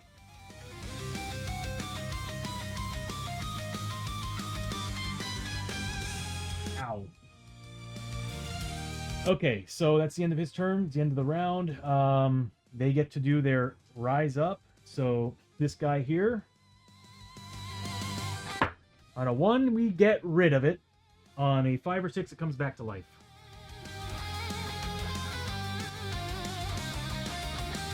This is the dumbest rule in the game. It should be like they have a maximum amount of times they can come back to life.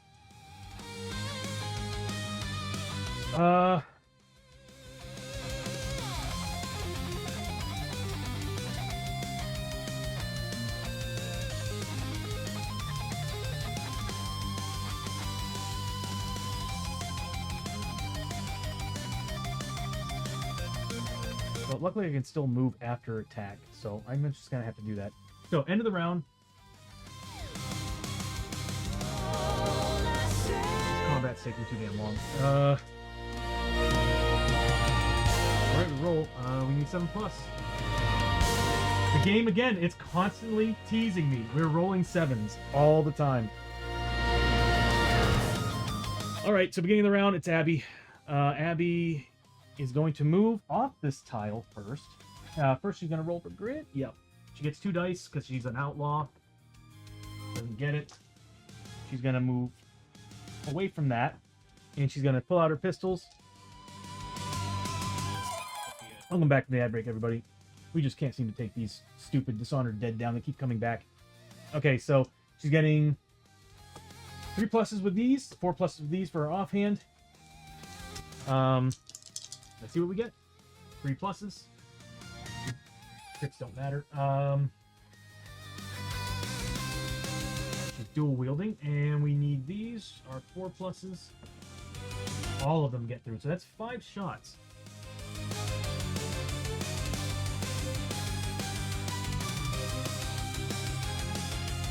All right, so we'll start doing these one at a time. They are defense 4. I could add 2 damage to this, but I don't want to. So I need a 5+ to take that one dude down. We really need to take these guys down, but we have like a whole turn before they actually go. So here's the first one. I need a 5+ to take that one dude down. Next shot. Oh my god! Next shot. There we go. He's down.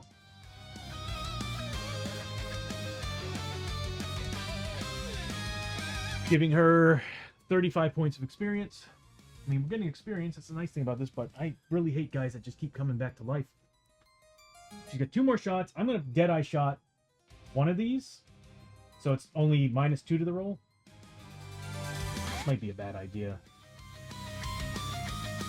-2 to the roll. You got a 4. Killing this guy. Everybody get out of here. Let's go. All right. Dang. Abby's still going to be on this tile. They're all still going to be on this tile. What am I saying? At least this guy won't come back. So that's her turn. You got 35 experience for taking that one down as well. Let me pay attention and see if these are actually changing. Okay, it's still working. She's so close to leveling, by the way. So that's the end of Abby's turn. We are now moving on to Hosho. See, I've always kind of wanted to house rule it that where if all the zombies are dead. Let me read it one more time.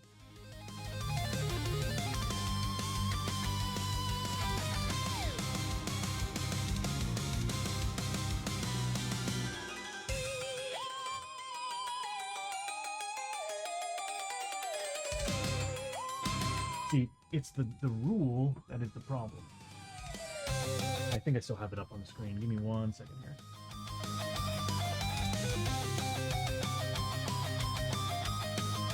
I need to flip it. At the end of each turn during a fight, as long as there is at least 1 hero or enemy model on the same map tile as the corpse token, roll a d6. On the roll of 1, remove it.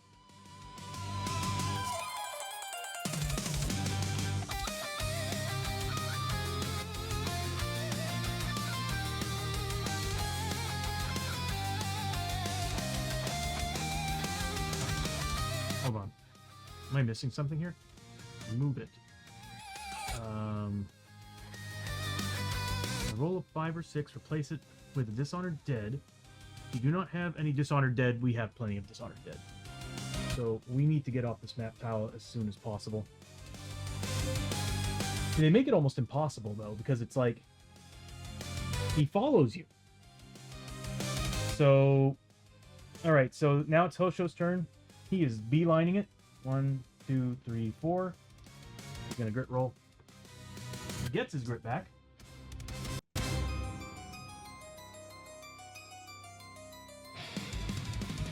He's checking that other room.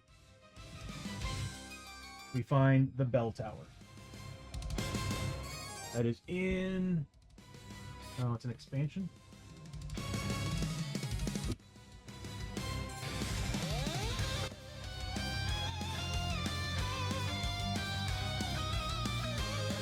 Yeah, until I get the advanced rules built in on the stream, I'm not going to be using the advanced rules. I want to, because I do like the extra XP and the extra stuff that it does.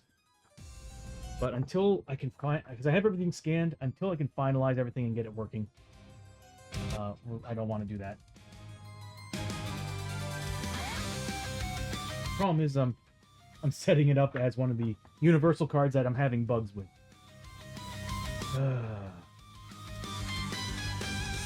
Although I could probably do it with other things. All right. Oh, no, we need to keep this one here. All right, so that's how it was, right? Or was it like this? Doesn't really matter. That's about to go either way. Okay, so we got that. We'll bring this up. There's only one doorway, so that's going to be the only doorway out of here. All right, so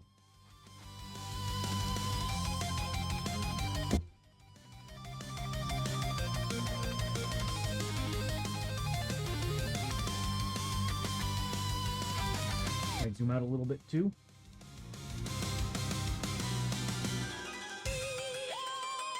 All right. So Hosho's moved up. Check the room. He gets 5 XP for doing that. And then next we've got Lester and Chio. Chio's gonna run off this tile. 1, 2, 3, 4. And she's going to... And there's technically no enemies, but she's going to scavenge this room. Not really a good idea. I'm gonna think it wasn't a good idea. We need to ban.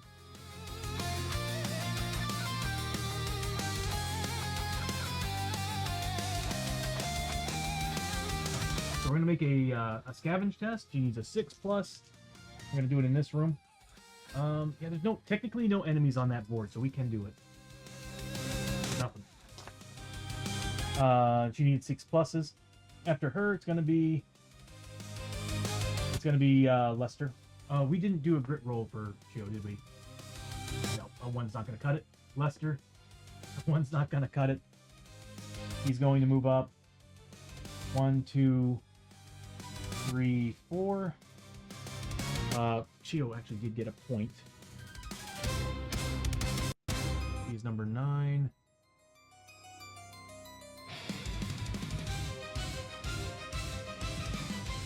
So she's got 1 point a key. Lester moved up. He's going to scavenge that room that he's in. Finds 2. Oh no.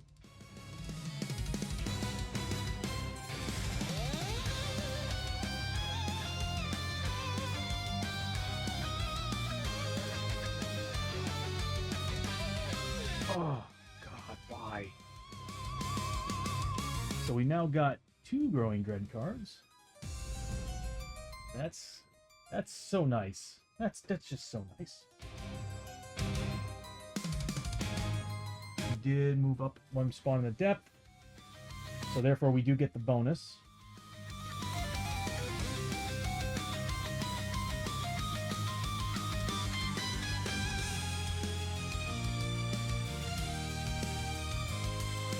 But it does get, what was it, 20 XP or 10 XP? God, I forgot. It's 20 XP for both those cards. So that's Lester. XP. Well, I could have sworn Growing Dread was 20 XP. So that room's been scavenged once. This is gonna go away. We got 2 Growing Dread already. And that's the end of the round. This is gone, since there's nothing on that tile. This one needs to make a test. Nothing happens. I was like, with my luck, it's going to come back again. All right, so that's the end of the round. I mean, I guess we should be doing loot and... See, what's weird about this is that they stay there. I guess, yeah, we should actually have done, at the end of this round, combat's over. So that means, if I can find it, We got a new fanfare song, or not fanfare, victory song. A little bit slower. But anyway, so victory. Everybody does catch your breath. Technically, that should have happened at the end of last round. So it would have been just everybody would have gotten the basic catch your breath, and we would have done loot, which would have only been one because technically we only had 2 of those guys on the board. Is he gonna play?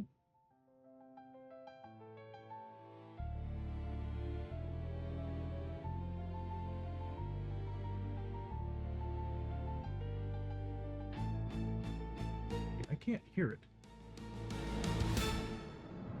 Okay. All right, so everybody's going to get basic catch your breath. So Hosho's going to be getting 1d3 back. Getting 1 point back. I'll be putting that into his health. Or, no, sanity. Abby's getting 3 back. She's going to put that into sanity. We have more bandages than we have anything else. So, woo, not -3. And then we've got Chio getting 1 back. And sanity, mine as well. It's the lowest number that she's got. And then Lester, 3 points going into sanity. You know, I can always count on at least the health and everything working. Nice. All right. Next, we do loot. So everybody gets a loot card. So Hosho's first.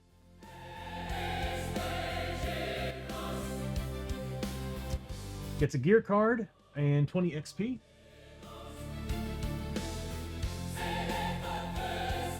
Sorry, I got all caught up because of the Dishonored Undead constantly coming back. Which actually, I guess, since they came back to life, then yeah, they would have.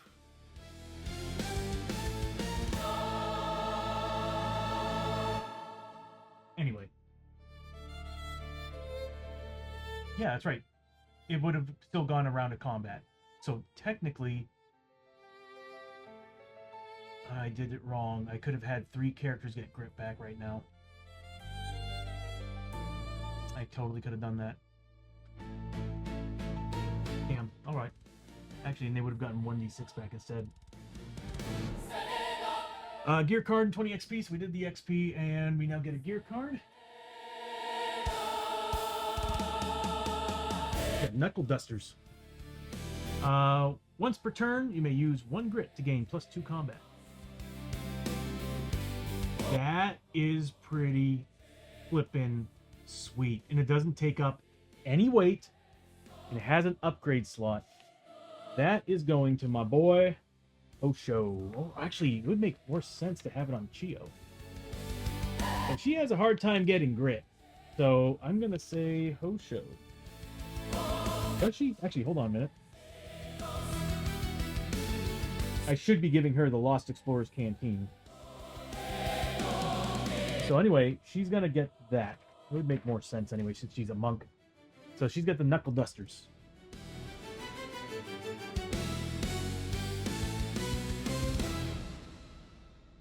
They're worth 225. It's one-handed. Doesn't weigh anything. It's got 1 slot. And once per turn.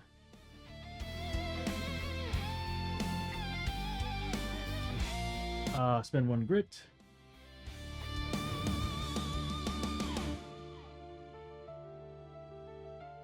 To add +2 combat. That is pretty sweet. All right. I mean, it would make more. I don't know. It would be better on Hosho for his combat damage and everything, but yeah, it actually would make more sense on him.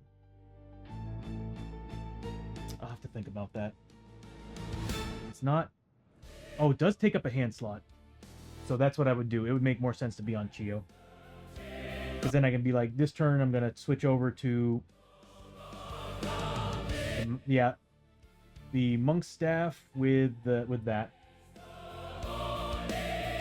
Or actually, it would make more sense to have the surgeon's saw blade with that. Alright. Just that she would get healing. Anyway, alright, so that's the first thing we found from Hosho. Next is Abby. Another gear card. Now, for everybody watching who's familiar with Shadows of Brimstone, of course, you're supposed to draw it from the same deck per characters. I'm kind of house ruling it that I'm using the stream assets that I put together, and until they give me what I want in the advanced scene switcher, which is arrays that I can actually calculate what's been used and not used, I'm doing what's on stream because I just like the animation and everything. So it's just constantly randomly drawing, which is good and bad, to be honest with you. As you can see on Scavenge, it can be really bad because I can draw multiple Growing Dread cards. That's the risk I'm taking. So here we got the Flag of the Lion again.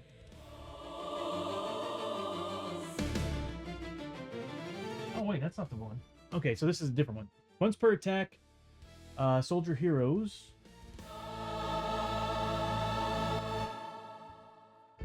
What is that Lester has? The Flag of Conquest. So the Flag of Lion, once per attack, soldier heroes may re-roll their 2-hit rolls of 1. Anytime the darkness marker would escape on the depth track, prevent it from moving and discard this flag.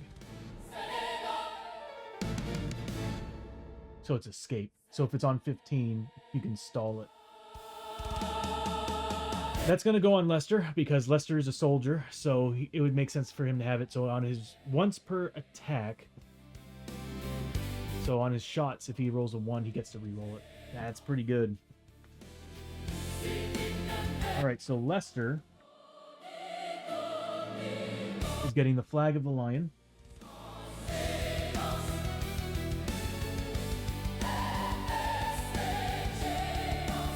Worth $600.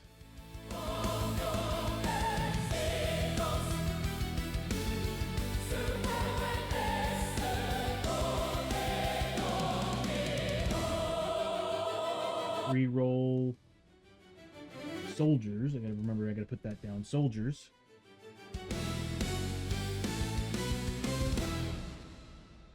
Reroll.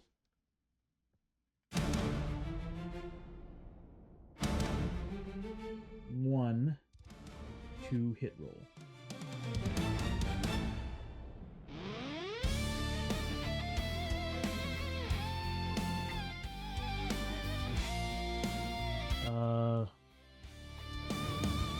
If darkness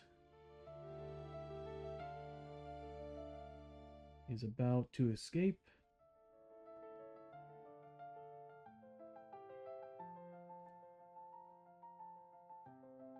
discard. Man, I'm just terrible at writing right now. Discard this. Is it discard it? Yeah, you have to discard it. Oh, that sucks.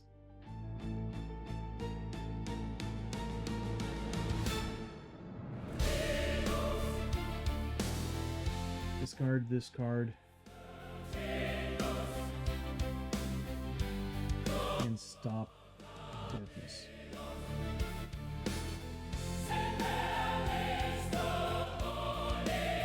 Well, that sucks. That could go away. Next up is Chio. Did I give you experience for that? I don't think I did.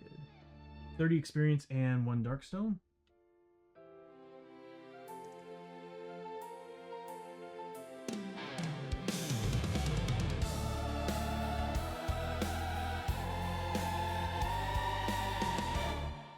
And then finally, we've got Lester.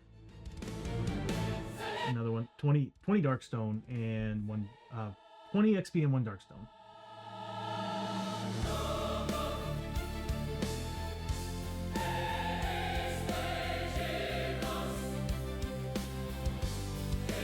There we go. And we're done with basically all the upkeep from that. And we now move on. Where is it? Forbidden Fortress. Oh. Nope, I want horror. There we go. All right. So we're back to back to exploration. So we did the loot. This all should have happened after exploration. All right, so exploration.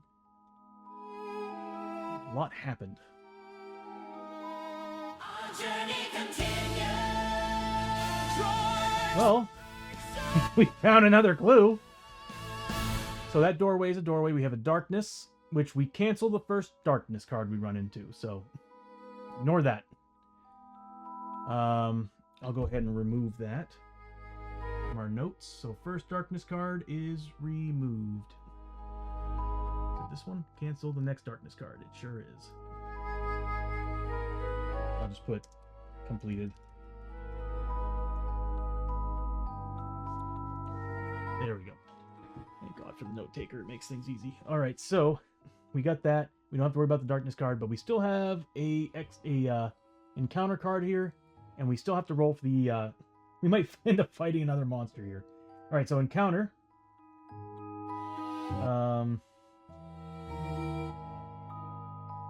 And what do we get?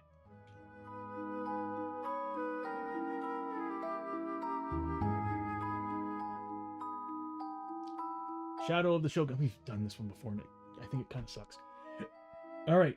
This fortress is in shambles. It looks as if the whole place has been ransacked. Broken timbers and bodies of the dead litter the halls. Kneeling down by one of the bodies, you roll it over. The fallen soldier's face is contorted into a grimace of hate. Its mouth, a mass of tentacles, and mass shard of dark stone strapped to its forehead.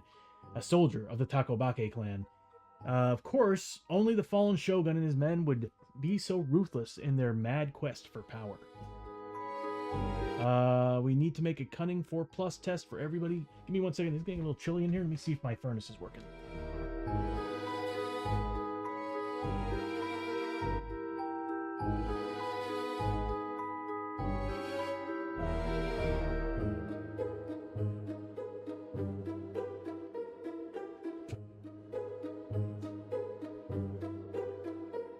It sure is. All right, I'll just use the electric down here. All right, so everybody needs to make a cunning 4+ test. Now, luckily, my team is actually pretty decent at cunning. So we'll start with... get these guys in order. There we go. We'll start with Abby and work our way... Well, initiative order. I guess we'll go with Abby first. So we'll put this over here. And... start with Abby. We need 4+. That's not too bad. She's a 3 on her cunning. She gets it. So, if successful, draw a scavenge for every 4+ rolled. Oh, no. It doesn't say you may. You have to draw a scavenge. We didn't get a 6+. If at least a 6+ is rolled, you may also draw a loot card. Why do we have to do a scavenge? Okay, we'll do the scavenge here in a second. So, we'll say Abby currently has 1 scavenge. Next is Hosho with a 3. That's 2 scavenge, and on top of that, he gets a loot.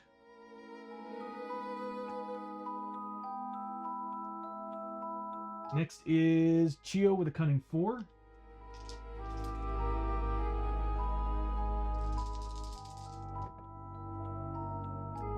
So 2. And then finally, Lester with a 3 cunning. 2. Oh no. Oh no. Okay. This is where things can go really, really bad with all the scavenging. If it said you may draw a scavenge card, I would ignore all of these. Oh, draw a scavenge card for each 4+. Okay. Alright, here we go. We'll start with Abby. So 1 scavenge. Draw a gear card. And 10 XP.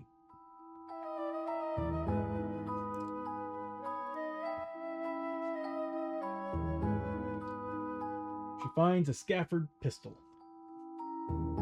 which is actually pretty sweet.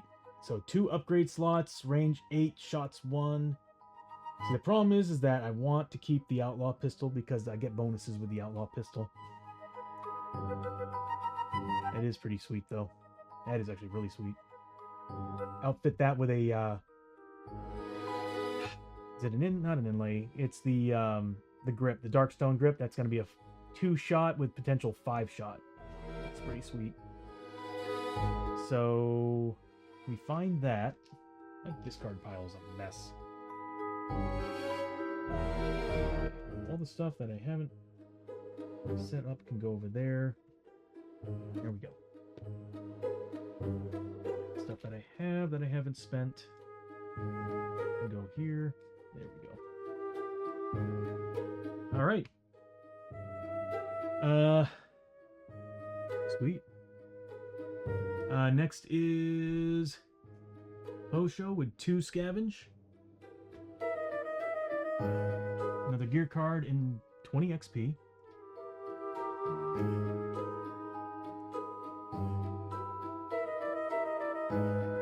Remove that camera. That's the reason why we're seeing all that green on the screen. Another gear card.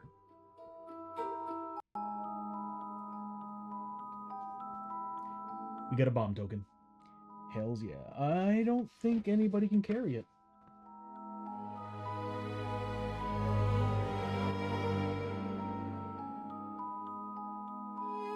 Yes, we can. Chio can. So basically we got 1 dynamite. That's pretty good. And he also got a loot.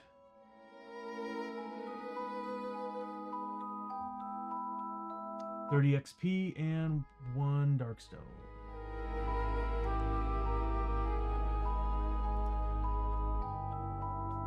We are not finding any money. I mean, we can still sell the Darkstone, but we're still dirt poor over here. Yeah, we are not finding any cash.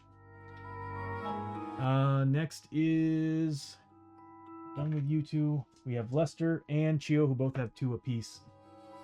I am terrified of doing scavenge. So here's Chio. Okay. Anytime a darkness card is drawn, cancel on a d6 roll of 6+. We do not have a keyword magic character. This is from the sorceress from earlier. So she is getting 20 XP. And we'll put those away and we'll draw a darkness card. Draw a darkness card. I'm gonna go away.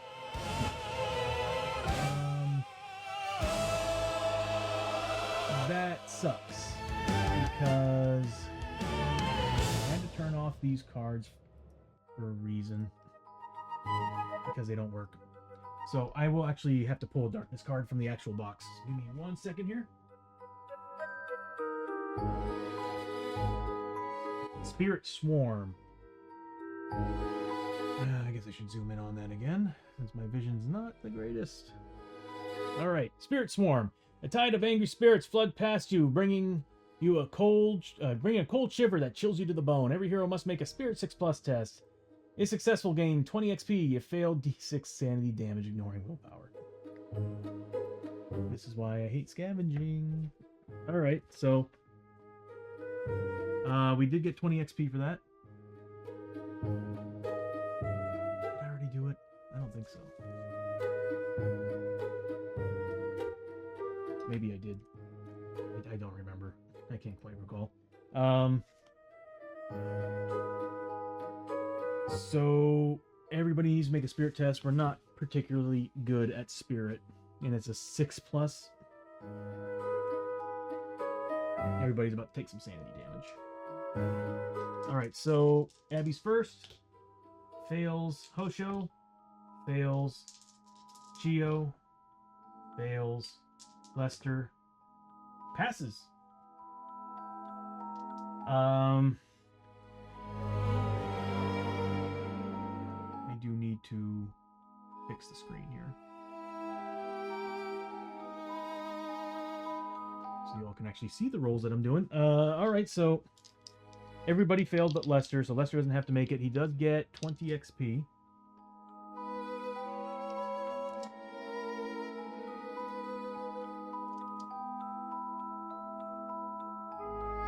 And right, here we go. Here's Abby. She's taking 2 points of sanity, ignoring willpower. She doesn't have spirit armor, so she's just straight up taking this.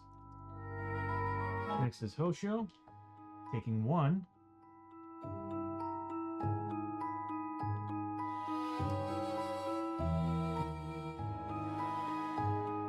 And then Chio, I saw that coming.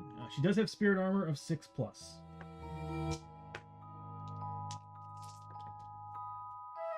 She saves 1, fails the other 3. She's taking 3 points of sanity damage. She needs to start drinking. Screw that card, man. Alright, next is, finally, we have Lester. Finally, some freaking money. Okay, he ends up taking some horror hits anyway. So he's getting 20 XP. And he's getting 50 gold. Like I said, this makes me miss my prospector. And he takes 3 horror hits at 2 sanity damage a pop. He's got a 4+ sanity. Yep. Fails 2, saves 1. So he's taking 4 points of sanity damage. So much for catch your breath, right? But hey, 2 out of 3 clue tokens. All right, so we're done with all that BS.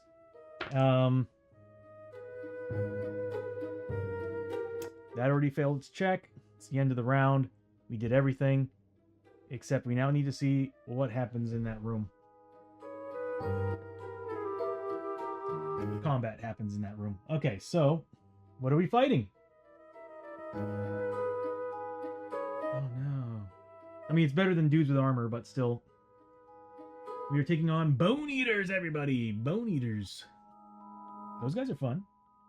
We're going to be taking on Peril Dice number 3 minimum. Okay. I'm cool with that. I really wish the system was working. Alright, so I need to pull out the Bone Eaters card.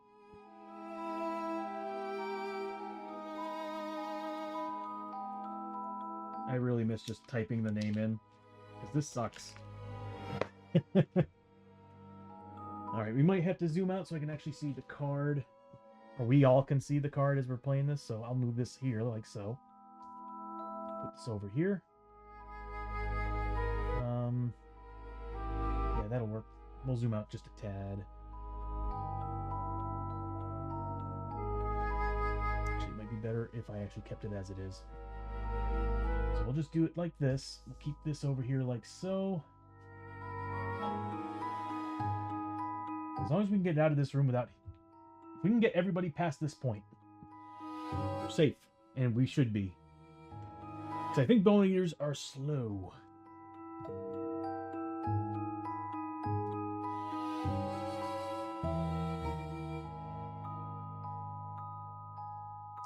We did fall on a blood splatter spot, so we do need to make some grit rolls because of this card. It's not an active card, so we don't have to worry about that. So we're good to go. So everybody needs to make a 4+ roll on a d6. So here's Abby. Everybody can get their grit back, hopefully. Abby got it. Next is... I'll just go ahead and do it here right now. Next is Hosho. You got it. I'm rolling 6s. This is the last time I'm ever going to see this. So Hosho got 1 grit back. Next we got Lester. Does not get it. And then Chio. She gets it. But she needs it out of everybody. He needs help.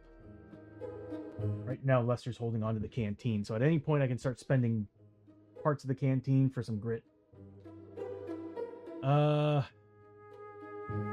Not bad.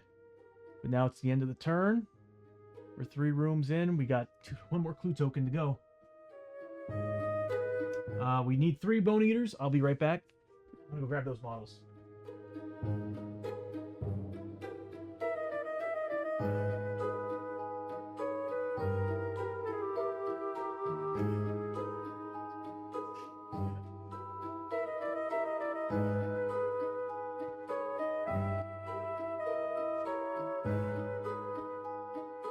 There we go. And per usual, checkerboard pattern. Come on. There we go. 1, 2. Let me get you some.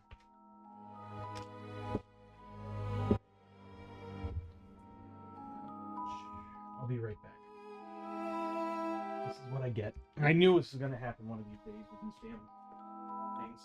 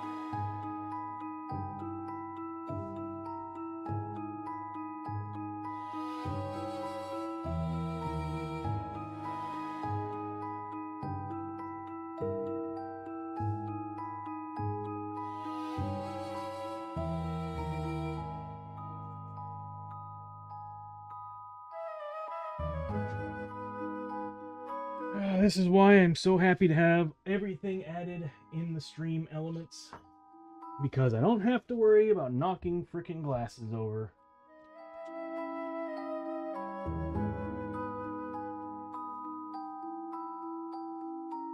It's about time I wash this table anyway.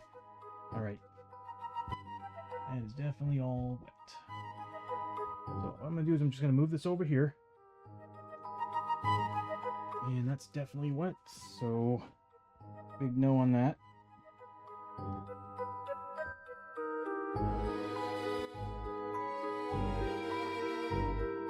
I was scuttling trying to stop it from falling over, and that did not work out.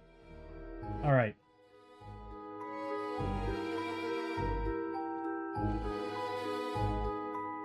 Oh, it's just one of those days, I guess.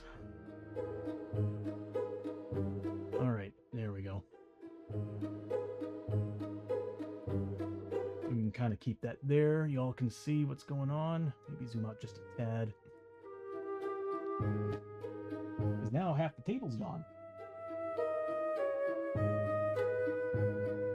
Oh, shit. Yeah, it got everywhere. And on the character sheets. That's the best part.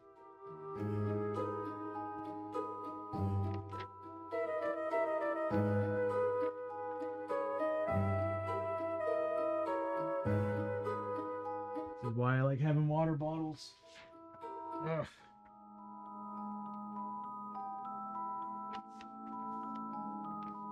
It was bound to happen. But anyway. It kind of sucks about the character sheets, though. Alright.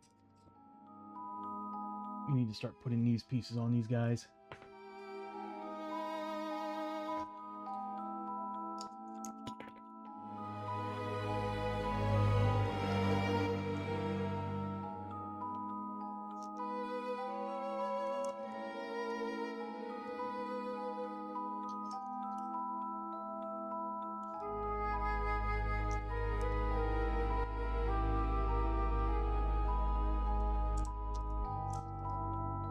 Okay, so what we're looking at is this.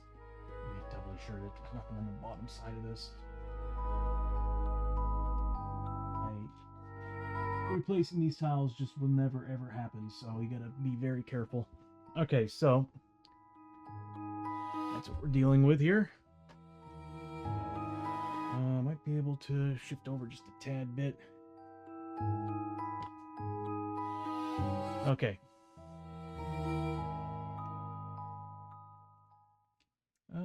We might try a different battle music this time.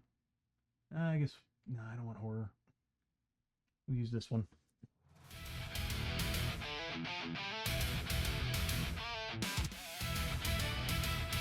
This one's made for the actual feudal fortress, but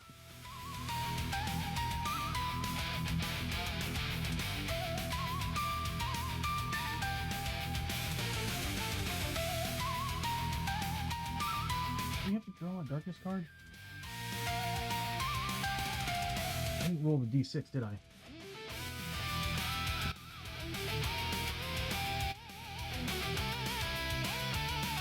We would have canceled it.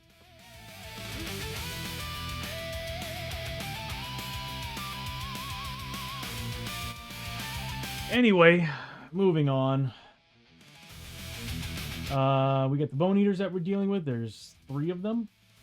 We're not using the Dishonored Dead card. We might, but...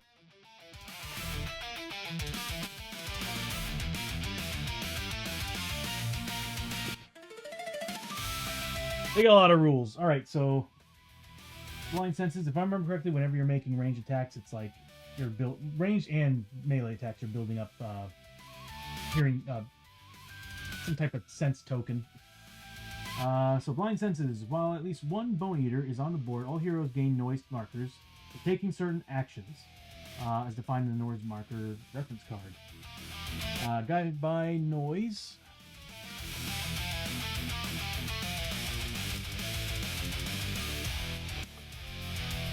I don't want that getting on these.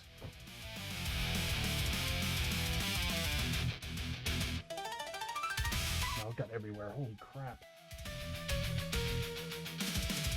How about the portal? Ah, the portal has a ton of it. Crap. It's gonna screw with the paint.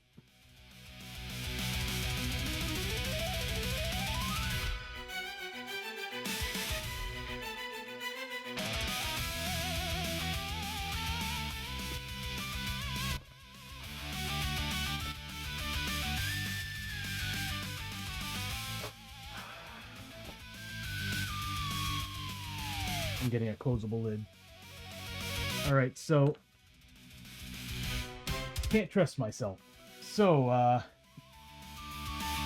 guided by noise. Bone Eaters prioritize targets by who has the most noise markers and will not attack a model with 0 noise markers.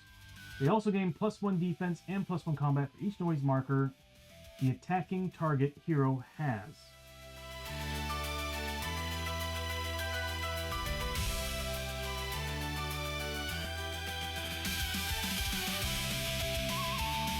Really? When placed for an ambush attack, it's not. All non-stealth heroes gain D3 noise markers each. Wandering. While the Bone Eaters are the only enemy type on the board, heroes that may explore, which I'm gonna not do from here on out because it's been kicking my ass. During the fight at the start of the next turn, remove any Bone Eaters from the board that are not within 18 spaces of a hero. Immune to critical hits. At least they don't have oh god. No, they only got 1 defense, but 10 health, damn. Oh. They get an elite ability.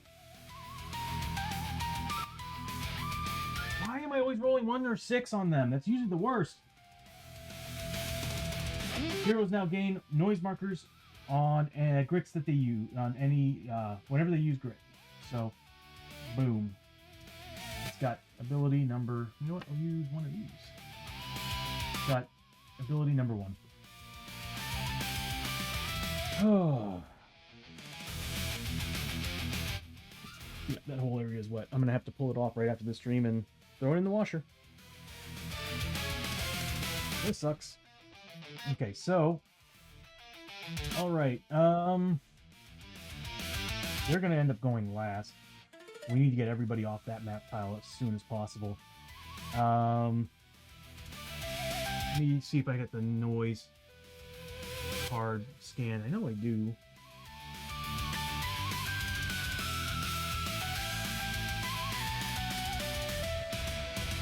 I need to fix all my damn buttons. Okay, noise markers. Noise, status effect. When in a fight with an enemy that uses noise markers, heroes gain 1 noise marker when they do each of the following. Moving 3 or more spaces, unless they're in stealth, making an attack or casting a spell, making a free attack, 1 extra if attacking with a gun, using a side bag token, making a skill test or scavenge roll. Every hero may receive d6 noise markers at the start of their activation. So I guess if you want to force a character to be the target. So tanks, yeah, that would make sense. And an extra d6 whenever explosives are going off. Okay.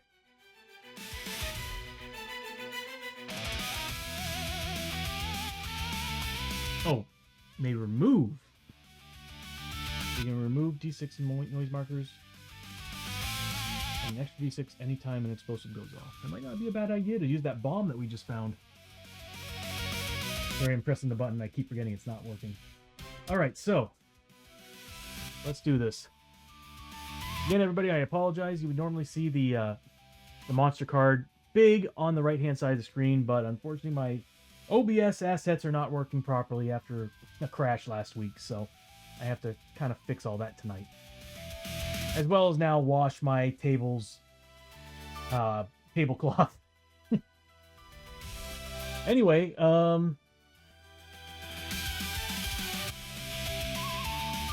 it is now end of the turn.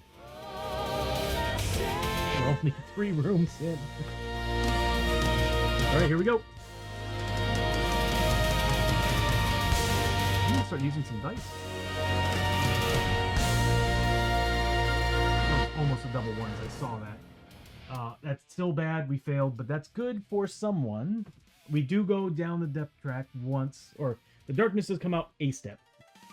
I want to reanimate that. I just can't wait to build a new setup. I really can't wait. Yeah, I'm pretty excited for it. It's going to be a little bit of a challenge, though, because I have to put everything from the bottom screen to the top screen except for the player plates. I cannot wait to make this 6-player. Alright, so, because once I do, I'm going to be inviting more streamers in on this. So we can have 2 characters a pop, or we can actually just have 5 streamers jump in and chime in and play. Alright, so that happened. We do have Chio. Sheets are all wet. We do have Chio. And Chio is getting... Whenever the darkness fail is rolled, add D3 key tokens to the character. Chio gets all 3. Oh yeah. Alright, so Chio's gonna get... She's number 9. She's gonna get...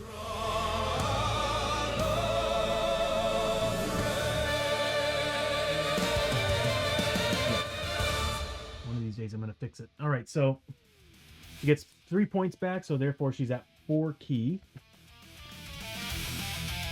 And what are we gonna do? It's the beginning of the round, so Abby's first. They're initiative 2, so they're gonna be going last for sure. I'm half tempted to throw some dynamite at the very end. It might confuse them. Yeah, I might have Chio throw dynamite at the very last round. She's gonna be too far away to do anything anyway. We just need to get everybody off this tile. Alright, so we've got... Is it wet? We've got Abby. Abby's got 5 movement points. She is running. If I remember correctly, is it every 3 points, or what is it? Moving 3 or more spaces. So she's going to be creating a noise token right here. So she's moving 1, 2, 3, 4. Hold on. 1, 2, 3, 4. I won't be able to see anybody unless I put her.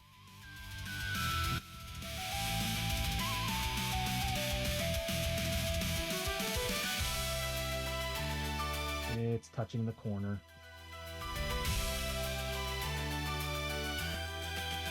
She's not going to be able to do anything this turn.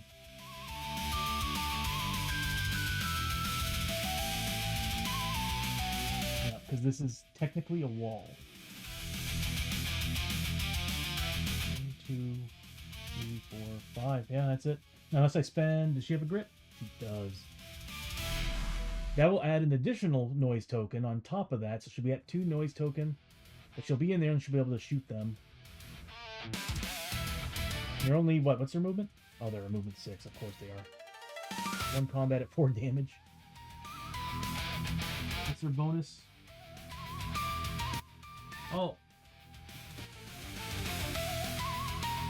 They're going to be on her. I need to get her up there. So, yeah. I'm going to have her spend a grit.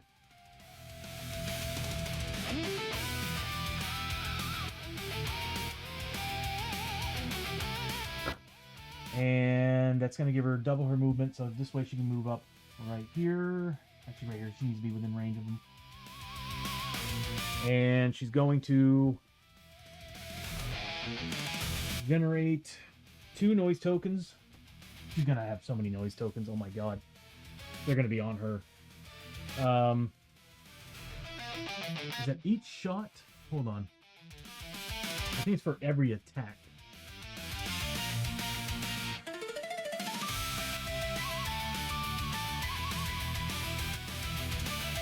It's per attack.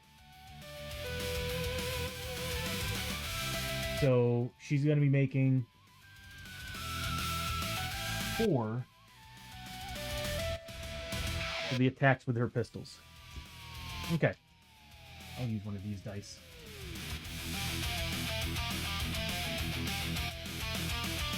And I'm going to have to throw a stick of dynamite to kind of throw them off. Hopefully I can remove 6 or 4 points.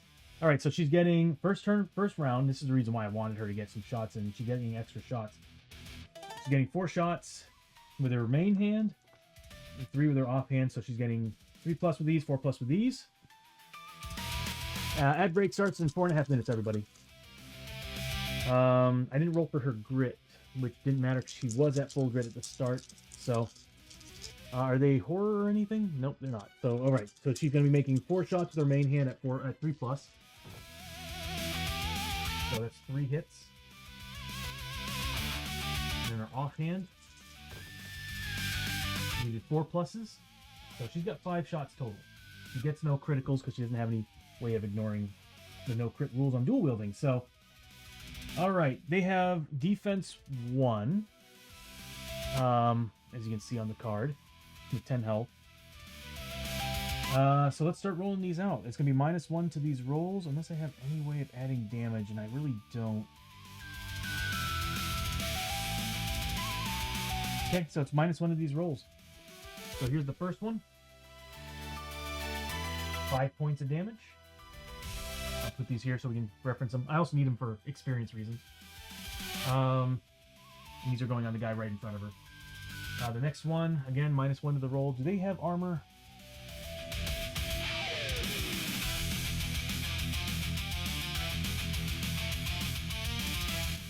Noted targets by who has the most noise markers and will not target attack a model with 0 noise markers. They also gain +1 defense and +1 combat for each noise marker. Oh! So they're getting... It did nothing, I think. What did I roll? I rolled a 6. Oh, wow.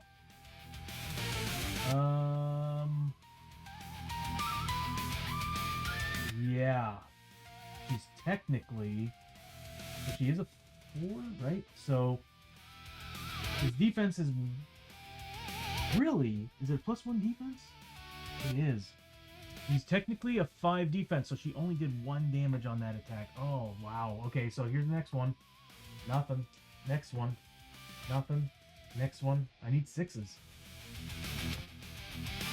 Yeah, I'll just do it this way. I'm not going to do dead man shot till next. Oh, okay, so he took 1 wound. This is not going to go well for us.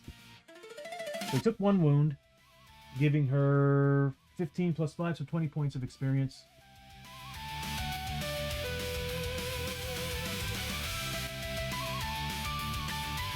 She is 25 points away from leveling up. And I think it's the ability score that we upgrade on that one. if I go Journeyman. I kind of want to go up the Outlaw class and get doubles on rolls of 6. Next is, let's see. Wow. Wow.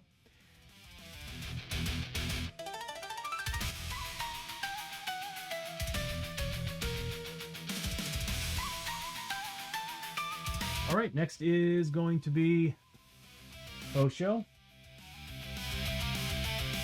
He's gonna roll for grit first. He's got full grit.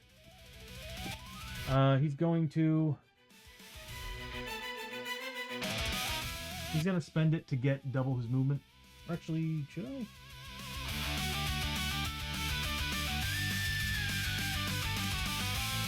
No, I'm gonna have, I gotta do this smart. I'm just gonna have him move up. So he's gonna move up 1, 2, 3. 3 or more, so he does generate 1.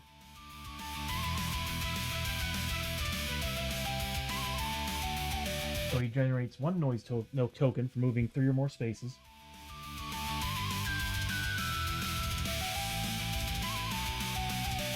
Why not? Bring it on. And I don't have any ranged attacks or anything. Theo's got the dynamite.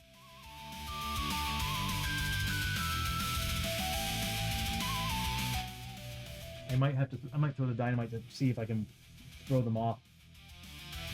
He'll do some serious damage to them too. If Chio can make it, her range is not great. Alright, so next is, after Osho, we've got Lester and Chio. We'll have Lester go first. He can actually make some shots. So he's gonna move up. Where was he here? 1, 2.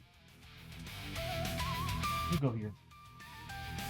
And he's gonna start taking some shots. He can hit him. He needs to roll for grit first. Nope. He's getting D8s on attack and damage. So he still gets his soldier reload. Because all I did was use the shuffle move. So, not shuffle move, it's shadow move. Not shadow move. His upgraded ability. Yeah, it's a free move called Fallback. So I used his fallback to move him up 2 spaces. So he still gets his soldier's reload. He's going to be getting 1 point. We can get rid of that. We're not going to be in that room anymore. Going to generate 1 point of noise. And he needs 6 pluses for... He needs 3 pluses to hit, 6 pluses for crit. When you get a hit, we get 2 hits. Once per fight, I get to add. I'm gonna wait for a critical to actually do anything with these guys. He's got 1 point, so they're getting 2 defense against him. I was thinking about using the inlay, but I'm just gonna roll for it. All right, so -2 to these rolls. I can make it whatever I roll if I just do this. I'll do that. I'll use the gunslinger's belt on this shot. So it's just me whatever I roll. I want to grit roll it, but I can't. Are you friggin' kidding me? Alright, so I did 2 points of damage. Next one is -2 to the roll. 1 point of damage. So I did a shot with the shotgun, giving him additional 2 points of noise. So that's going to be 3 points of damage against this guy. He's got 4 wounds on him now. Ridiculous. That's going to give 15, so 25, and so 45 points of experience to Lester.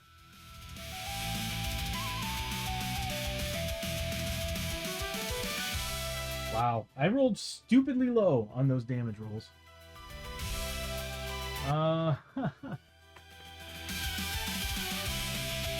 Next we got Chio.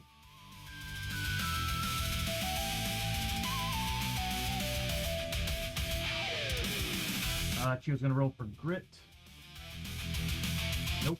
She's gonna move up 1, 2, 3. This won't happen anymore because nobody's on that tile. Welcome back to the ad break, everybody. We rolled up, shot some shots, did the minimal damage.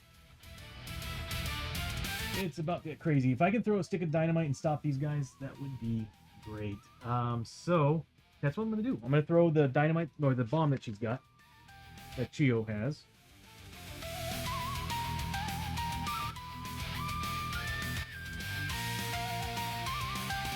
And I'm gonna pop it. Can I see it? Let me take a look.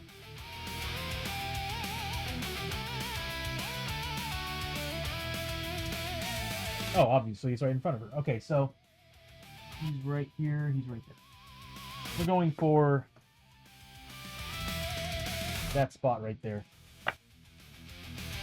Is that a green one? I wonder how that would look. All right, so we're gonna hit that spot. Chio needs to make a really good ranged roll, but she's not good at ranged. But hey. All right, so let's see what we get. We need a 5+. Otherwise, we have to start rolling for deviation. And we're going to have to roll for deviation. And it's going to move D3 spaces. Oh, yeah, there we go, the maximum. All right, so how this works is... Whoops. So the spot we're hitting is right there. How it works is this spot would be a 1, then 2, then 3, then 4, 5, 6, 7, then 8.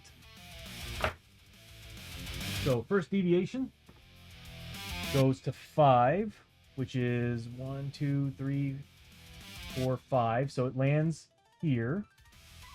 Next deviation is an 8, so it lands here. That's exactly where I would like it. And then the next deviation, 5, bounces off that, comes back here. So it lands right there, hitting these two targets and removing from everybody 4 points of noise. They won't be targeting anybody this turn.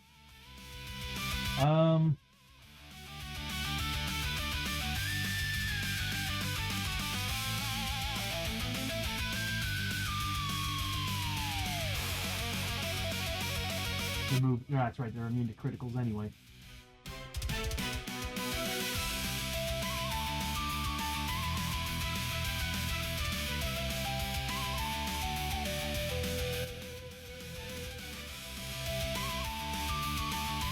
Yep. So they won't be chasing after anybody. The weird thing is they don't have any rules for... I think that it would have been cool if they would have added rules for deviation. Like, if nobody has any noise markers, now they're just aimlessly walking around. I think I might house rule that right now. So I think that's pretty cool, having them just aimlessly move around the board looking for targets. So I guess we'll leave this here for now. And it deals 1d6 ignoring defense on those two guys. So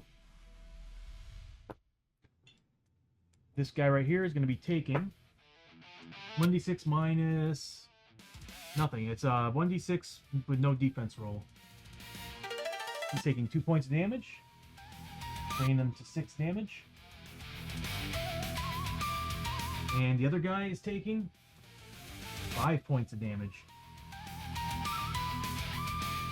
Very nice, Chio. So Chio's going to be getting 2 points from him, 5 points from him. So experience-wise, we're looking at 15 plus that, so 25. 5 plus 15 is 40, so 65 points of experience for Chio. Sorry if I'm doing math with my hands, my wizard hands looking up at the sky. So 65 for Chio. For that awesome dynamite throw. Even though she whipped it, it somehow landed in a good spot. And also we rolled well on removing noise tokens. I'm not gonna lie. It's good to have dynamite. Another reason to have it. I'm just making sure because this table is damp from me spilling. Alright, so we're looking at some decent damage on these guys. This is gone, so we don't have to worry about it anymore. Now we're moving on to the end of the round. They can't really do anything. I would do the... I kind of like the idea of house ruling some deviation rules on them, where they just move around. But I guess they just stay there. I'm going to do it. I'm going to say they deviate. Okay, so the way they're facing forward, again, how the rule works is 1, 2, 3, 4, 5, 6, 7, 8. Basically on their stance. And we're going to deviate them 1d3. Oh, well, actually, we'll do them one at a time. So this guy's going to be going 3 spaces. He's going to be moving 8, which is this way. Again, 1 through 8. 8, he just stays there. And, because, actually, hold on. 1 through here, yeah. So he would just bounce back. And then 5. 1, 2, 3, 4, 5. He moves this direction. I like this better than everything else. The next guy is going to deviate 2. And it only makes sense. They're looking for something. So once again, 1 through 8. 5. So he would go 1, 2, 3, 4, 5. He would just doesn't move, for the love of God. Okay, and then the next one, 2. So he moves forward. Dude, I'm taking this off. Okay, because it's not working.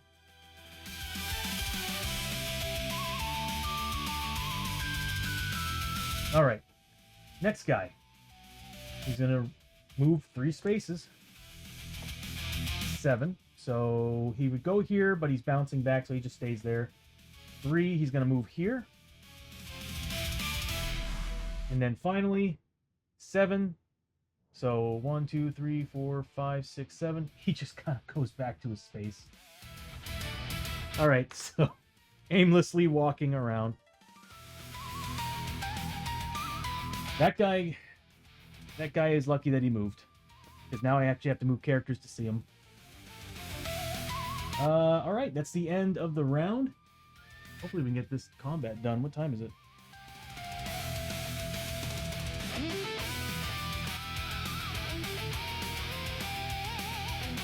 I don't have my cell phone on me. There it is. 7:29. Okay. I might end at around 8:30. All right, so probably after this combat, and we'll pick this back up on Thursday. I'm hoping I can get some time to kind of fix the stream before Thursday, because I want this to be back over here. All right, so he had 5 wounds. He had 6. End of the round. Hold back the darkness. We are still only 2 rooms in. 11, we made it. Alright, so beginning of the round, I'm going to declare everybody's weapons. Dual outlaw pistols on Abby.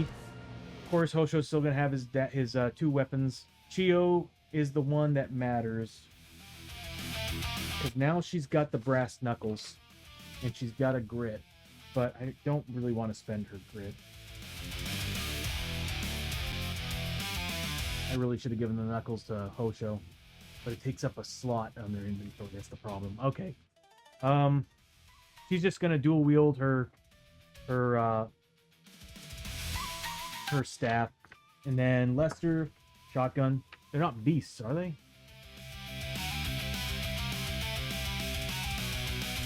He's going to use the Beast Hunter's rifle. I don't think he still uses D8s on damage. Yeah, he uses D6s to hit, D8s on damage, but he's getting a lot more damage on beasts. Plus 3 damage total. And he's not going to move. So this way he can actually get some... Oh, he's going to have to.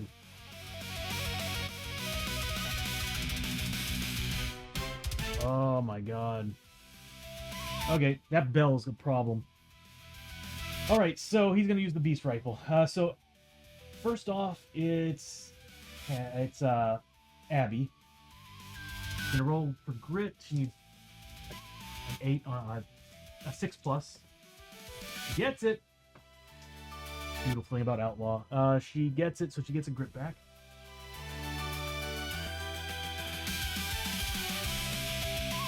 And she's going to... There's no fear test, so she's going to move up.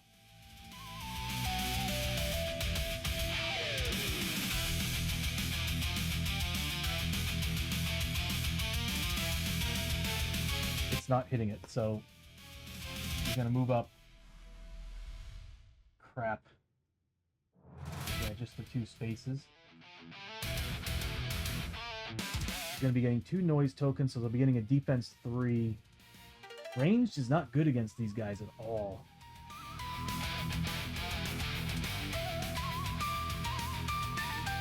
I really want him there. I'm just going to do it. She's going to move here. It's going to be 1 noise token.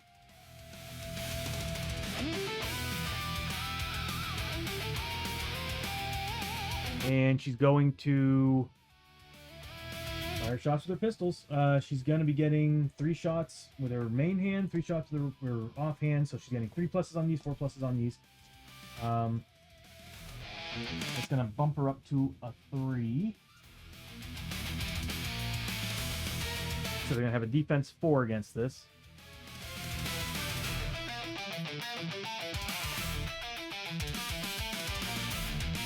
You have Deadeye shots.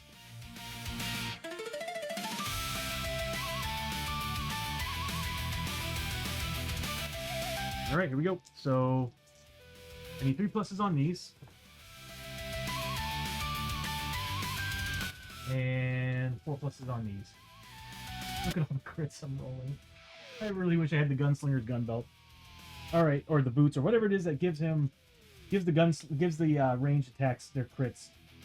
So we got 3 hits. There are 4.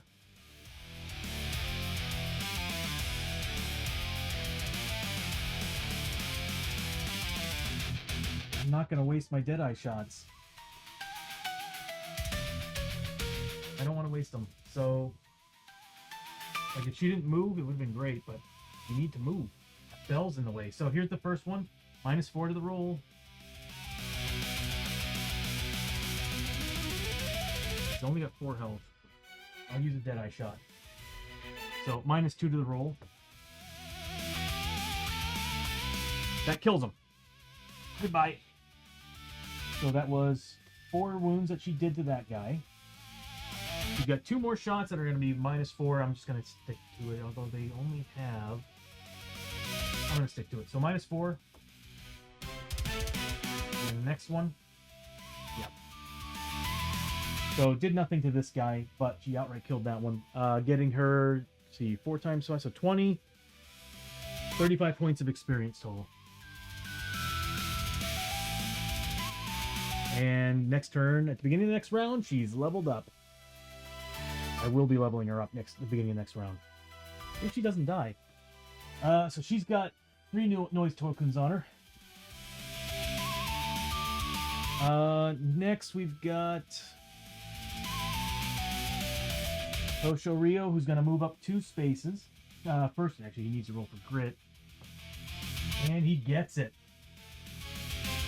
So Hosho got 1 grit back. And he's at max grit already. Doesn't generate any markers yet. He does get 1 because he's going to be doing combat. So he's getting 2 combat at 3 plus. I didn't do Fury. He gets 2 points of Fury back. So he's at, we'll say 4 Fury. I'm not going to do it on this. Well, let me see if the tokens are working. He's at 10. So he's at 4 Fury. Might be able to make an extra attack. Let's see. Or I can do extra damage. I might do extra damage instead. Yeah, that'd be better. Alright, so 3 pluses. They ignore crits. Of course they do. Of course they ignore crits. Because those are 2 crits right there, everybody.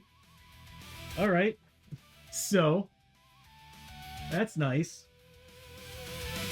So 2 regular hits. He doesn't have any crit. Oh no, he does. Instead of +2 damage, he's getting +3 damage because on D6 rolls, he's getting +3 damage with the Trun Gladius.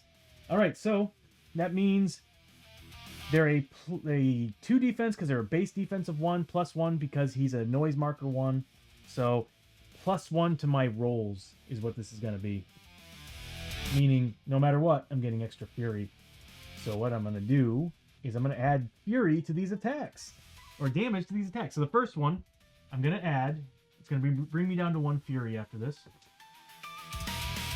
1 point of damage, so +2 to the roll. Excuse my language. So 3 points of damage is what he took.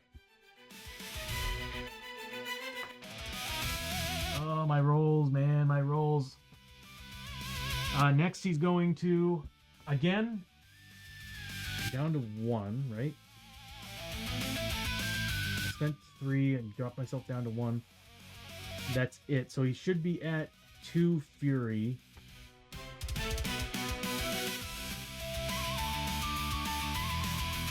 Because he hasn't done anything yet.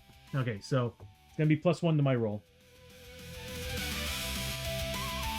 Yeah, I rolled 6s across the board that don't really matter because the crits and all that crap.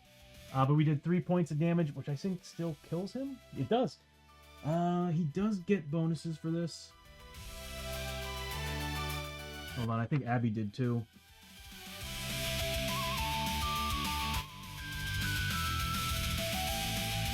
Nope. No.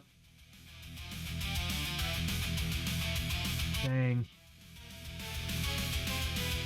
I'm seeing a lot of problems here. Okay, so, or at least with the Marshal. He's dead. He only had 2 wounds left, and we just did 2, so he's gone. And that's going to give Osho how much experience? So 15 plus 15, so 30 there. 25, so 55 points of experience for Hosho Ryo.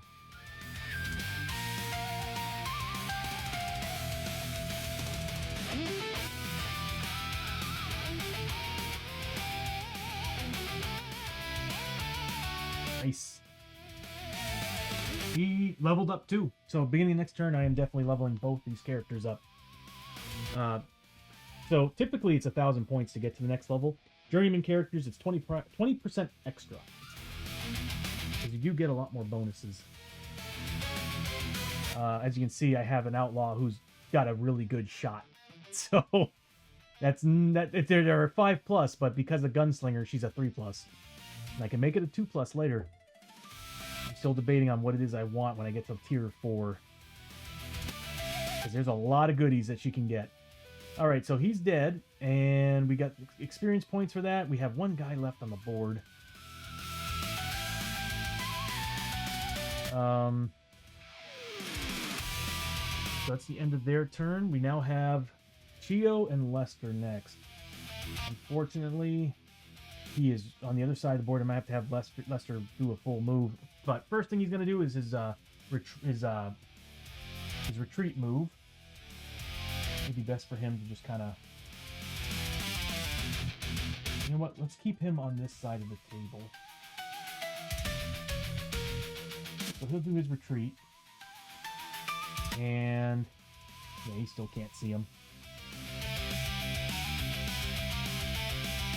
Nope. It's tapping that very corner, so he can't see it. So, I guess we'll roll for grit first. Doesn't get it. You need a 6+. So then he's just going to move to here. Technically, he did move more than 2 spaces, so he does generate that, and he's going to generate an additional 2 for using his gun. Unfortunately, he's not getting multiple. Oh wait, no, he's got the Beast Hunter's rifle. So he's getting 2 shots with the Beast Hunter's rifle. If he didn't move, he would have gotten an additional shot, or if he didn't move while doing the retreat, after the retreat, he would have gotten the extra shot. But unfortunately, no matter what, I'd have to move.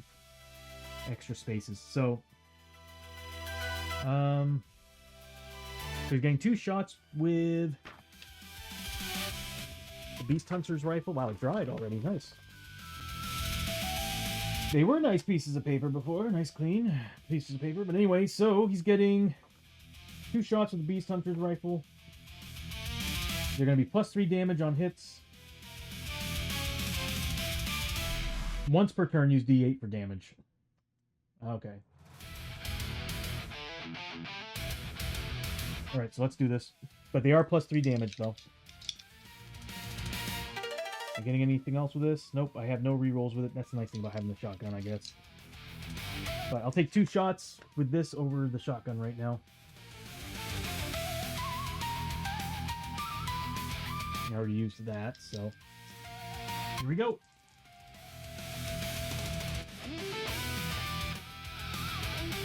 I needed 3 pluses and he missed 1 with a 1. Hold on a minute here. I actually have a new item. Flag of the Lion. Once per attack, soldiers, which he is a soldier, reroll 1 to hit rolls. So that means he gets to reroll that miss, that 1. I wish crits worked, but they don't. So there we go. That's 2 regular hits. I'm going to elect to add... This first shot is going to be a D8. And the next shot is a regular damage. They're +3 to these, by the way. So this one's +3 damage to what I roll. 8 points of damage. So we're looking at 8 points of damage there. Wait, +3. He has 4 defense. So -1 to the roll. So there's a 5. If I rolled a 5, that would be 4 points of damage. So it's -4 to these -1 to these rolls. Damn. 2 points of damage. So he's got 6 points of damage on himself. So we got a total of, for experience for Lester, we got, let's see, so it's 15 plus 20, so 35 there, and then 25, so 60 points of experience? 60 points of experience.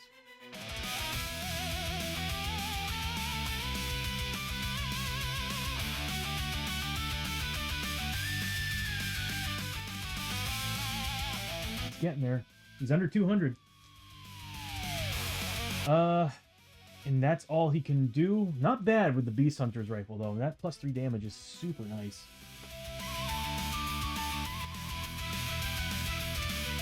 Yep. Super nice. The reason why I keep that weapon. Next is Chio. Chio's going to roll for grit. On regular movement rules, she would have gotten it. She doesn't have enough points to do anything, really. Maybe I can have her step next to some characters and heal them? Who needs health? Yeah. Okay, so Hosho. Okay, so she's just going to move up for 3 points. 1, 2, 3. Or her 3 out of her 4 points. And it's going to generate 1 noise token. And she's going to end her turn, which she's carrying, dual wielding her her staff. So this way she's healing characters that are next to her, 1 point of health, giving her 10 experience for the healing. It's Hosho and Abby, who both need health. So 10 points of experience for Chio, 1 additional health for Hosho, and 1 additional health for Abby. There we go. Good. And now it's his turn. Normally his card would come up and highlight, but he's initiative 2. He wants either Abby or the Marshal, and right now he can't really go after Abby, so he is going after the Marshal. He moves up a couple spaces. Oof. Okay, so he's going to be getting 4 combat against the Marshal, because he's getting +3, because the Marshal's a 3 on his noise tokens. And He needs 4 pluses.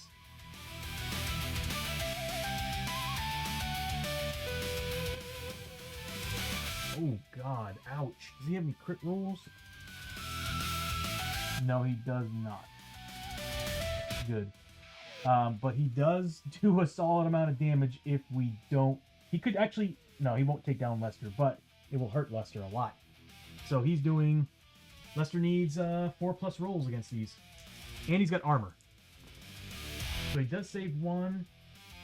That's 8 points of damage.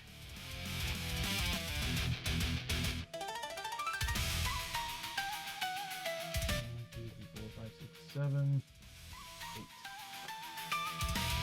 He needs, I think, 6 pluses because he's got soldier's armor. Yep, 6 pluses.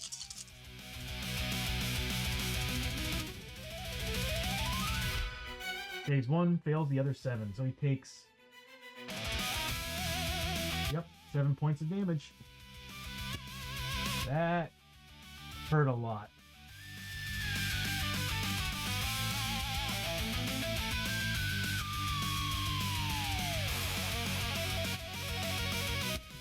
I was wondering when that was going to happen.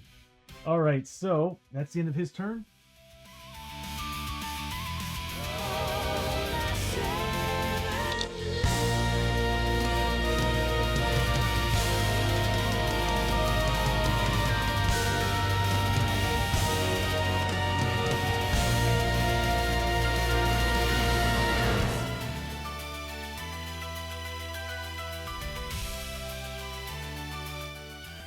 We need a 7 plus, which we fail.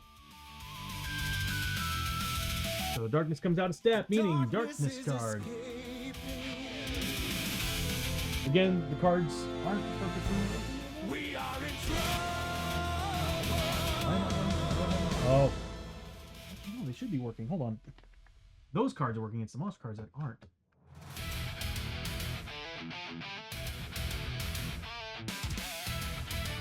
Why do I have these off? Okay. Darkness card. Because I can't... Oh, it does work. Okay. Dark Laughter. All heroes roll 1 less die for any skill test they make and remains in play. That sucks. Anytime a darkness card is drawn, cancel on a d6 roll of 6 plus. And it spit in my face. So we have that to deal with. Alright. Beginning of the round. Everybody's going to be removing D3 points of noise. So we'll start with Abby. She removes 2 noise tokens. Lester removes 1. And no matter what, these 2 would end up removing those noise tokens. So we're good. Can't roll any less than a 1. At least nobody has to move. But shooting this guy is going to be very difficult. He's going to have a high defense against us. Alright. We start with Abby. Again, I'm going to be using the same weapon setup that everybody has right now. So Abby's going to be making her grit roll. Fails. So she's at max grit anyway, doesn't matter.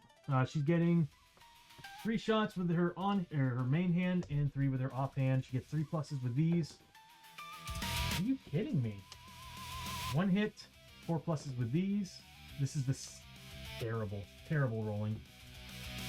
That's going to bring her to a 4 noise. And it's going to be -4 to these rolls against that one guy. 2 points of damage. So he's at 8 points of health.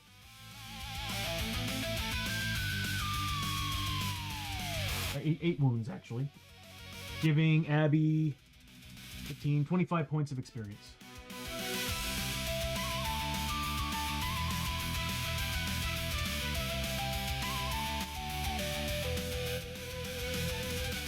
Oh, I should have leveled them up.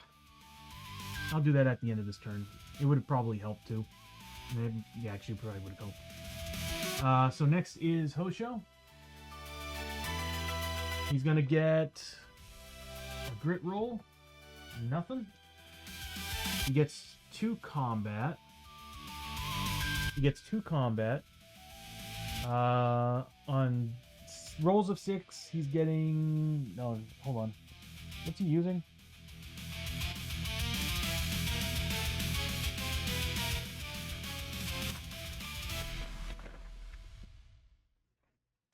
Getting 2 damage on these, but plus instead of +2, +3 on criticals.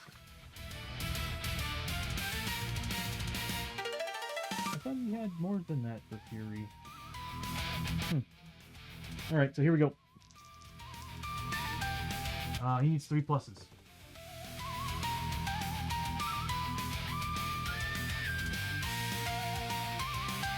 So he gets the 3+. He's getting +2 damage to this. That's putting him at a 1. So it's going to be +1 to his roll because... Nope. It's a whatever he rolls because his defense is... Yeah, Abby wouldn't have done any damage, I think. Well, either way, it's going to be whatever I roll. 3 points of damage. That should take him out. Because it's +1 for his noise, and then, of course, he's a defense 1. So, he's dead. 3 points of damage. Takes him out. He only had 2 points, so it's going to give 25 points of experience to Hosho.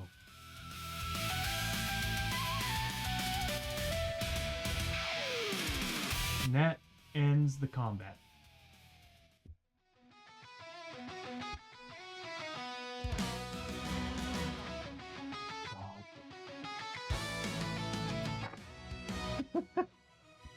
Yay! All right, so everybody gets 1 loot token. We'll start with Catch Your Breath. So at the for anybody new to Shadows of Brimstone, at the end of the fight, you do Catch Your Breath, and characters who have actually activated that turn get 1d3 back in health or sanity, any mix. Other characters they get to choose. They either get 1d6 back, or they get a grit back. I'm right now looking at our grit and thinking grit would be a nice thing to have. Because we do have plenty of whiskey, I think we're safe. So I'm going to give Chio and Lester a grit back.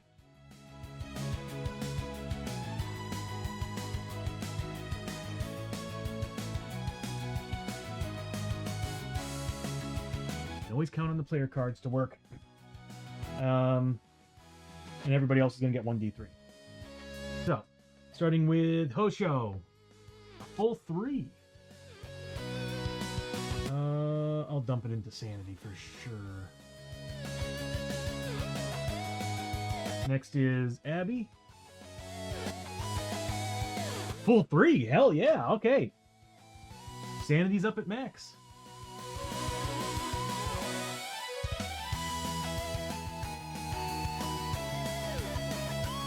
All right, so now we're done with Catch Your Breath. We move on to the loot. We only fought 1 enemy, so everybody gets 1 loot card.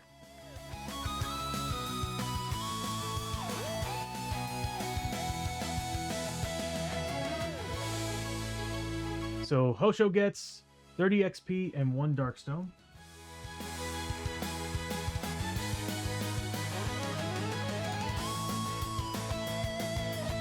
Ah, I went a little too fast.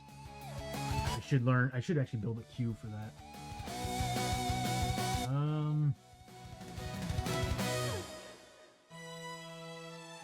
Next is Abby.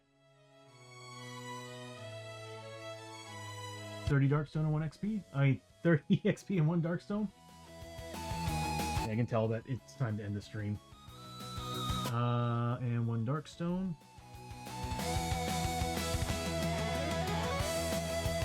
Next is Chio. Artifact card and 20 XP. I like artifact cards. This is Forbidden Fortress.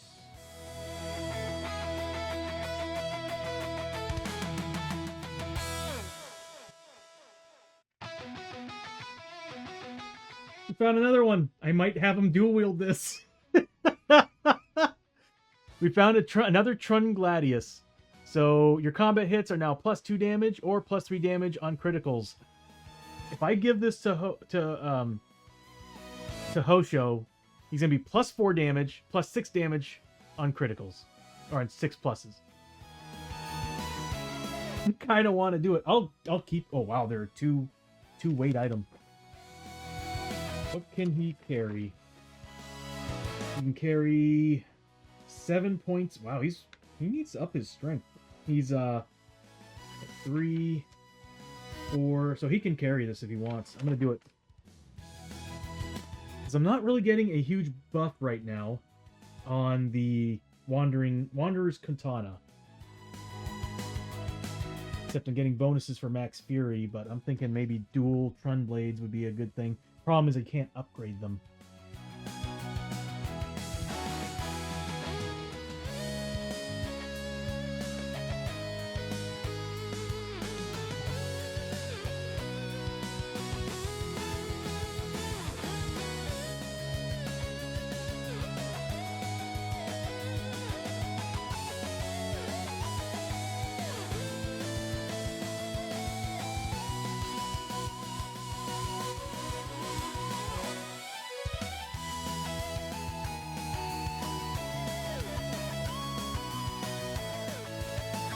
That's awesome, though. That is awesome. Although that's could also be extra money. Next up is Lester.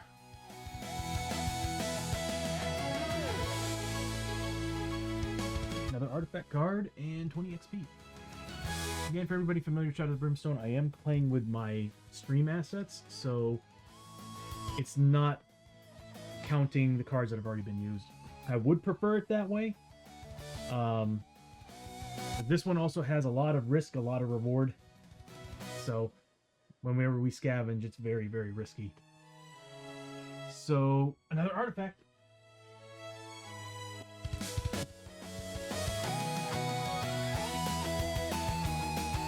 Nobuhara Shackles. +1 max grit. Your attacks are +1 damage against demon enemies.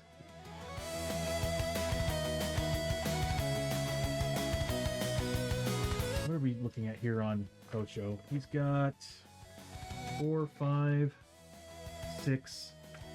He can't carry this. Who can?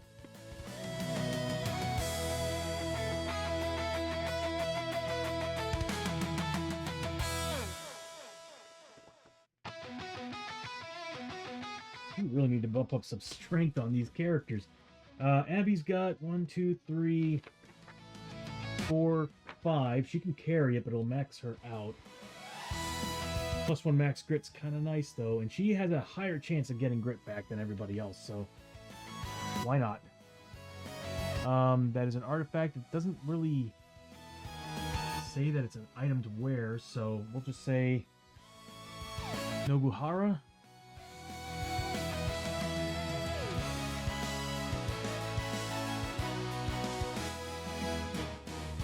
$600.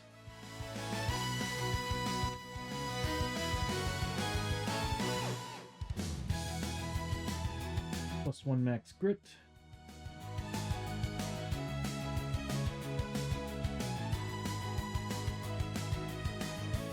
+1 damage against demons.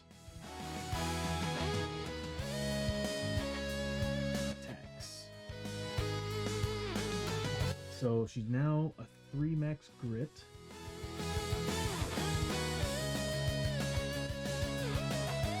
I would give it to Chio, but she's already wearing a lot. So let me take a look here at the stream. We change the assets. So she's now a max grit of 30. There we go. And that's a two-weight item. I gotta remember that.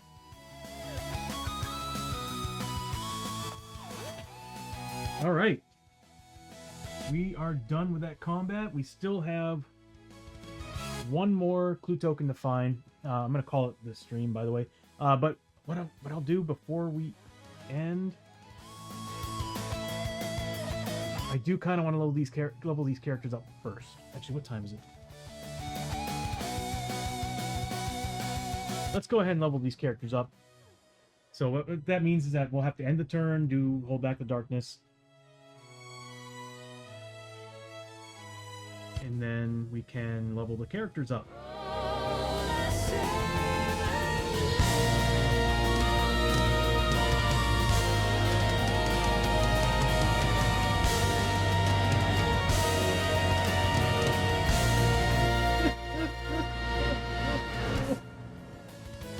Oh no! That's depth event doubles 1.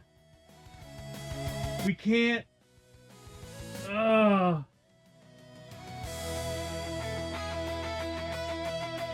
Sucks. Okay. Damn. Oh, that's so lame. Alright, let me pull the chart up for it. That is so lame. That is very lame. We just got done with combat. Alright, so here we go. Depth event, level 1, ambush attack. There are fiendish creatures and demons in the dark places of the world. Ambush attack. Draw a threat card and immediately ambush the heroes. Balls. It's cosmic. So lame. Oh, no. Well, I guess we'll prepare everything. But first, let's go ahead and level these wonderful characters up. All right, so let's start with... I guess we'll start with Hosho. And then we'll go to Abby. So we're spending 1,200 points, not giving 1,200 points, we're spending 1,200 points. There we go. Making him now level 3. Congratulations, you dinged. Roll for upgrade and choose a skill. Champion. You champion.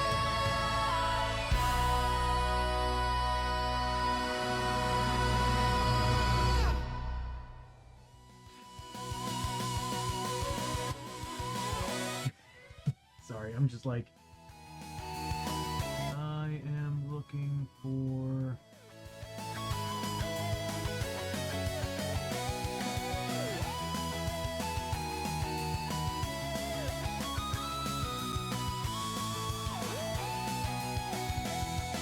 Why is... sometimes OBS...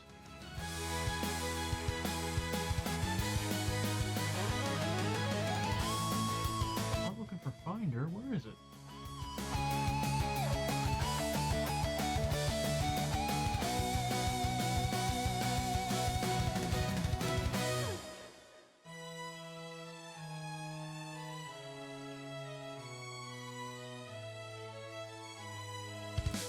Sorry, give me a second. I'm trying to understand why I did not open it. Weird.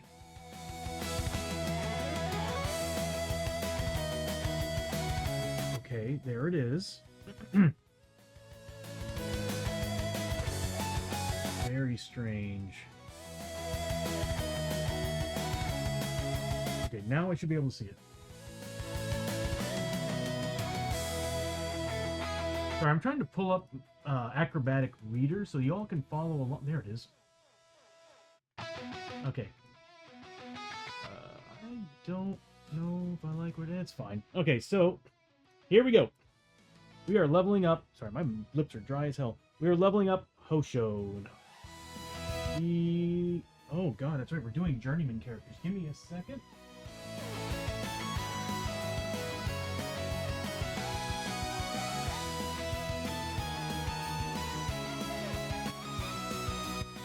Because we actually need to follow the rules on the journeyman character rule set. Now I could go down one of the paths of the classes that I chose, but I really want to get through Journeyman first because I really want that tier 4 ability, and this is the only way to get it. So, next one down, because we already did, for the love of God, please work with me. So we already did the best of both worlds. So gain a starting upgrade from the other class. We're now doing a new path. Choose one basic stat skill value, combat, max grit. So basically a stat value from the characters to replace what you currently have. Because what you did is you started with your backstory characters, ability scores, and everything. For example, Abby's gunslinger went into outlaw, and she's getting all the gunslinger abilities. They're awesome, except that her defense is piss poor because the gunslinger has a 5+ defense. So in this case, I'm gonna look and see what the outlaw has that the gunslinger doesn't. Outlaw should be down here somewhere.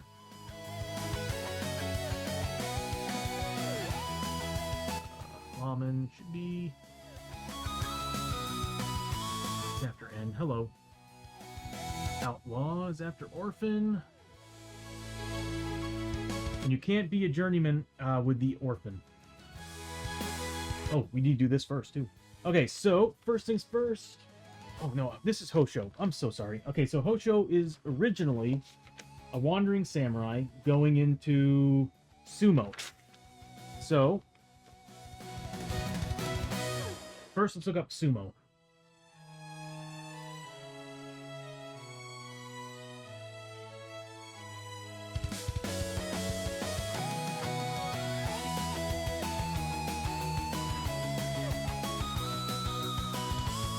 And we'll switch the music to the... There we go. Alright, so first thing we need to do is we need to roll on this table.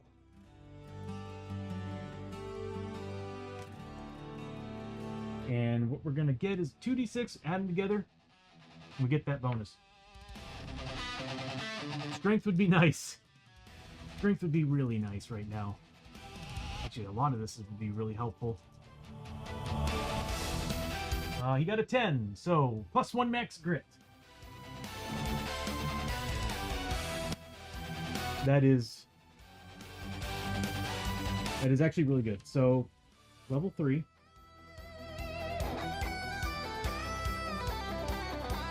I rolled a 10. I like to keep track of everything when it comes to leveling up. So he's getting +1 to max grit.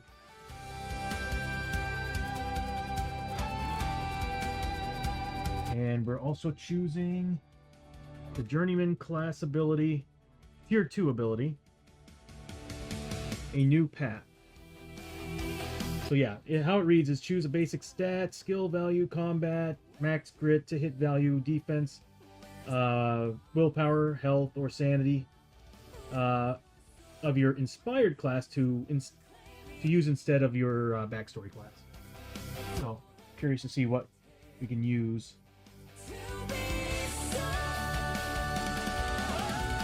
That is called a new path.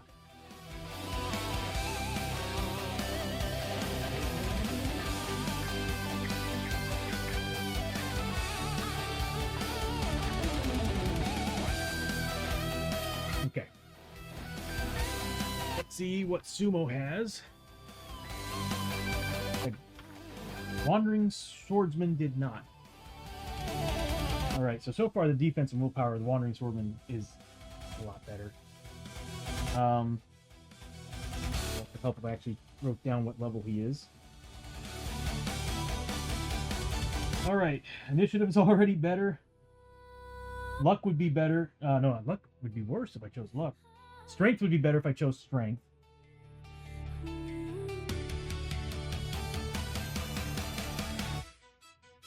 If I chose health, he would have a ridiculous amount of health right now.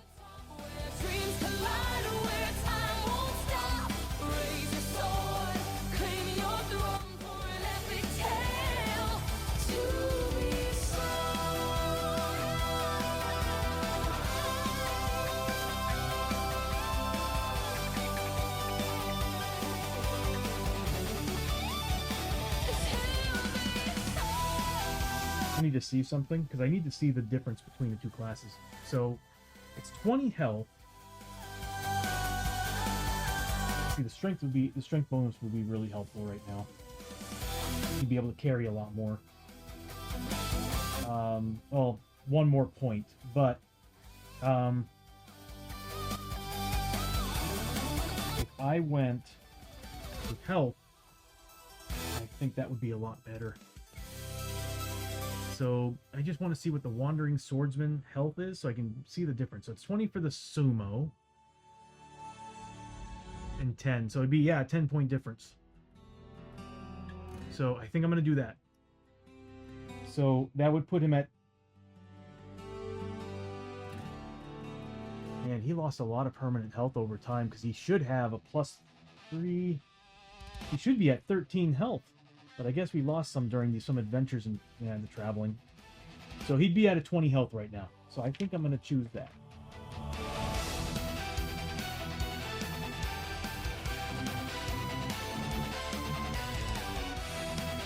So that will bump us up to 20 health. So it'd bring him back up to 18. Definitely worth having. So let's see. Hosho is now a max health of 20. I'm in the wrong screen.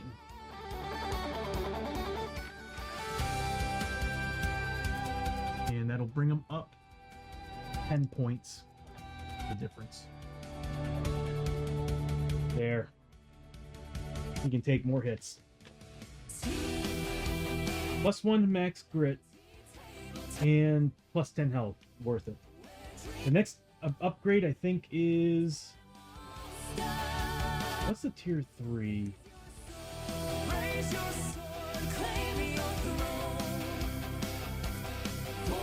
Hero's Journey. Draw a personal item for your backstory.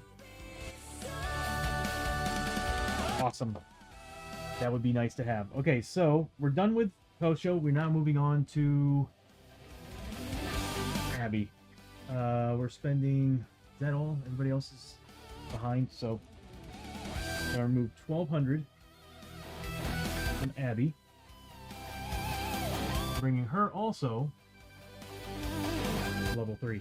Congratulations, you didn't roll for upgrade and choose a skill. You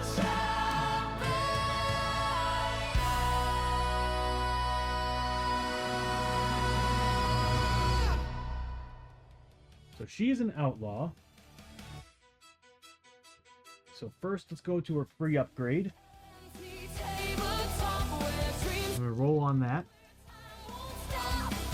11. B6 health. We got a 4. So she's getting 4 health.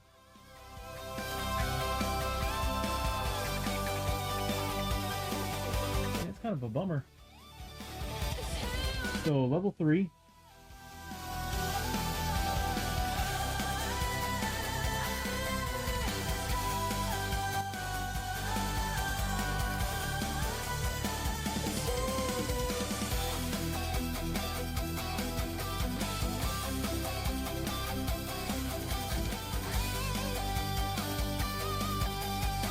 And she's also getting a new path. So plus 4 health. That's going to bring her to 8. Nice. 16 health total.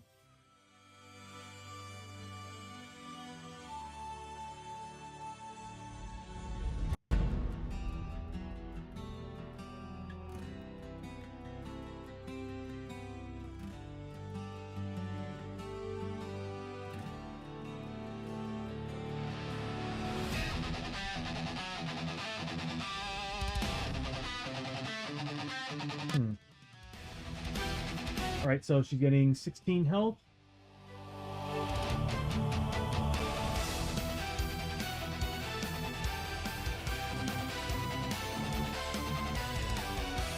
Person on the right screen. I'll update that here in a second. So let's go down and take a look at the bonuses that she could be getting here. I'm already looking at that defense and thinking that might be the way. 4+ melee. She doesn't use melee. She's already got a 4 luck. Initiative's already pretty high.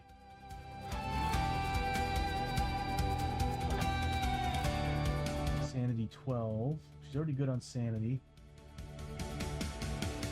It's either the defense.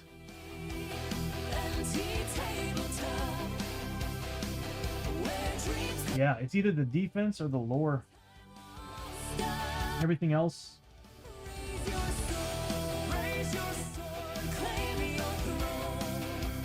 Yeah. He's got 16 health right now. He had 12. He's getting +2. If I choose from Outlaw, she'll get +2 health total. Oh, actually, hold on. Yeah, +2 health. So she'd be at an 18 health instead if I chose the health. Because the base health on Outlaw is 12. I think the Gunslinger was a 10. Let's just take a look. Just to make sure.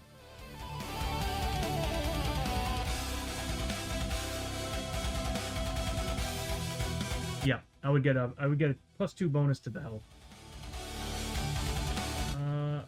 I'm thinking the defense is where it's gonna be at.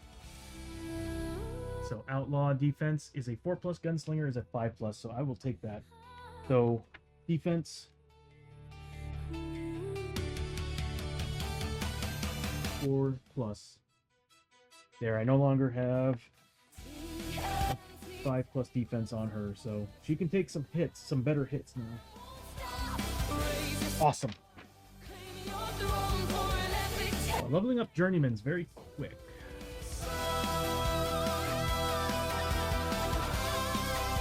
Although I'm dying to see what Journeyman... I want to see what leveling up a Journeyman character without going further down the... Because, like, if you don't go down the Journeyman traits, the 4th tier is how you get 4th tier abilities.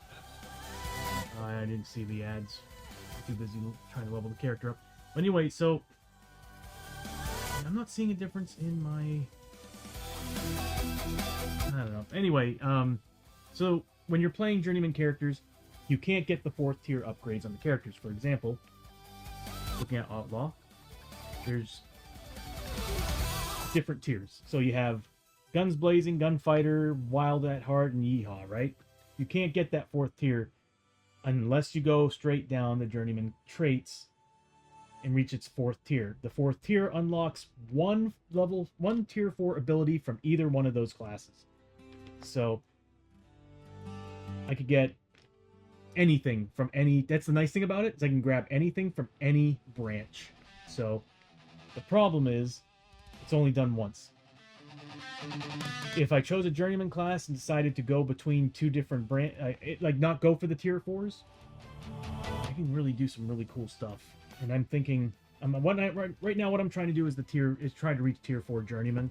But I'm beginning to think it's probably best just to get down to level 3 and just go to the next branch that I want. Because you get a lot going down these skill trees. And I feel like I'm missing out on that. But I just want to see what it's like going down full Journeyman. Because I'm not gonna lie, getting a 2+ range on... Getting a 2+ range on your on the Outlaw would be so awesome. Or even a willpower of 3+. I am +10 health. Dang. Anyway, so that is that. It's gonna be today's stream. Thank you all so much for hanging out.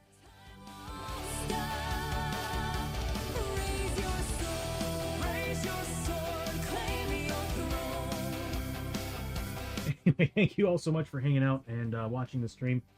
Thank you, Meta, for the gifted subs and the biddies and the hype train. Hell yeah! And everybody else, again, thank you so much for showing up and keep warm. I don't know. For us, it's gradually getting warmer. Not a whole lot, but it is a pretty cold season this year. And stay safe, keep warm. And I'll see you on Thursday as we continue. We should be able to finish this adventure at the end of the next stream. Let me see who we can raid into today.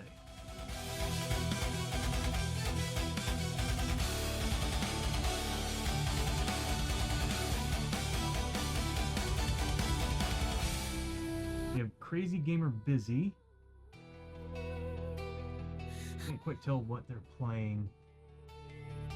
But I like the layout. There's quite a bit there. Welcome back from the ad break, everybody. We just finished leveling up the characters, and what ended up happening was we brought them up their journeyman branch, which gives them basically a skill or an ability, defense, whatever is on their character sheet that is a bonus from their inspirational class that their backstory class didn't have. It's only one ability, but we were able to get some extra health for Hosho, and we were able to get a decent defense on Abby. So that's pretty much what we end up doing. Right now we're actually finishing the stream. We're going to raid out. We have... Let's see. We do have a board gamer. What else do we have?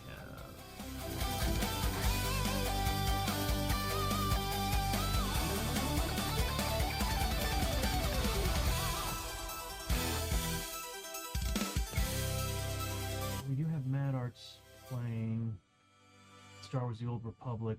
I do kind of want to raid out to a board game streamer tonight. There's a lot of people playing. Okay, so yeah, we'll raid into Crazy Gamer Busy.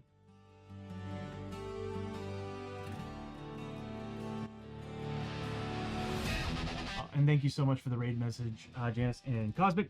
Good to see you. Glad you all are doing great. Yeah, we'll go ahead and raid into them. And start the raid. Again, thank you all so much for showing up.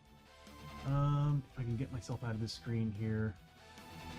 I built this whole thing, and there's so many buttons, and I'm so lost whenever I play with it. But anyway, thank you so much for hanging out. I'll see you all on Thursday for continuing this adventure, hopefully finishing it. And then next week, we should be able to get back into the routine of having a paint day on Tuesdays. And yeah, there it is. All right, so I'll see you all on Thursday. You all take care.